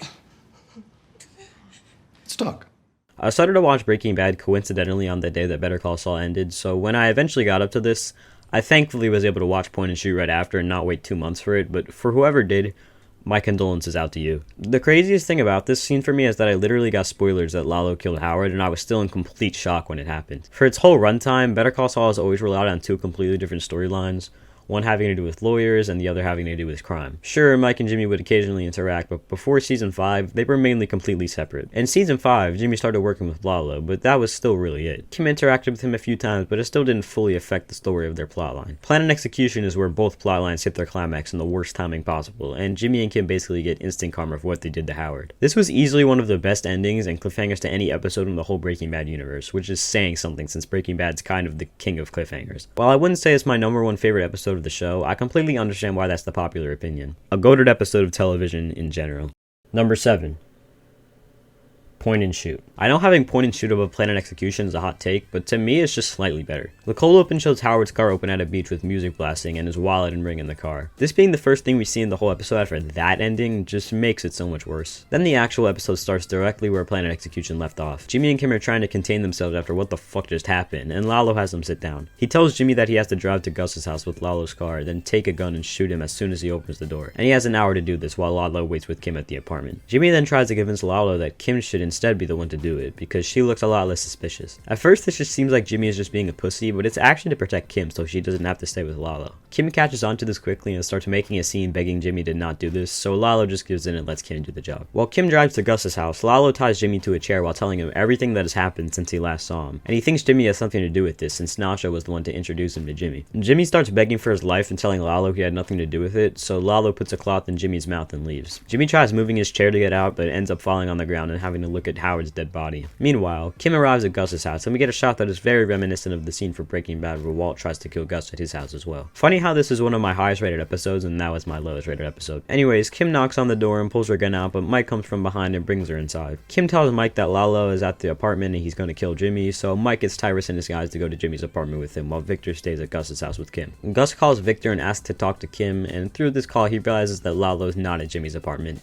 so he decides to bring a few men to the laundromat. He arrives and suspiciously looks around, then realizes that the fan is slower than usual. And as he turns around, Lalo is there and shoots all of Gus's men dead. Lalo makes Gus put his hands behind his back, and while this is happening, Gus gets a call from Mike, who has arrived at Jimmy's apartment, and realizes that Lalo isn't there. Lalo answers the call and throws the phone away, which makes Mike and his guys rush to the laundromat. Lalo, knowing that he has limited time, continues his video message to Don Eladio while having Gus at gunpoint and forcing him to give Lalo a tour of the lab. They get to the washing machine that hides the lab, and when Gus doesn't open the secret entrance, Lalo casually fucking shoots Gus in the chest, knowing that he has a bulletproof vest on. Gus finally gives in and opens the secret entrance. They get down to the lab and Gus tells Lalo that he can't kill him yet because he still needs to tell Eladio what he thinks of him. Gus then goes off and calls Eladio a fat pig that does terrible business, and it's very reminiscent of Nacho's final monologue. Except that Gus isn't the one to die, because he steps on a cable which disconnects the power, then runs to the other side of the lab while Lalo is shooting at him, grabs a hidden gun, and shoots Lalo to the ground.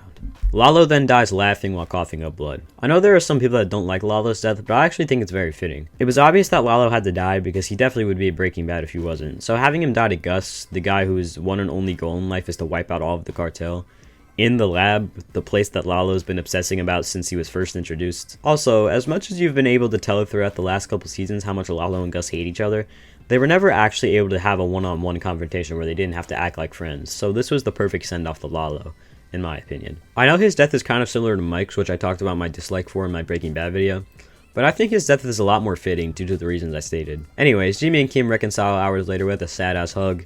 Then Mike tells them everything that's going to happen regarding Howard. Hearing Mike give these instructions to Jimmy and Kim is like a walk of shame for them, because all of this happened due to their plan and execution. Let me get two amazing cherries on top for this disaster. Seeing Howard's dead corpse be stuffed into Jimmy and Kim's refrigerator, and seeing Howard be buried with Lalo, the guy that murdered him, in the lab, signifying that Howard got involved with the game in the wrong place at the wrong time, all because of Jimmy and Kim's actions. What an episode. Something I will say when comparing plan and execution and point and shoot is that I don't think any scenes in this episode compare with the Sandpiper or Howard's death scenes at plan and execution, but I think this episode's overall better, mainly for the same reason that I had for the episode I made number 1 in my Breaking Bad video. As much as I love character building and cinematography and whatnot, I watch a show to be entertained, and this one is just simply more entertaining to me. Number 6. Crawl space. The first time I ever saw the final scene of this episode might have been the crazy experience I've had watching any piece of media. If you've been hooked to the show since episode 1, the last 5 minutes of this episode culminates everything into one for the most insane scene in this whole show, and it's perfect. Even though Aaron Paul is my favorite actor in the show, Bryan Cranston's acting in this scene is genuinely the best I've ever seen. I can't even. Anagon also does a great job here too. The money being missing really isn't anyone's fault besides Ted, I guess. But the amount of despair shown is just incredible. Insane writing all around. And that's literally just one scene. This episode also shows the aftermath of Salute, where Gus goes to Hector's retirement home to show him Eladio Shannon to inform him that multiple cartel members have been killed, meaning Hector's really the only one left. Again, after watching Better Call Saul, these scenes hit so much harder, and they show how amazing Gus's character really is. We also have Hank getting scarily close to exposing Gus, since he has Walt driving him out to the laundry, but Walt is a fucking psycho, so he crashes his car for the 30th time. Of course, on Skylar's side, we have her and Ted's ongoing beef with the 600K, which leads to the legendary scene of Huel and Kubi breaking into Ted's house. This is definitely one of the the funniest scenes in the whole show, and it's even better due to the fact that it actually matters to the plot. Walt realizes that Jesse has been cooking without him, so he goes to Jesse's house to talk him and interrupts him while he's playing Sonic 06 with Satan himself. Jesse gets very mad at Walt and pushes him away for good reason. Then right after, Walt gets fucking electrocuted by Tyrus out of nowhere and brought to the desert where this iconic scene happens. I'm just now realizing how many iconic scenes there are in this episode. Oh my god. Anyways, we get Gus's iconic "You are done" yap session, which ends with possibly the craziest thing Gus has ever said. I will kill your wife. I will kill your son. I will kill your infant daughter. Also, shout out to Walt for causing one of the only times that Gus ever showed emotion. Walt rushes to Saul's office and we get an incredible scene where we get the proper introduction to the Vanisher, and I love Saul's line here. But this is a vacuum cleaner repair company. What'd you expect? Haji's quick vanish? Then we get the crawl space scene, and yeah, I already said that was like the best scene in a show ever. But one more thing I want to talk about is the amount of foreshadowing in this episode. Maybe there's a lot of foreshadowing in other episodes and I'm just stupid, but I found 3 scenes that foreshadow future events. We have Ted early in the episode almost trip over his rug, which is how he breaks his neck later on in the episode. While Gus is showing Eladio's chain to Hector, there's an explosion playing on the TV, which might be a stretch, but I'm pretty sure it's foreshadowing because that's also exactly how they sit in the explosion scene. And we get foreshadowing of Walt finding out that Skylar gave the money to Ted like 5 minutes before he realizes. I should probably stop yapping so much. Just know how fucking good this episode is. Number 5. Face Off. Do I really need to explain this one? This is one of the highest on the list due to every single component of this episode being perfect. Sure, I might have given Salute a 10, but that's mainly due to the Gus, Mike, and Jesse plot in Mexico. I didn't love the scenes with Walt and Skylar. With Face Off, everything is perfect. The scene where Walt brings a bomb into the hospital is hilarious, and so is the scene of Walt breaking the door in Saul's office. Walt's plan to kill Gus with Hector is one of the smartest things he ever did. The scene with Hector and the DEA is so funny, and obviously Gus's death scene. This scene has to be one of the most iconic scenes in TV history, and for good reason. It's such a great way to end Gus's character, showing him fix his tie while he's literally a two-faced corpse. And it doesn't even end there. The scene with Walt and Jesse burning down the lab is incredible, along with the final scene of the whole season. I'm obviously very happy that we got a Breaking Bad Season 5, but if we didn't, this honestly would be a pretty great final scene, which is something I cannot say for the final scenes of Seasons 1, 2, and 3. Jesse and Walt shaking hands, along with Walt and Skylar's phone call, Walt's iconic I won. And then we get that amazing song that plays while Walt drives away, and it all ends on a reveal showing that Walt actually did poison Brock. Fucking genius. Bravo, Vince. One thing I do actually want to talk about is how insane Walt acts in this episode. I know the whole "this is the moment where Walter White becomes Heisenberg" thing is really drawn out by now and stupid in my opinion, but this episode is definitely a turning point for Walt. He's definitely done some insane shit in the past, like letting Jane die and running the dealers over, but this episode he just does a whole lot of shit. Ignoring the fact that he killed Gus, Hector, and Tyrus in a hospital bombing, he just casually shoots and kills 2 of Gus's men in the lab, which is something that took him so much to do in Season 1. He also has this innocent neighbor go into his house to basically use as a shield for himself. Nothing ended up happening to her, but she easily could have been killed just because Walt was a selfish jackass and decided that his life was worth more than his neighbor's. And if you want to push it, he also poisons Brock just to manipulate Jesse back on his side. While he technically does this in End Times, that episode takes place on the same day, so it's like the same thing. And I think that's easily one of the worst things Walt ever did. But it makes sense when you think about it, seeing as he turns into a psychopath by Season 5, which is an episode after this. Sorry for the digression, go to the episode. Number 4. Chicanery. What is there to say about chicanery that hasn't already been said? This is the episode that I've been quoting to myself since I first started my rewatch, and now I'll probably continue to do so even more. Chicanery is easily the most praised and most iconic pre-season 6 episode of the entire show, and it would be hard to not see why. Better Call Saul is obviously a much slower show than Breaking Bad, so the episodes like this is what the show is able to build up to, which makes the payoff so fucking good. The cold open is a flashback to when Chuck first got EHS, and he invites Jimmy and Rebecca over to dinner. Rebecca takes a phone call and Chuck decides to slap the phone out of her hand and tell her that it's bad manners instead of just telling her about the EHS, which is a great scene to know about after seeing the rest of the episode. Back to the present time, the hearing begins, and we get some great cinematography and editing of Jimmy and Kim getting ready and going to the court while the prosecution's leading statement plays. And Kim's leading statement is great as well. Howard goes up as a witness and explains his side of the story, then Chuck's tape is played for the bar to hear while Chuck gets to the court. Before Chuck gets there though, he bumps into this guy named Huel, which doesn't lead to anything later on. Anyways, Chuck begins to testify against Jimmy, and suddenly Rebecca fucking walks into the room, leaving Chuck in shock. Chuck needs a break after this to talk to Rebecca, and she tells him that Jimmy told her about his EHS, which just adds to this insane scene. Chuck tells Rebecca to stay so she can see the truth of all of this, but that quickly backfires. When the hearing resumes, it's Jimmy's turn to ask Chuck some questions. Most of these are about his EHS and the state of his house at the time of the tape being recorded. These questions seem strange at first, until Jimmy reveals that he has his phone on him. Chuck is able to read right through Jimmy, or so he thinks, and takes his phone from Jimmy to reveal that there's no battery in there. Everybody seems disappointed in Jimmy, and it looks like an easy win for Chuck, until Jimmy says, "What do I have to do to prove it to you?" I don't know, Chuck. Could you reach into your breast pocket and tell me what's there? What now?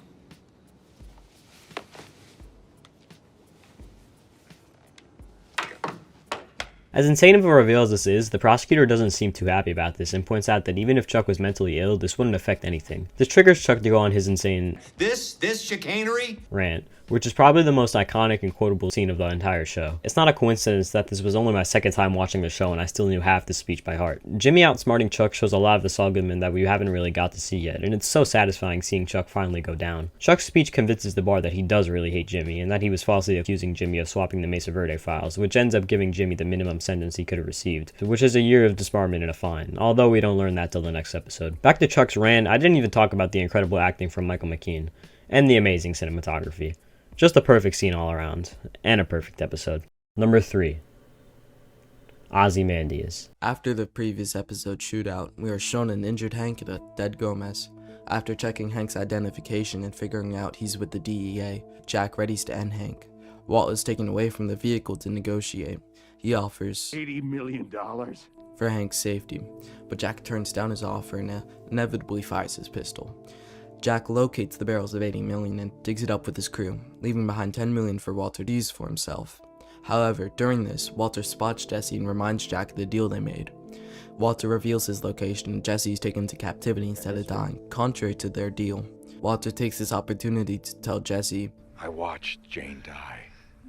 During the shootout, Walt's vehicle was punctured by a stray bullet, leaving Walt to roll his $10 million down for a trade of a beat-up pickup truck. Mary, informed with outdated sources, proudly tells Skylar of Walt's arrest and tells her to go tell Junior. Junior is then told of Walt's doings. Walter later arrives in a panic for their belongings. However, Skylar, knowing of Hank's arrest on Walt, realizes You killed Hank. Suddenly, the family erupts into a fight, later seeing Skylar pull out a knife on Walter. Walter and Skylar then have a fun game of tug-of-war for control over the weapon.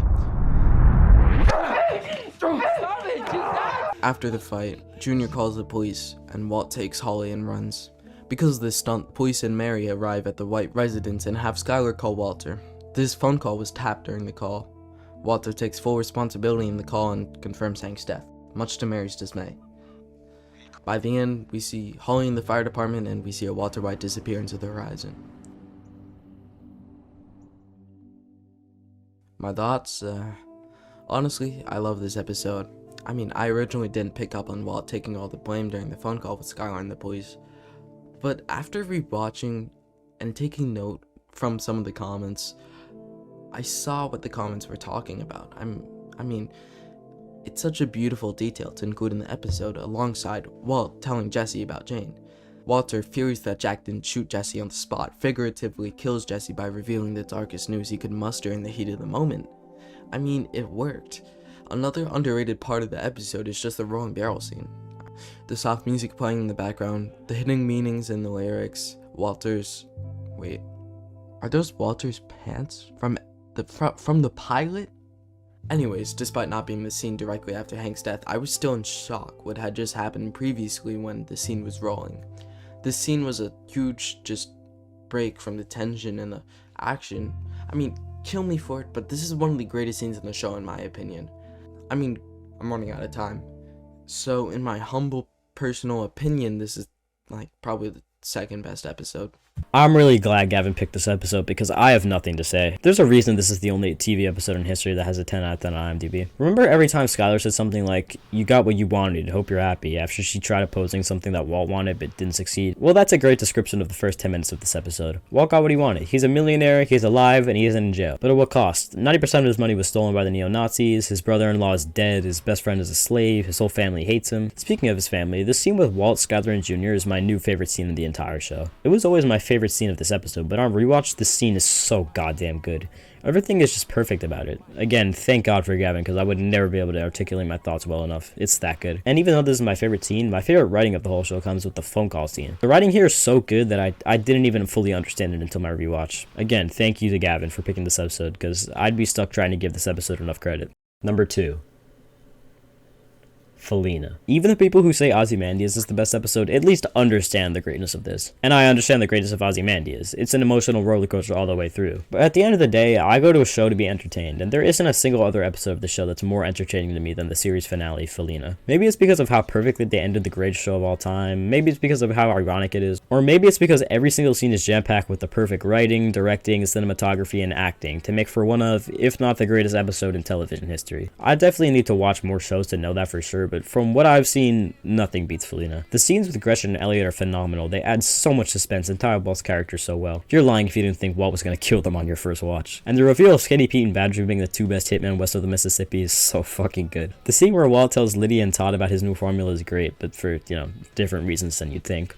But I'll get to that in a second. I love Walt and Skylar's final interaction. It has everything. It has Walt tell Skylar the truth about Hank. It has him give her the coordinates to his body. We even finally get Walt admit that he only cooked meth for himself, which is great since he's been justifying this whole thing for the past 2 years by using the excuse of doing it for his family, which might have started as the truth, but as the seasons progressed, it became more and more of a lie. Then we get the scene with Jack and his men, which lasts for a good third of the whole episode, and every second of it is the best ending you could possibly ask for. Walt knows he fucked up, so saving Jesse and freeing him is the least he could do for the poor man that he's manipulated for the whole show. His car plan was probably the most genius thing he ever did, and his murder of Jack is very satisfying, seeing him die mid-sentence like Hank, alongside Todd's death being very well deserving, especially after El Camino. Walt then hands over the gun to Jesse so he can kill him, but as we know, Jesse isn't exactly a sociopath like Walt and can't kill people that easily, so he gives Walt the gun and says,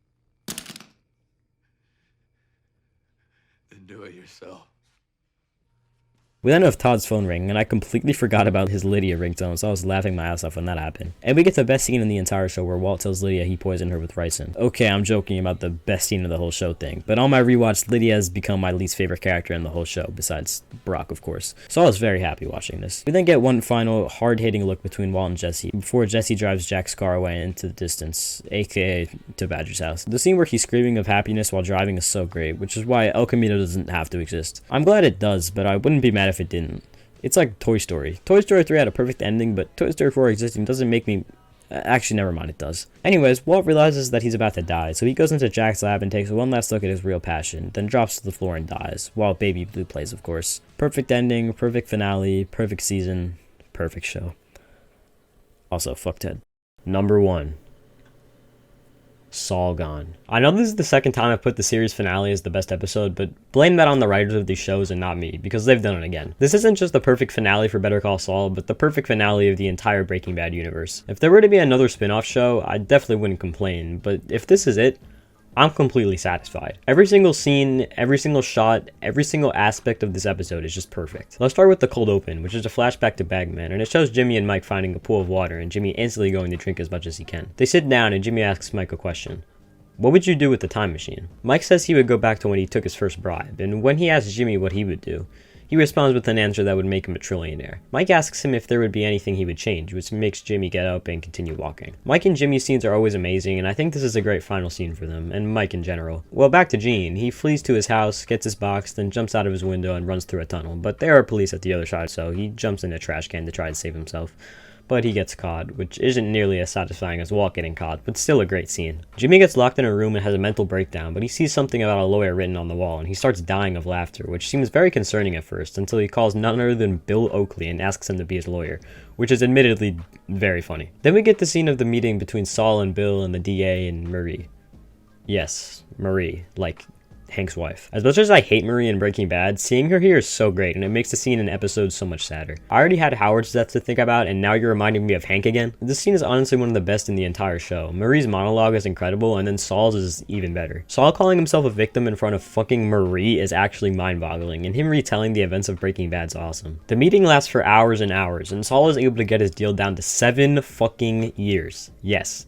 7 years for everything he did. He tries making one more deal by trying to give the DA info on Howard Hamlin, but they reveal to him that Kim already told the DA this a month ago, which is the first time in this meeting where Saul wasn't trying to act like he was on top because of how blown away he was. Then we get another flashback, which shows Saul and Walt during the events of Granite State while they're waiting to get shipped to their new lives in Nebraska and New Hampshire. It's so great to have Walt here for one final scene, and he's as nerdy and narcissistic as ever. Saul asks him the time machine question, and once Walt makes him correct it to a regrets question, his answer is of course leaving gray matter instead of changing any of the god-awful things he did during Breaking Bad. When Walt asks the question back, Saul says he regrets falling on ice during a slip and fall scheme, which is why his knees are bad. I'm I'm glad they finally explained this minor detail in the final episode, and Walt's final line here is great. So you were always like this?